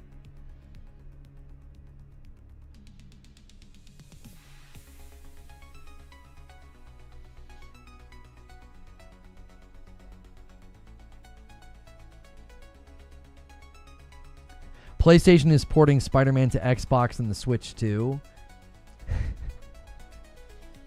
I feel like she would know. She'd be like, that's not. She'd be like, that's not. She's sharp enough to know. She'd be like, that sounds like. She's like, that. She would be like, that sounds made up. Sounds made up. Sounds made up, bro. We could try it and see what she says. That might be the comedy of it. Like, blatantly pick something that you feel like she is going to see straight through. You know?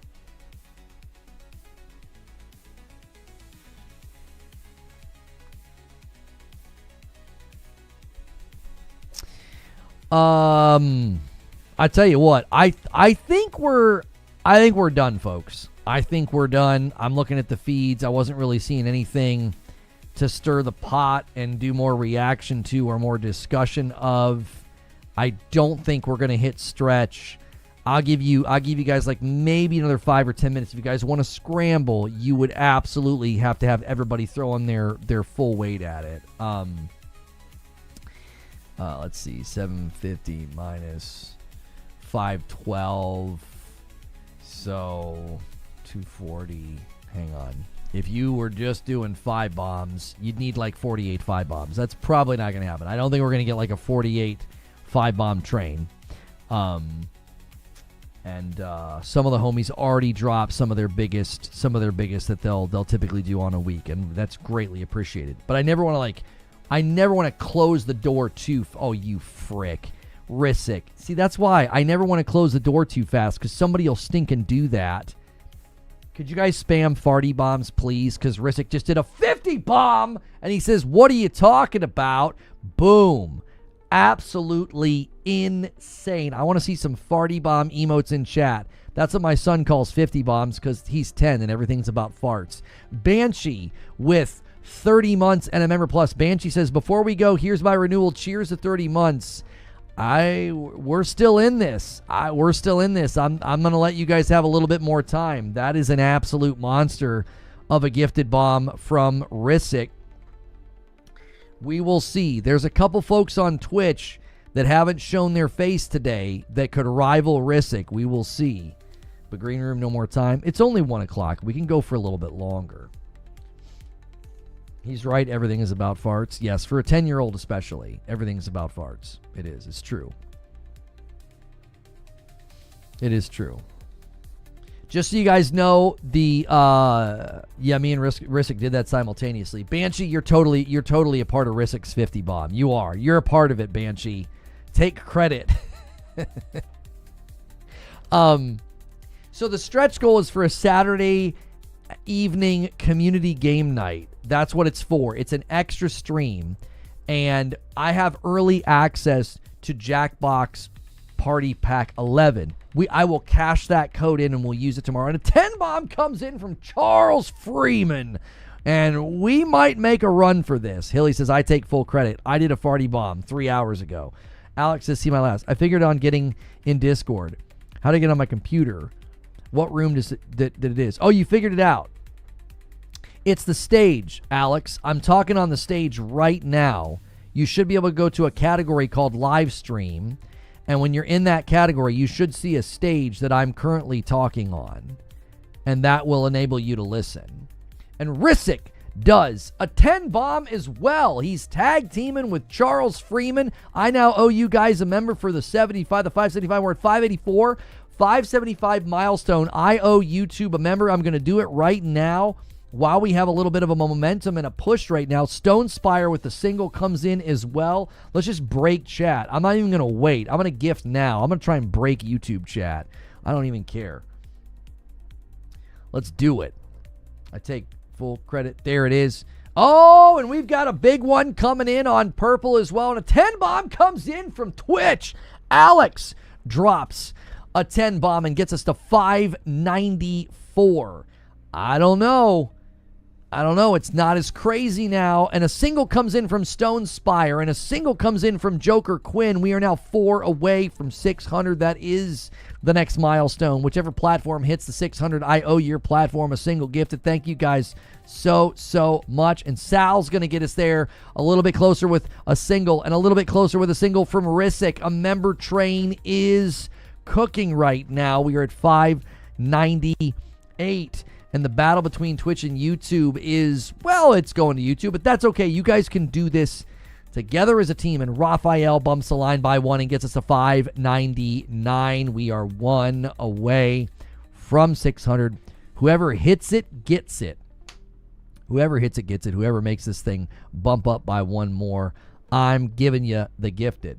So, yeah, Alex, can you get to the stage, and can you hear me in the stage? In the Discord. You should be able to listen just like right now. Let me see who you are.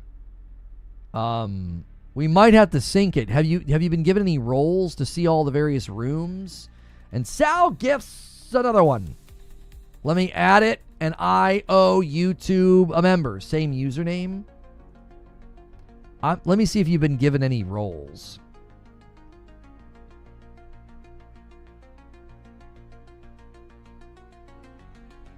I'm not seeing you in the Discord.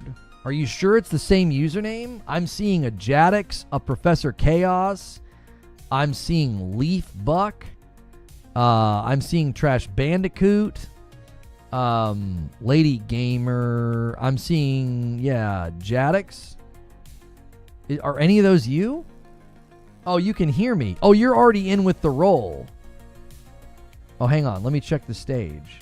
Oh, I see you, Fizzband. Okay, so where you are right now is where you would that's where you would listen to the green room. Make sure you get Rissick single as well. Oh, did I miss Rissick single? Oh, I did. And that's the 601. That's an Agent of Chaos from Rissick. And then Kaiser Sose is going to push past as well at 602. That's 44 months of memberships. I owe YouTube a member. I'm going to do it right now. You guys are crazy. Any upcoming reviews or videos about Ghost of Tsushima? Like that? I have one on what I think is the saddest story in Ghost of Yote. It's not very long. It's only going to be like a 4 or 5 minute video, but I think it's a really good video. I don't know when that will be ready. I made it yesterday, and it's a lot shorter than I expected. I was like, this could actually be a fun short, video. This could be a fun short video instead of a long video. Not sure if that's running today or not. We'll discuss it in Green Room. Okay. Yeah, the platform's acting nuts, so it might not be a good day to push out an original piece of content. Maybe we need the platform to settle the frick down over the weekend. There were some down reports for YouTube yesterday as well, and the day before. This morning when I scheduled the stream, it pulled an error. I think what I need to start doing is scheduling streams private, and if it pulls an error, delete it. And then schedule the stream and just keep doing it. And then once it goes through clean, then roll it over to public. I don't want to do that when it's public and have you guys get multiple pings of a scheduled stream. So I think I need to change my workflow in the morning, schedule the stream private. So if it pulls the error, I can delete it and nobody got notified. This morning it pulled the error, but it eventually worked and it went out public, which means it pinged everybody. And I didn't want to delete it and remake it. So I need to change my workflow a little bit in the morning so that you guys don't get inundated with notifications if I have to delete a stream and reschedule it. But it definitely pulled an error this morning. And a lot of times when it pulls an error, people are not properly notified. I don't hit their home pages. And that's very discouraging when that happens because I don't, we hit the goal for the weekend. Well, 500 was the goal, Risick. Yeah, 500 was the goal. 750 is the stretch goal. That's for a second thing. So tonight, you guys have that locked in for tonight. Saturday is like an extra incentive that I added recently to be like, hey, if you guys go above and beyond, I'll come back and do another stream on a Saturday. So like as an example, like today, when that error pulled, I don't want you guys to get inundated, so I'm going to start doing that. I'm going to start setting it to private. Like, the impression count of this video is terrible, and I think it's because YouTube's having a problem. So, that's not your fault. That's not something you have to be concerned with. I'm going to take care of it, and I'll take care of it next week, and you guys will be none the wiser. I don't want you guys getting a bunch of pings and chingerings. That's annoying, so I'll make sure and do that for y'all, because that is an issue with live sometimes, is that it pulls that error when you go to schedule it. Okay, so I'm going to give you guys a stay of execution on the stretch because Risick dropped a 50 bomb and other people dropped we had a 50 and then we had him drop a 10 and then Charles Freeman dropped a 10 and then Alex dropped a 10. I'm going to give you guys a little bit of time. Just a little bit of time. You never know. Pork Pie could come out of the woodwork and go nuts on Twitch. He likes to do that. So,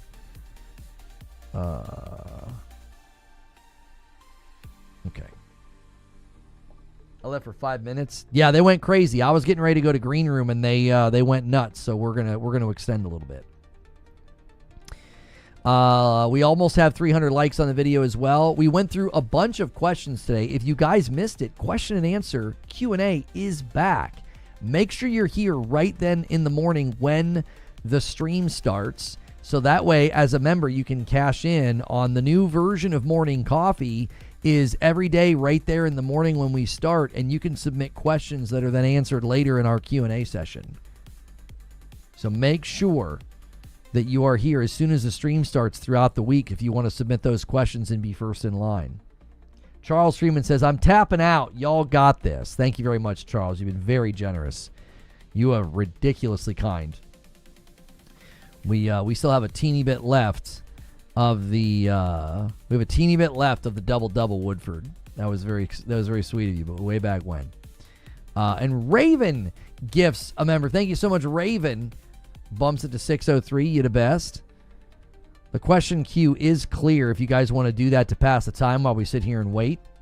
I'll give you guys like another 15, like 17 minutes. At half past on the hour, we'll go to Green Room unless you guys go crazy again.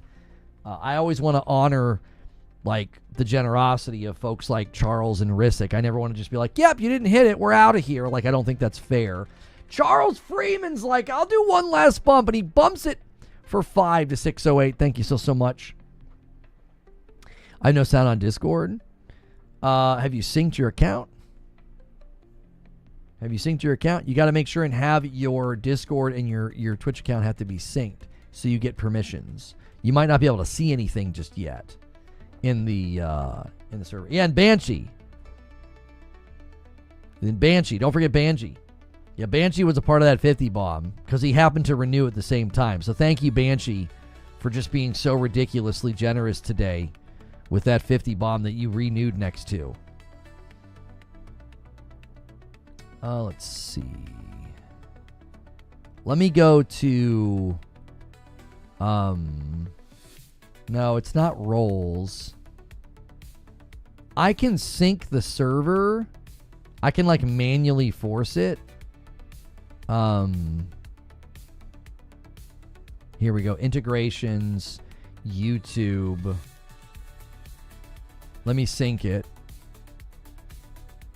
It was synced like 10 minutes ago. It just bumped up to 578. So one of you just got new permissions in the Discord. So you should be able to see a bunch of stuff now.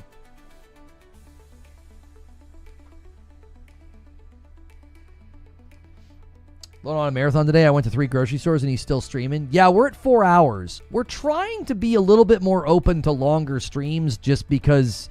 You know, sometimes we shut down like a little too early on some days. Kaiser Soze gifts a member on purple. Boom, and bumps the line to 609. Nice. Kind of nice. This is you know, this is the preamble. 609. Let the hearer understand. Anyway, or visualize it, I should say. And thank you to all the new subscribers today. If you hit subscribe on the channel, thank you so much. Subscribe and turn on that bell so you don't miss my shows and my uploads throughout the week. There'll also be uploads over the weekend. Hopefully this helps. A Lone Wolf bumps it to 610. Every little bit helps. You guys have 14 minutes. In 14 minutes, can you guys get 140? I'm telling you. We've done it. And Creature will sometimes say he doesn't believe in you guys and you're not going to do it. And we're not going to play reverse psychology today. We're not going to do that. Andrew says, I'm going to help. And he bumps the line by 1 to take us to 611. Thank you so much, Andrew. Timer. Oh, yeah. Here, let's make it really, really obvious. Green room. Let's see. Today is the 17th. And we'll say 1:30 show set start. There you go. That's how much time you have.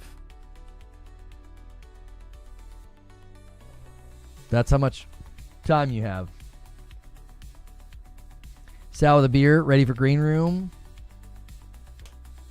That's the way. This is the way. It's Friday, y'all. Here, we'll make it say, member, hang on, I can't type. Member goal closes. There you go. Member goal closes in 12 minutes.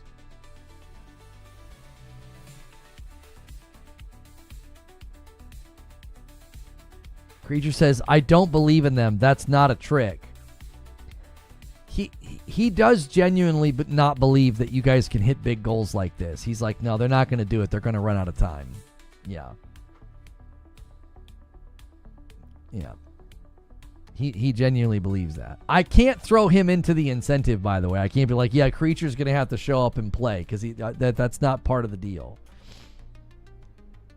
Alex says, I believe that Creature does not believe. Yes. Anything planned for Friday night with Madam on Halloween? We hit the goal that week. I mean, we obviously will be trick-or-treating with the kiddos. So if you guys hit the goal that week, we'll do a stream. It'll just be later.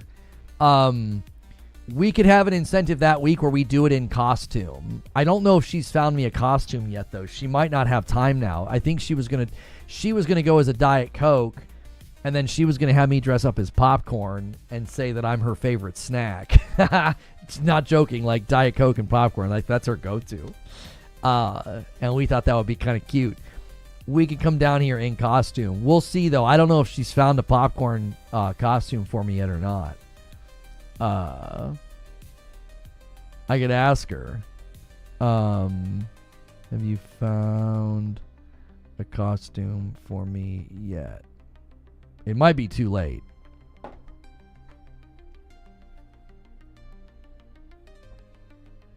No, we're not going to include creature into any of the incentives right now.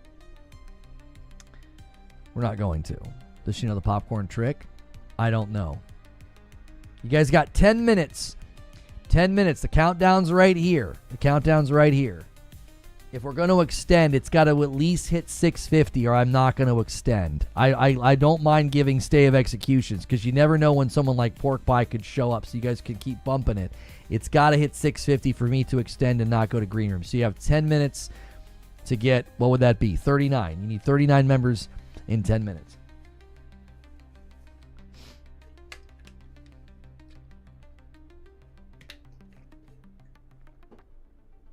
That outfit combo is funny. King Thrash would be proud. Why would he be proud? Like, what would... has he dressed up before or something? Is that something Thrash has done? I'm trying to do some of my stretches that a guy told me to do. My elbow's been bothering me. And he's like, it's here. You got to, like, extend that. My resub came out today. I resubbed. L. Davis, I think I thanked you earlier, didn't I? You might have to refresh to celebrate it, though. King Thrash was an account at Coke. Oh, I get what you're saying. Got it.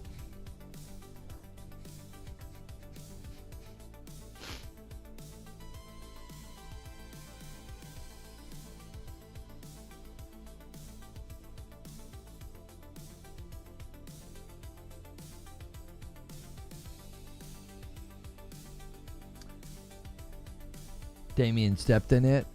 You struck me as someone who judges a book by its cover. He says, I don't know you well enough to like or dislike you. You strike me as someone that wouldn't matter to me. All right, boys. 8.5 minutes.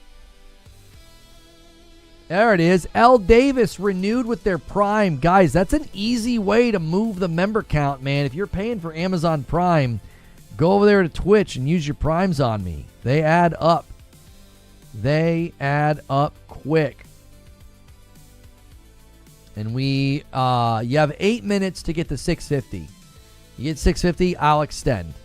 And we'll see. I don't know. We have not hit stretch in a while, and that's totally fine. I offer it there as just a fun thing extra to do on a Saturday. It is not required. It's just a fun thing that we do if we hit it. These people don't hang in Discord green room and it shows. Dress as Phil Spencer and tell us lies all Friday? No. No, I'm not doing that. No. I'd have to shave my face to cosplay as Phil Spencer. Destiny 2 gave a satisfying ending to 10 years of narrative, says Rob Fay, and now player numbers are cratering. Destiny 2's example, unfortunately, will probably lead to a lot of pressure to avoid ending anything with a bang.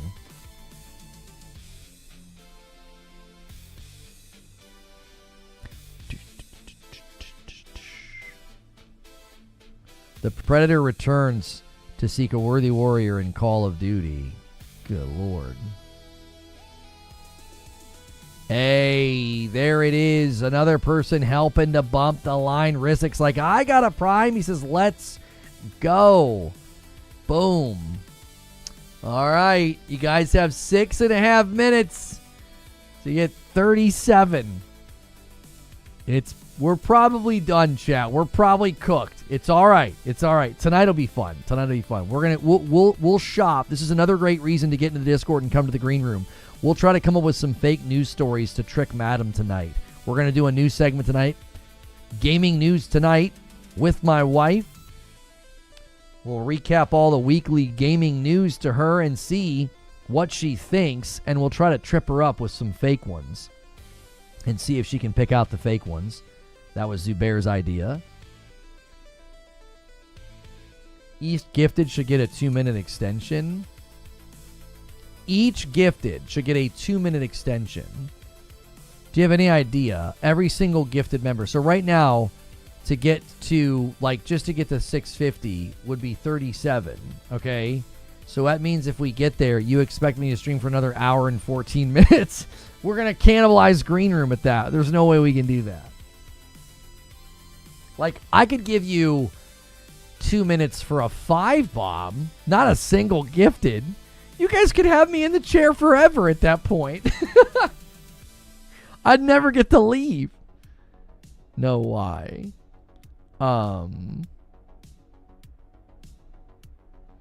Chat was asking.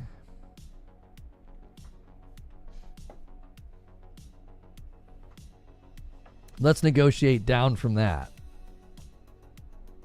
I can give you 2 minutes on a 5.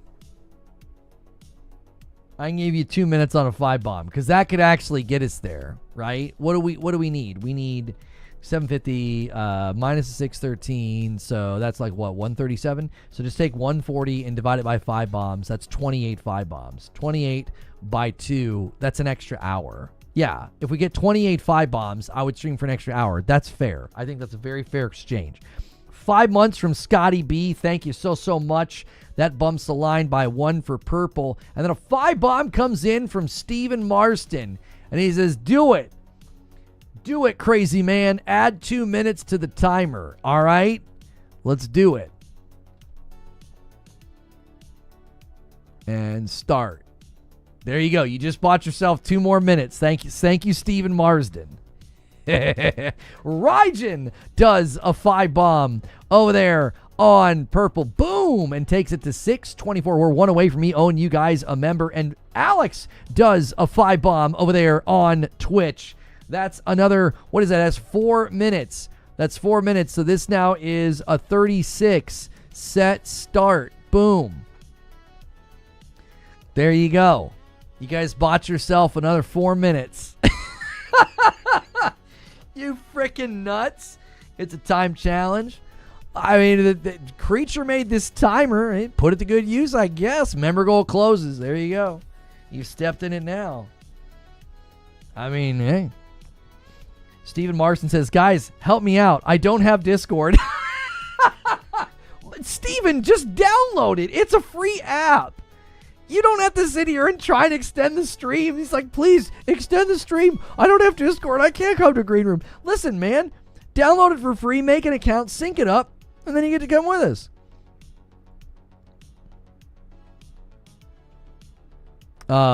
We are talking Friday night incentives. She's asking if you guys like the popcorn idea. I'm Raven. Yo, it's good, Raven. Good to see you. Good to see you. I think every gifted should be an extra hour.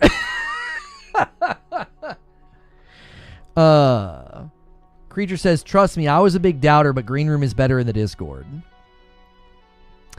Yeah, I think it works.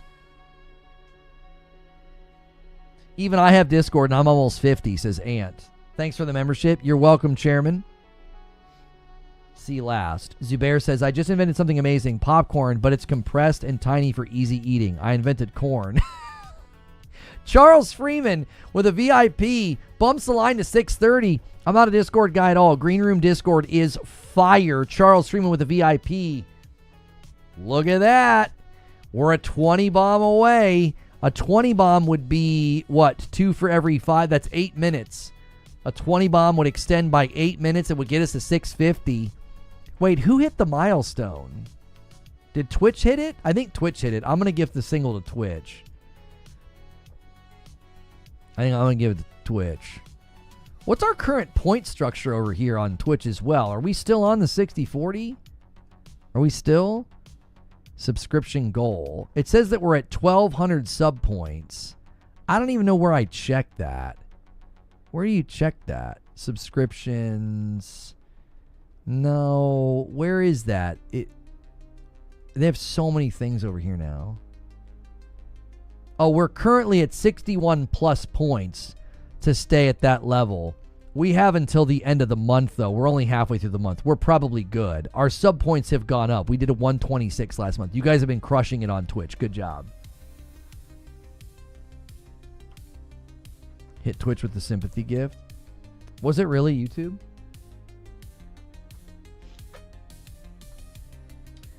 Yeah, I have to do 302 hours according to that math. Amskin says, it's definitely more enjoyable and entertaining in the Discord for Green Room. I really think, listen, I'm with you.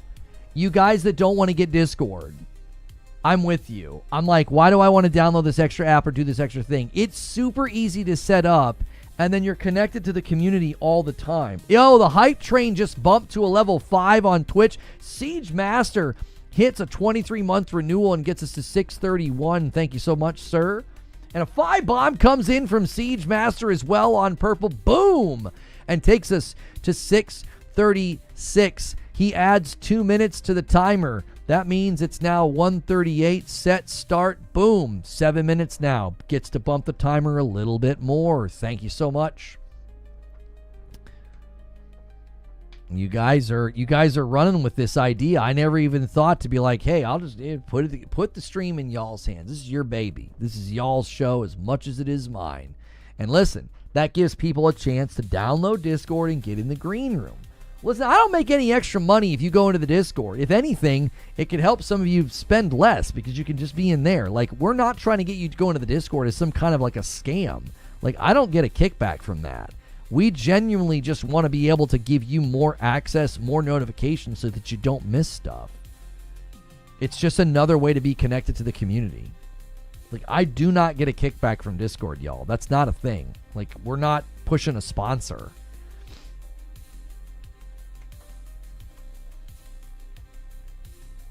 People who are not in the Discord, you're seriously missing out, says Joker Quinn. Don't believe this, chat. The memes cost $5.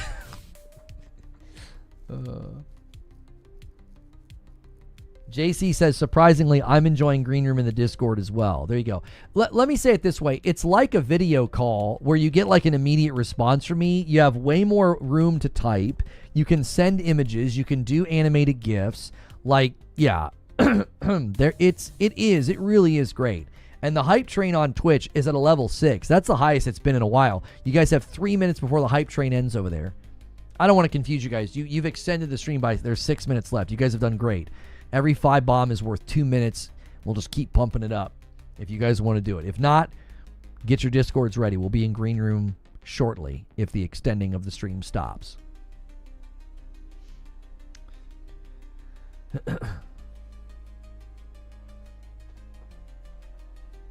Fuzzy says, I get a kickback from that. I have more ability to bully people and more people with gifts. That's right. You can bully more people with gifts. In Green Room on Twitch and Discord or just Discord? Just Discord, Tommy. Yep. Mama Grid, I can someone if she puts money on the card. Sounds good, Raven. Good to see you. I get to just chill playing PlayStation while in the Green Room. Just sometimes need to silence it for a few cutscenes. Yeah, that's totally sensible. Totally sensible, y'all.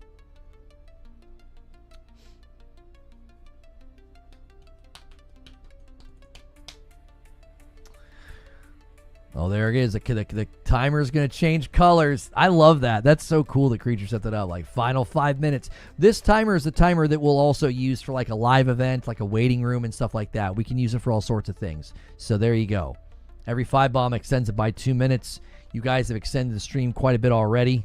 So you've already extended it by, like, 8 minutes. You guys have really bought yourself some time. I'm impressed. I'm impressed.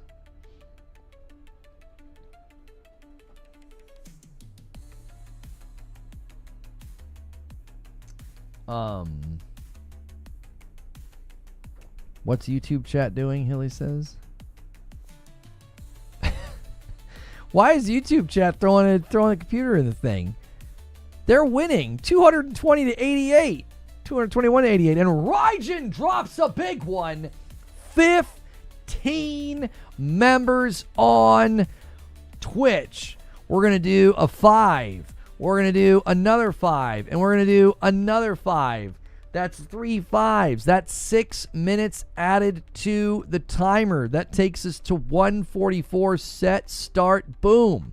He extended it a little bit more, and that's at 651. I owe a member to Twitch. Let me do it now. Let me pay it back. I like to pay it forward. Steven says, save your gifteds for the last seconds. You jerk. There it is. Thank you, Rygen. Rygen also bumped the hype train to level 7, 95%. It's about to roll over if somebody else does something. Can I have maybe an unban request, please, from someone who's not coming here? What do you mean? Raven, nobody banned you from Twitch. What are you talking about? Who banned you on Twitch, Raven? What do you mean? Yo, it's good, Mike on a mic. And a single comes in from Arthur on YouTube. And a £2 super chat from Damien. Got to go make dinner. See everyone in the green room. Thank you so much, Damien. In Discord? Is he not talking? I mean, I'll do it. You got to come in. You got to behave yourself. You do it again, and there won't be any second chances. You understand? Like, you've been around a long time, and you know we love you, but like, and you get on one of those wavelengths, you know, just take a day off, okay? You just take the day off in the future if you get on one of those wavelengths. We can't have that kind of stuff going on, okay? Bans.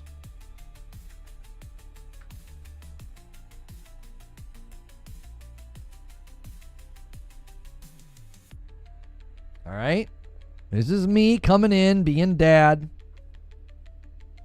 I don't hear him in the Discord. Well, Brett's the only one. Everybody else is hearing me just fine. Brett, maybe close and reopen?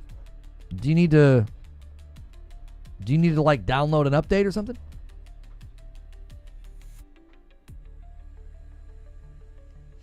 I don't know. Everybody else is hearing me in the Discord. How do you get banned in the Discord? I mean, we've had to ban people over the years because you kind of, you know, you pick a fight, you frustrate people. That's not what the Discord's there for, you know. We don't do it like excitedly. I don't like making people, you know, leave the community, but we have to fence the table. Got to fence the table. Wait, why did the hype train end all of a sudden? Why does it do that? There was time left. I don't get that. Andrew was right on Anthem. Oh, no. We went up to level 8. I was going to say, what the frick? We had time. Andrew, using your Prime sub, you rolled the hype train over. It looked like it had ended. I was like, excuse me? We had time. Thank you. Andrew was right on Anthem for using your Prime. That is a heck of a name. That is amazing.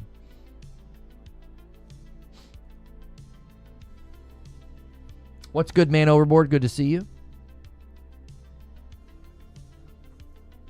You hear him now? What fixed it, Brett? Did you just reboot the app? Sometimes if you don't have the latest updates, you won't be able to hear the stage. Sometimes if I don't have the latest updates, nobody can hear me in the stage. It's probably just like a version control thing, I would think. Backed out, went back in? Yeah, that's probably what it was. Some minor update they pushed out where you can't hear me because it's not synced up or something. That's me who just used my Prime. I called Anthem's fate.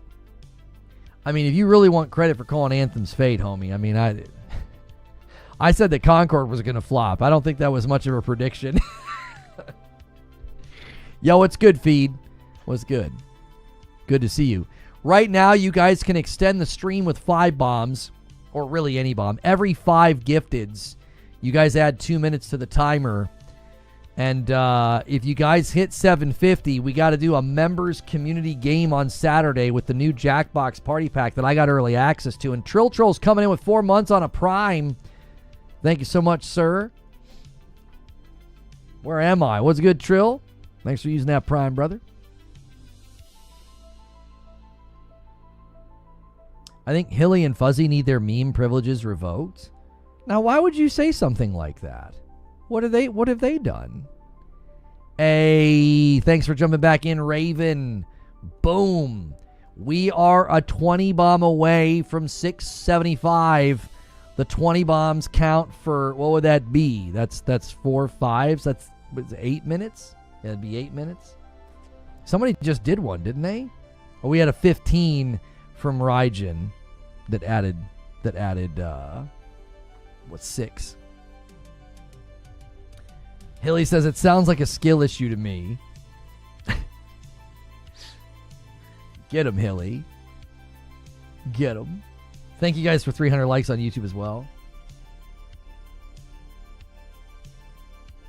Here, I'll answer this question. I'll throw it up on the board as soon as Nightbot grabs it. Oh, you can't put anything on the queue. You just have to put a space after the Q. Ignorance. Pleroma. You can't do that. You put like the little whatever it's called. What is that called? No. Is it a semicolon? Is that what that's called? Colon. It's a colon. Semicolon's got the bottom of its winking. Yeah, you can't do that. I literally couldn't think of what that's called. All right. Countdown's getting there, boys. It's getting there. You got 3.5 minutes. We're going to green room. You can extend the timer. We'll see if anybody does. And we'll see if Ignorance Pleroma. I'll just answer your question, Pleroma. Do you think Arc Raiders will have long enough foothold? I think they have the best shot you could hope for. They have the best shot you could hope for. They have people that are excited. They have people that are interested. They've got a good idea about how to handle player wipes. They're not forcing them. They're going to make them opt in, which I think will help middle of the road, more casual players not feel like they're getting shoved out of the game. I think they've got a shot. They do. They've got a shot. What is this? Hang on. YouTube Studio.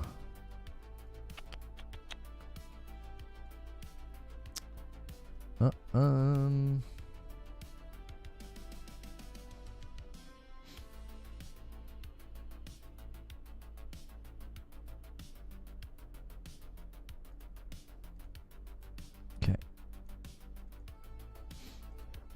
What? How much time is up? 2 minutes.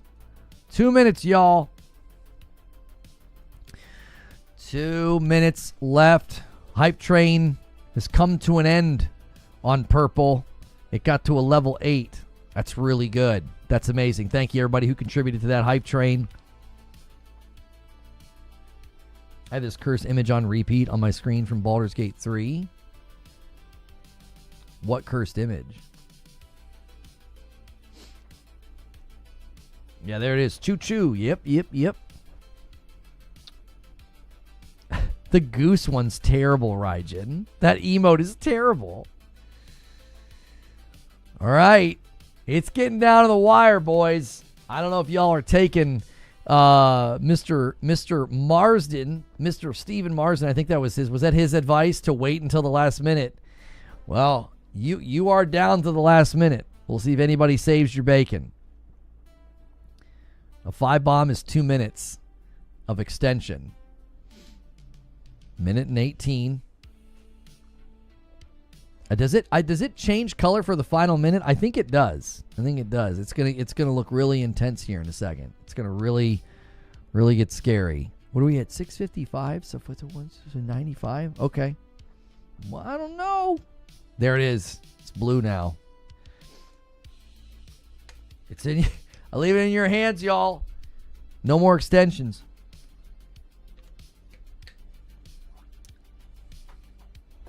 We're going to be in green room in 45 seconds if somebody doesn't save your bacon. We like extension here, Lono Lude. Thank you, Raven, for doing a single.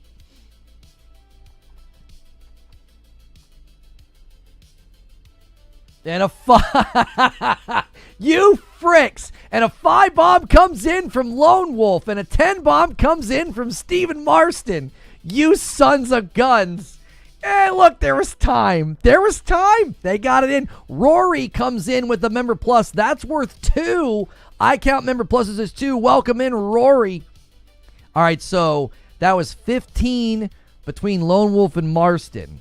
All right, so that's 2 every 5. So that's 6. That's 6. Hang on. I'm going to bump it to 150. Set, start. There it is. And another comes in from James MC. He does a 5 bomb, and that adds 2 more minutes to the total. 152 set start. And Alex drops a 10 bomb over there on purple. Hang on. Purple gets a 10, and then 2 singles are coming in from Stone Spire, putting us at 690. Hang on. I got to add Alex. Alex has got the 2, so that is another 4, so that's 56. Set and start. There you go. Y'all are trolling. Y'all are trolling. They are trolling, Trill. You would know. You would know. Your name is Trill Troll.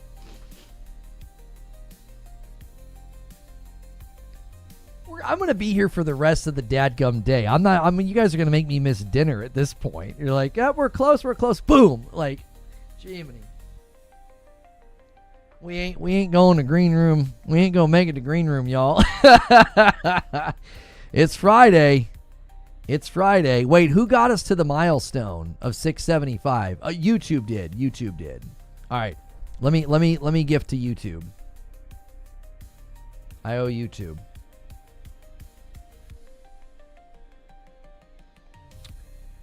Okay.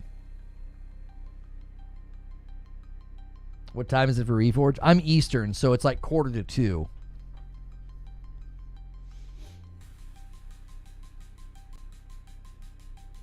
We're going to play a new game called Starve the Streamer.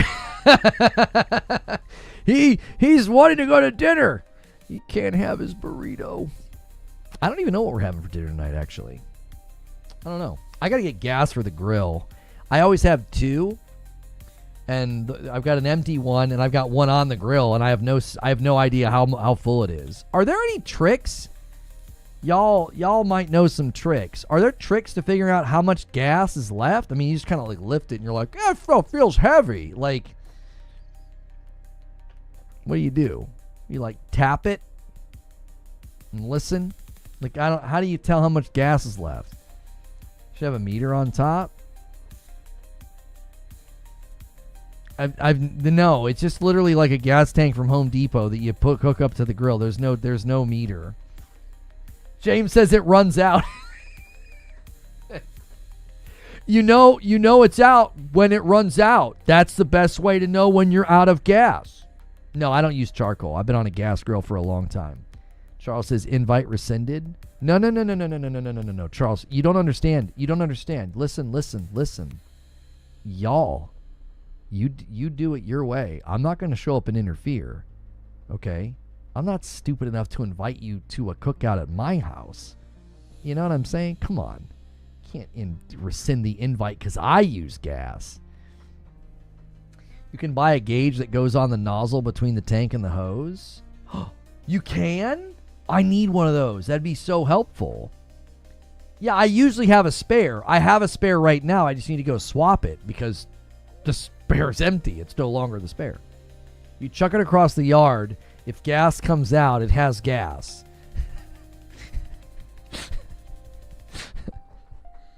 Did I ever tell you guys about the time I tripped carrying one of those and I was so terrified it was going to explode? So, you know how shoes and boots and like high tops, they can have the upper parts of where the laces go is a hook instead of a hole?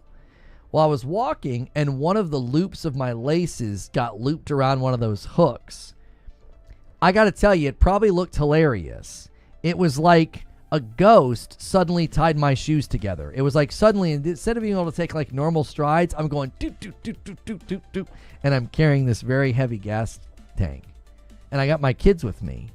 And all I immediately think is, if I go down and slam this thing on the ground, is it going to explode and like, are we going to die? Like that's the first thing I'm thinking. I'm like, oh. Like all of a sudden my feet are tied together. It had to look hilarious. It hurt because what I did is I lifted, and those things are heavy. They're not light. I had to lift it as I went down, and I went down and like put my hand down, and then like I like it hit, but it didn't hit hard. I like kind of like lightly rested. It was the most bizarre experience of my life. It was like all of a sudden all of a sudden my shoes are tied together. Yeah, it was like some Final Destination stuff, Trill. That's right. You want to know what I did? I'm not kidding you. I took pliers and I clamped those metal hooks down. It had happened to me another time too, and I wasn't walking like fast or anything. It just like tripped me up. I was like, I'm done. Water trick? Cold water trick. What's the cold water trick? Pour cold water on it and you can see the level on the side of the tank. Huh. We use charcoal so we don't have to worry about explosions. Y'all are scared of the most random stuff, man. I'm gonna be real with y'all. You know what I mean? Scared of swimming, scared of propane. Like, what the, you know what I mean? Scared of the I'm just kidding. You know what I'm saying? Why y'all just scared of stuff? I don't get it. I mean, some things I understand. I don't understand that one. Propane is cold. Trill says, hey, yo. Hey, yo, come on, man. You settle down, Lono. I mean, I'm just being real. You know what I'm saying? When keeping it real goes wrong. Wu-Tang. Clean coal is the way.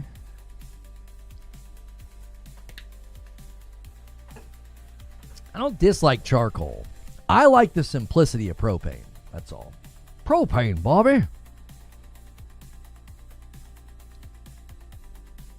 Yes, Lono, because white people are not afraid of things. We are. But I feel like my fears are justified. Like, I'm scared of the ocean and sharks. Okay? Not just swimming in general in water.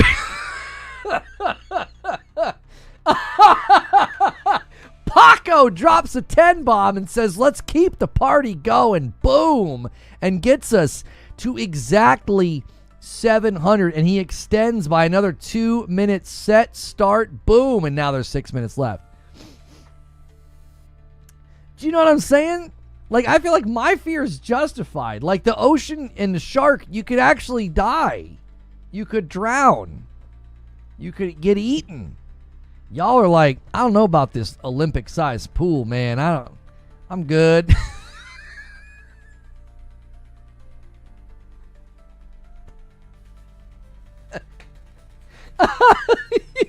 You know I'm right, though. Come on.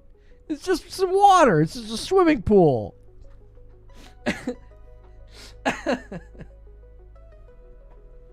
Come on. You know what I'm saying?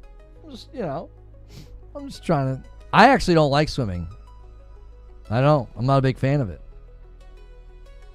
There's things y'all should be afraid of that you're not for some reason. Oh, let's go. Let's hear it. What's This is fun. This is polite racism. It's the best kind. What is something that we should be afraid of that we're not? They're scared of a black group walking towards them across the road with the quickness. I mean, I don't actually think that actually doesn't make me nervous. You know what makes me nervous? I'm being real with y'all. I'm not doing like the white guy I don't see color thing. That doesn't make me nervous.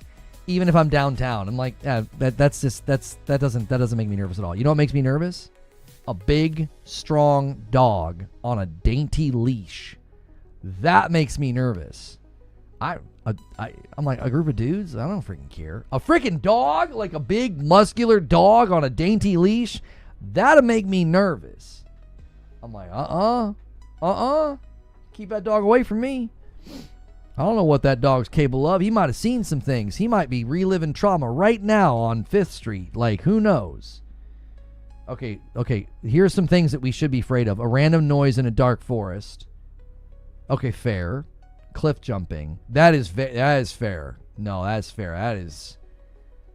That is fair. We're just like, let's just just jump off stuff and see if we don't die. You know, I'll be honest. A lot of the tricksters and the jumping guys and the guys that do weird stuff on the side of buildings, it's usually us. I think that's fair. I think that's fair. It's usually us.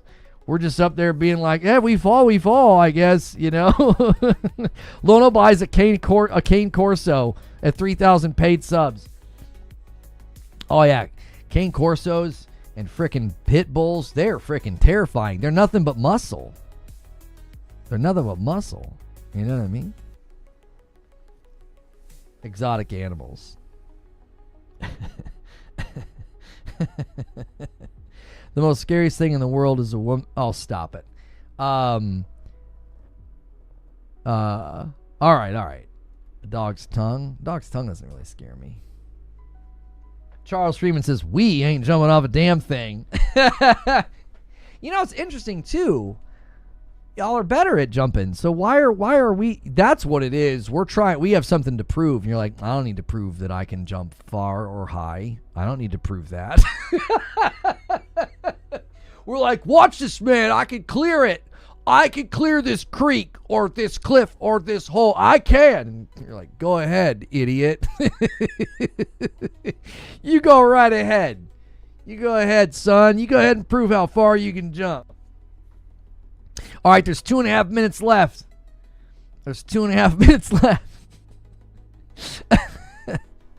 Every 5 bomb extends by 2 minutes.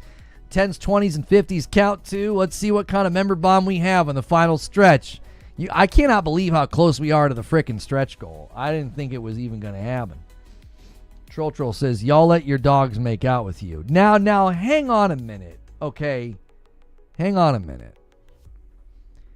We have some things that we do that are really wild, but that's more of a white woman thing. You can't put that on us. You can't put that on us. That's white ladies letting them dogs kiss them on the mouth and stuff. Come on now. And sleep in the bed, fair. The sleeping in the bed thing, fair. But the kissing thing, I feel like that's not it. That's not our jurisdiction. You know what I mean? That's still y'all. I mean, fair. But do you want to tell them to stop? Do you want to tell them to stop? You want to tell them it's nasty? You go right ahead. Sorry, it's a package deal.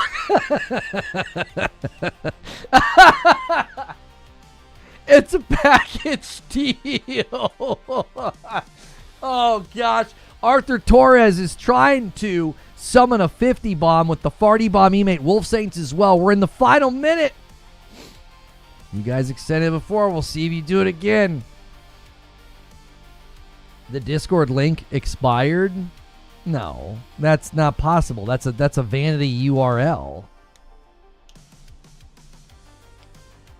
Zubair says, I'm not getting iced. I'm not saying anything. Oh, frick. Oh, 30 seconds. Oh, I don't know. It's it's the closest it's been. I think it was like 19 seconds actually last time.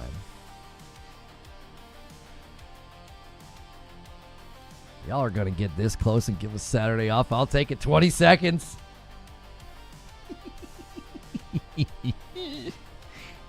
Oh, frick it. Steven Marston with the 5 bomb. Frickin' Steven. Dadgummit. All right, hang on. It's going to be 2. Set. Start. There you go.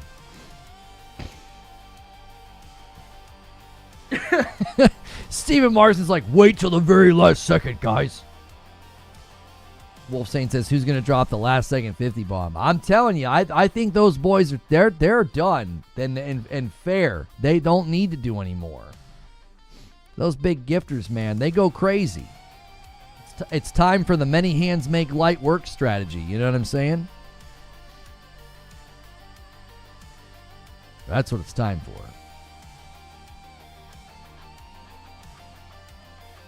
Oh. I had a friend of mine, he worked at a bank, and him and an older black lady, they would do this. They would go, why are y'all? You know what I mean? That was the game they played. Now, why are y'all always doing this? They would play this game back and forth. Because, you know, we're all going into the bank, and we're doing very different things. We are. Oh, we're already down to another minute, though. I don't know. Steven's extension's going to need a little bit of help. He's going to need a little bit of help. And a 10 bomb comes in from Super Gaming, and he says, I'm here, and I am willing. And he takes it up by 4 minutes. Boom. There it is. That's a little bit more of an extension that time. Good job, Super Gaming at the buzzer. Very different things. Very different things, brother.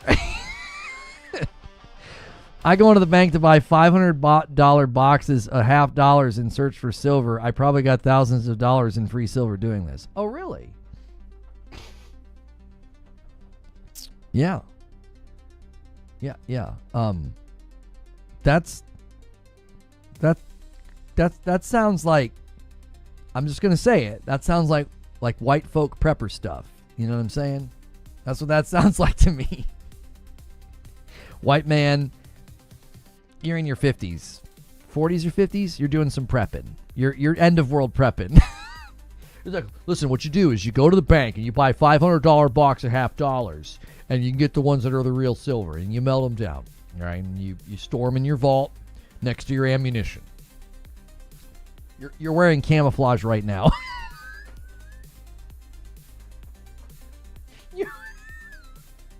You're wearing something with camouflage or the American flag or both right now. Right now.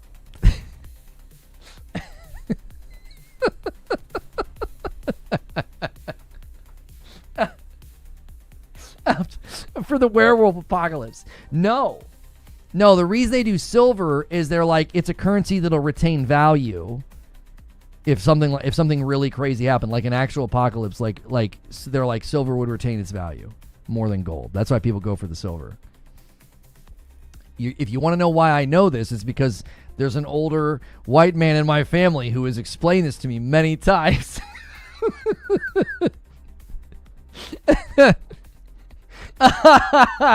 You know what I'm saying, y'all? That's our jurisdiction. You know, planning like we'll have a plan. You know what I'm saying? Are you watching me? See, freaking called it. I told y'all.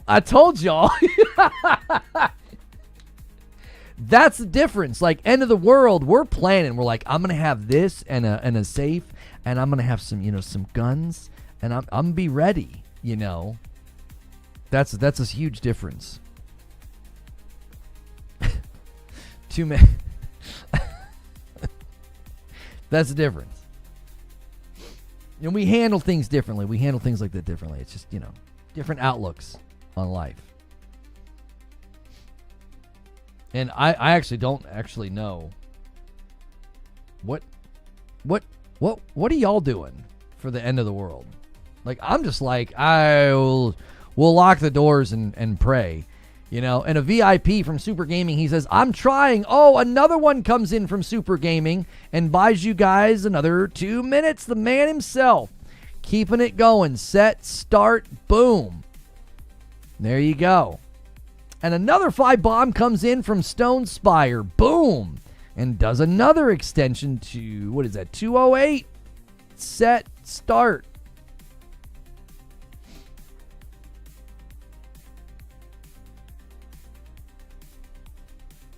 Fuzzy's like, I'm just going to die. Why fight it? Play as many computer games as possible before the power goes out. Okay. Slowly building mine. Haseo's like, somebody do a 35 bomb. I don't think there's a 35 bomb, Haseo, but we'll just, it's Haseo. It's fine. Everybody's doing their part.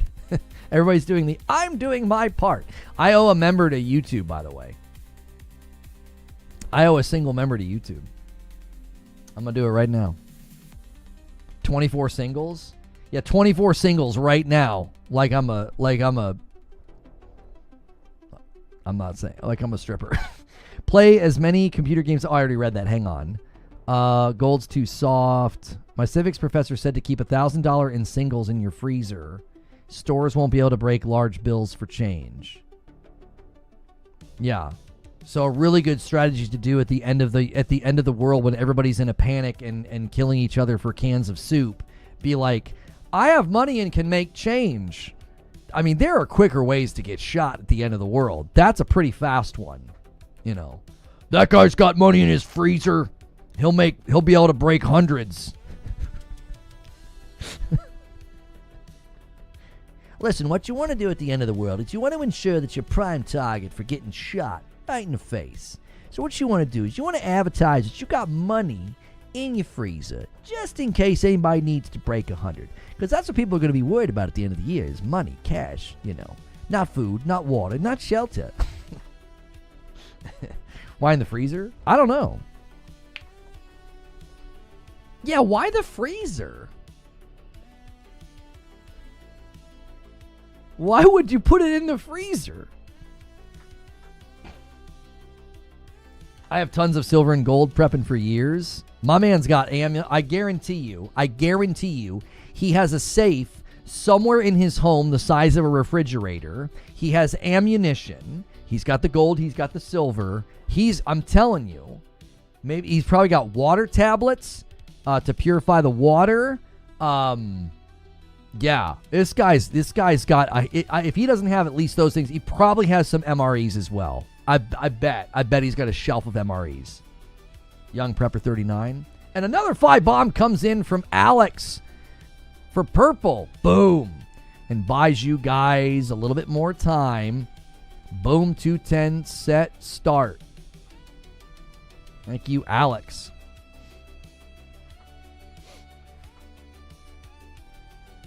I won't be worrying about the US dollar at the end of the world. This is true. End times will not have electricity, so nobody will be trying to steal your frozen foods. So you hide your money there. I see.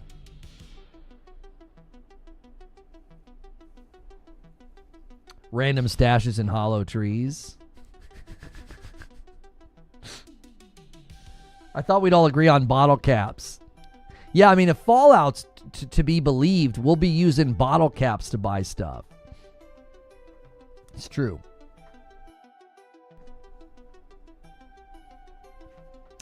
I'm just guessing. I'm way too dark to actually understand any of this.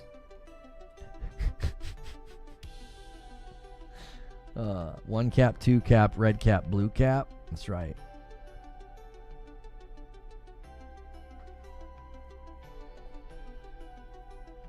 Now everybody's going to look in freezers for a stash. Yeah, you guys ruined it by saying that. You ruined it. Now everybody's going to know to just check the freezers. Well.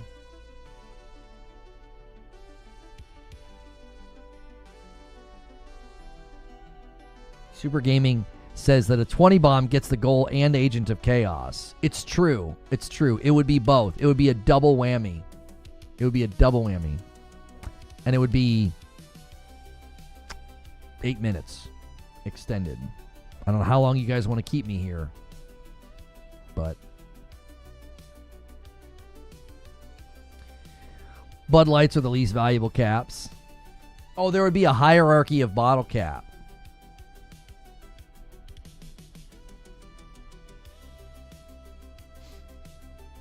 What would be the most valuable bottle cap then? I mean, I don't even know. Invest in alcohol, MREs, ammo. Not worried about money.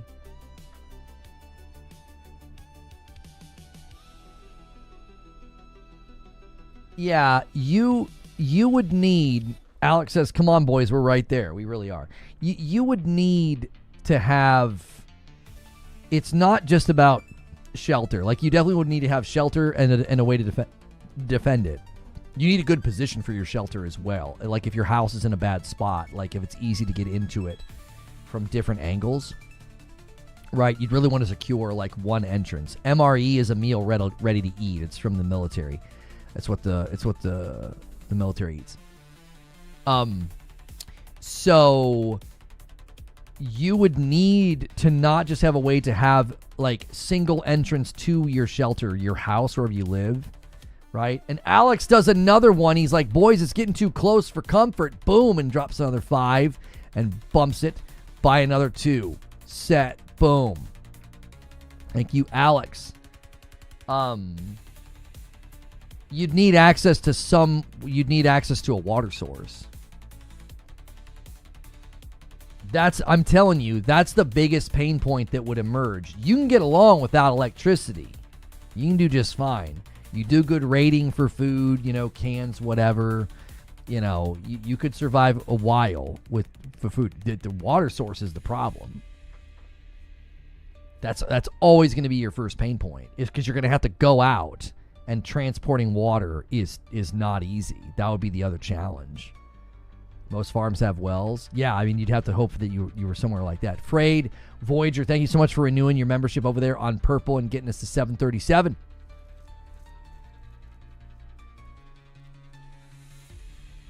Yeah, the more you're away from civilization, the better you'd be, for sure. The more secluded, the more pulled away from civilization, the safest access to water and a defensible shelter. That's it. After that, you'd have to start worrying about the other problems, like, nutritional value of food and all of that. That's like if you even make it to 60 days. Like, you make it to 60 days, you can start thinking about those things. You ain't making it to 60 days if you don't have some way of defending the shelter, having a shelter, and having access to water that you can consume. You're going to have some method of, like, purifying and boiling. Yeah. The whole, like, oh, what about the food? It's like, you can go a while. Without a ton of food. Stone Spire is going to try to make this an easy plane to land. He's going to do 3 singles. He's hoping for a 10 bomb right here at the end in the final 1 minute stretch. Every 5 bomb extends by 2, and Stone Spire's the absolute man. The absolute, just he's the man. Who's taking all the glory? Who's doing it? You can also hunt. Yes. Yeah. Food supply, unless there was some kind of a thing that just absolutely destroyed vegetation and wildlife. And a 10 bomb from Stephen Marsden. Boom. And a 5 bomb comes in from Raphael McCoy. Boom. And the number changed because we always have multiple stretch goals. I don't think we need to worry about that. That's 15. That's 6 more minutes. That takes us to 2:18. You guys are crazy. And a 5 bomb comes in from James MC. Unbelievable. Absolutely unbelievable. You guys have just worked together to do something that we thought was basically done for the week. A couple of days ago, I felt like, we're probably just not going to be doing it. And now you've got both. Let me cash in on that. Let me get that key. Let me get that Jackbox Party Pack 11 key before I forget and before it expires. Let me redeem that key. Because that we were granted early access to that. And we will use that tomorrow night. I'm going to activate that in Steam right now. Let's see. Games. Activate a product. Confirm. Okay. All right. I don't think there's any kind of a embargo. It launches on October the 23rd.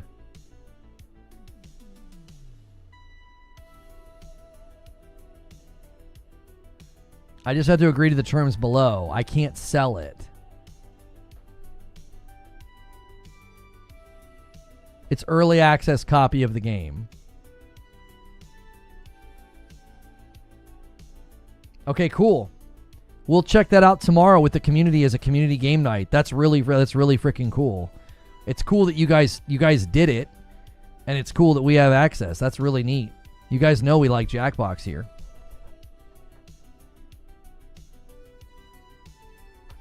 Creature says, I'll make you guys a deal. If you hit the next stretch goal, I won't come to Friday or Saturday night. Yeah, what an incentive. What an incentive. Every 5 bomb extends by 2 minutes. So you guys bought yourself a bunch more time. We can be done. We can be done, y'all. Like I need to use the restroom. We need to go to green room. We can be done.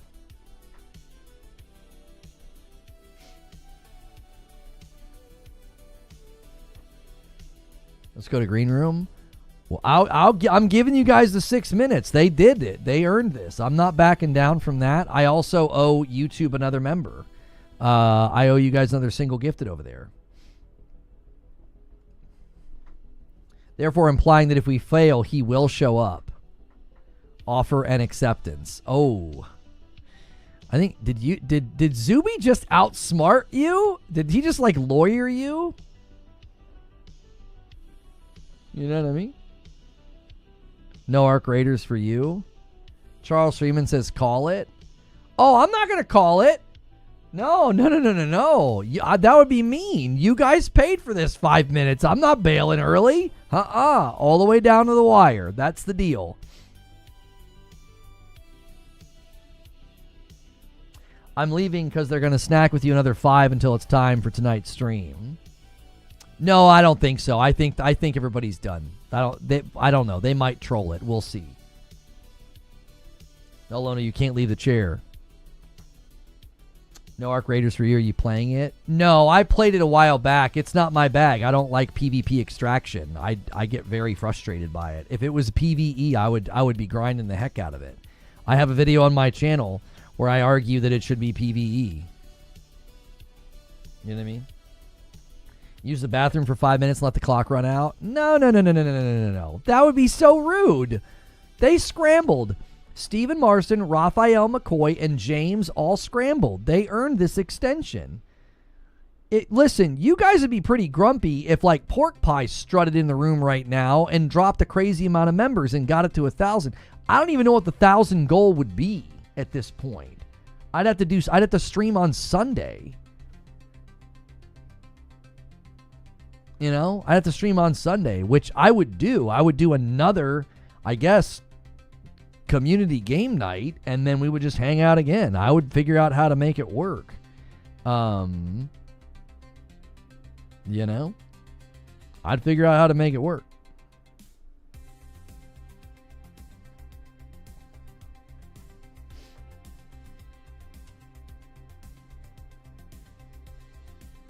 A 1,000 members is a Halo Infinite community game night.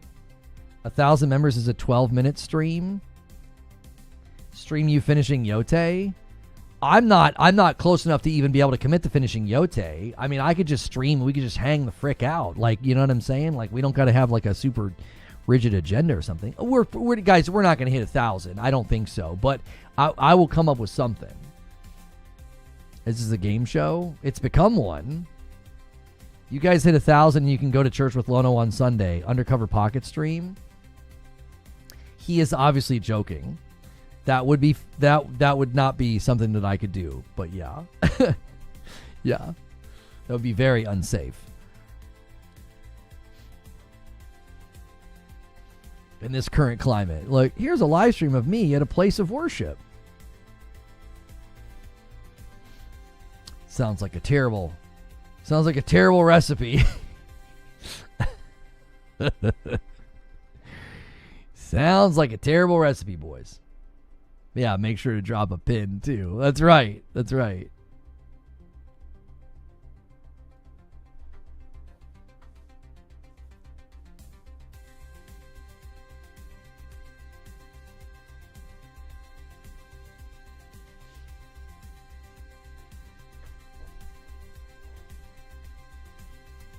I just saw that Hilly said you can filter urine in the Discord.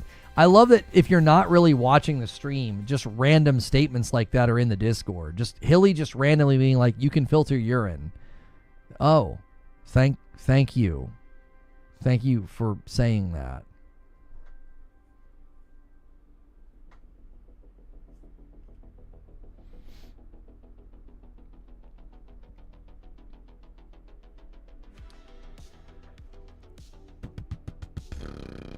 When I was checking for AT&T issues in your area, I almost asked for your zip code. I realized that would probably be a bad thing to do. Yeah, I wouldn't be able to do that. That would be too much of a triangulation of where I am in the city.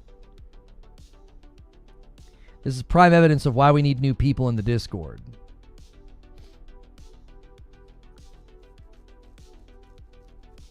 All right, it's the last minute.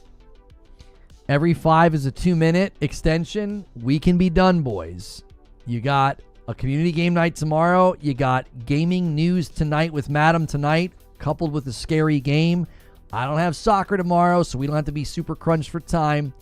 If you guys keep extending, I honor it, but we can also be done. I'm not. We are totally fine.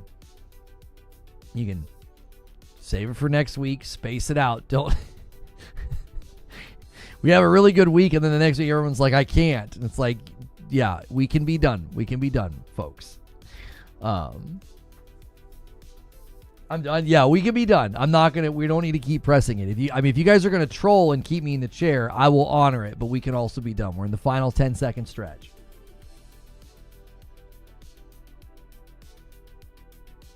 I'm watching both chats to make sure. Okay. All right, we need to go to green room. Now, no more extension. You guys are the absolute best. I can't say it enough. This was super fun and hilarious and thrown together at the last minute, and you guys did it. It'll be so fun to check out Jackbox Party Pack 11. I wasn't going to cash in that code, but with the structural change this week, tomorrow night and tonight, those will be public streams, but they'll be members only in the chat. That could be content that could actually do well on the channel and maybe make more people feel like, hey, this is a pretty dope place. Because hanging out with Madam and community game nights are certainly, there's a possibility of that doing, reasonably well. So if you're a sub, if you're a member, whatever, show up to those things. Right now, if you are a member, a ton of people got gifted members on both platforms. Get in the Discord. That's where we're going for Green Room, okay? This is a behind-the-scenes look at how we plan the shows, how we talk shop. Yes, that means there is no VOD or past broadcast. That is how we have to do things for now. YouTube made it to where members-only content is super destructive, so we've had to kind of repackage it. You still get morning coffee. You still get Q&A. You still get Green Room. We have not taken these things away from you. We have simply had to change how we deliver them, okay? So use the Discord command or use the Discord link. It's discord.gg/ReforgeTV. Okay? Discord.gg/ReforgeTV. Okay? I'm going to end the stream. I appreciate you guys so much. I hope to see you tonight. Come hang out with me and Madam for a brand new segment. It'll be cool to see a bunch of you there supporting that. Yeah. If I don't see you tonight or Saturday, have a great weekend. I'll see you Monday. The rest of you, get in the Discord. Oh, by the way, let me do this as well. If you're not going to come to the Green Room, can you do me a favor and can you support my PlayStation 6 video? I'm going to put a YouTube link in chat. If you're not coming to Green Room, can you all please watch that video? That video needs a little kick in the pants, and it could do really, really well. Just go give it a little bit of a bump. It's not long. Give it a like, give it a watch, give it a comment, okay? If you're not going to come to Green Room. Or you can watch it while I take a break, because once we get into the Green Room, I got to take a quick break, okay? All right. Appreciate you guys. You're the best. See you in a bit in the Discord.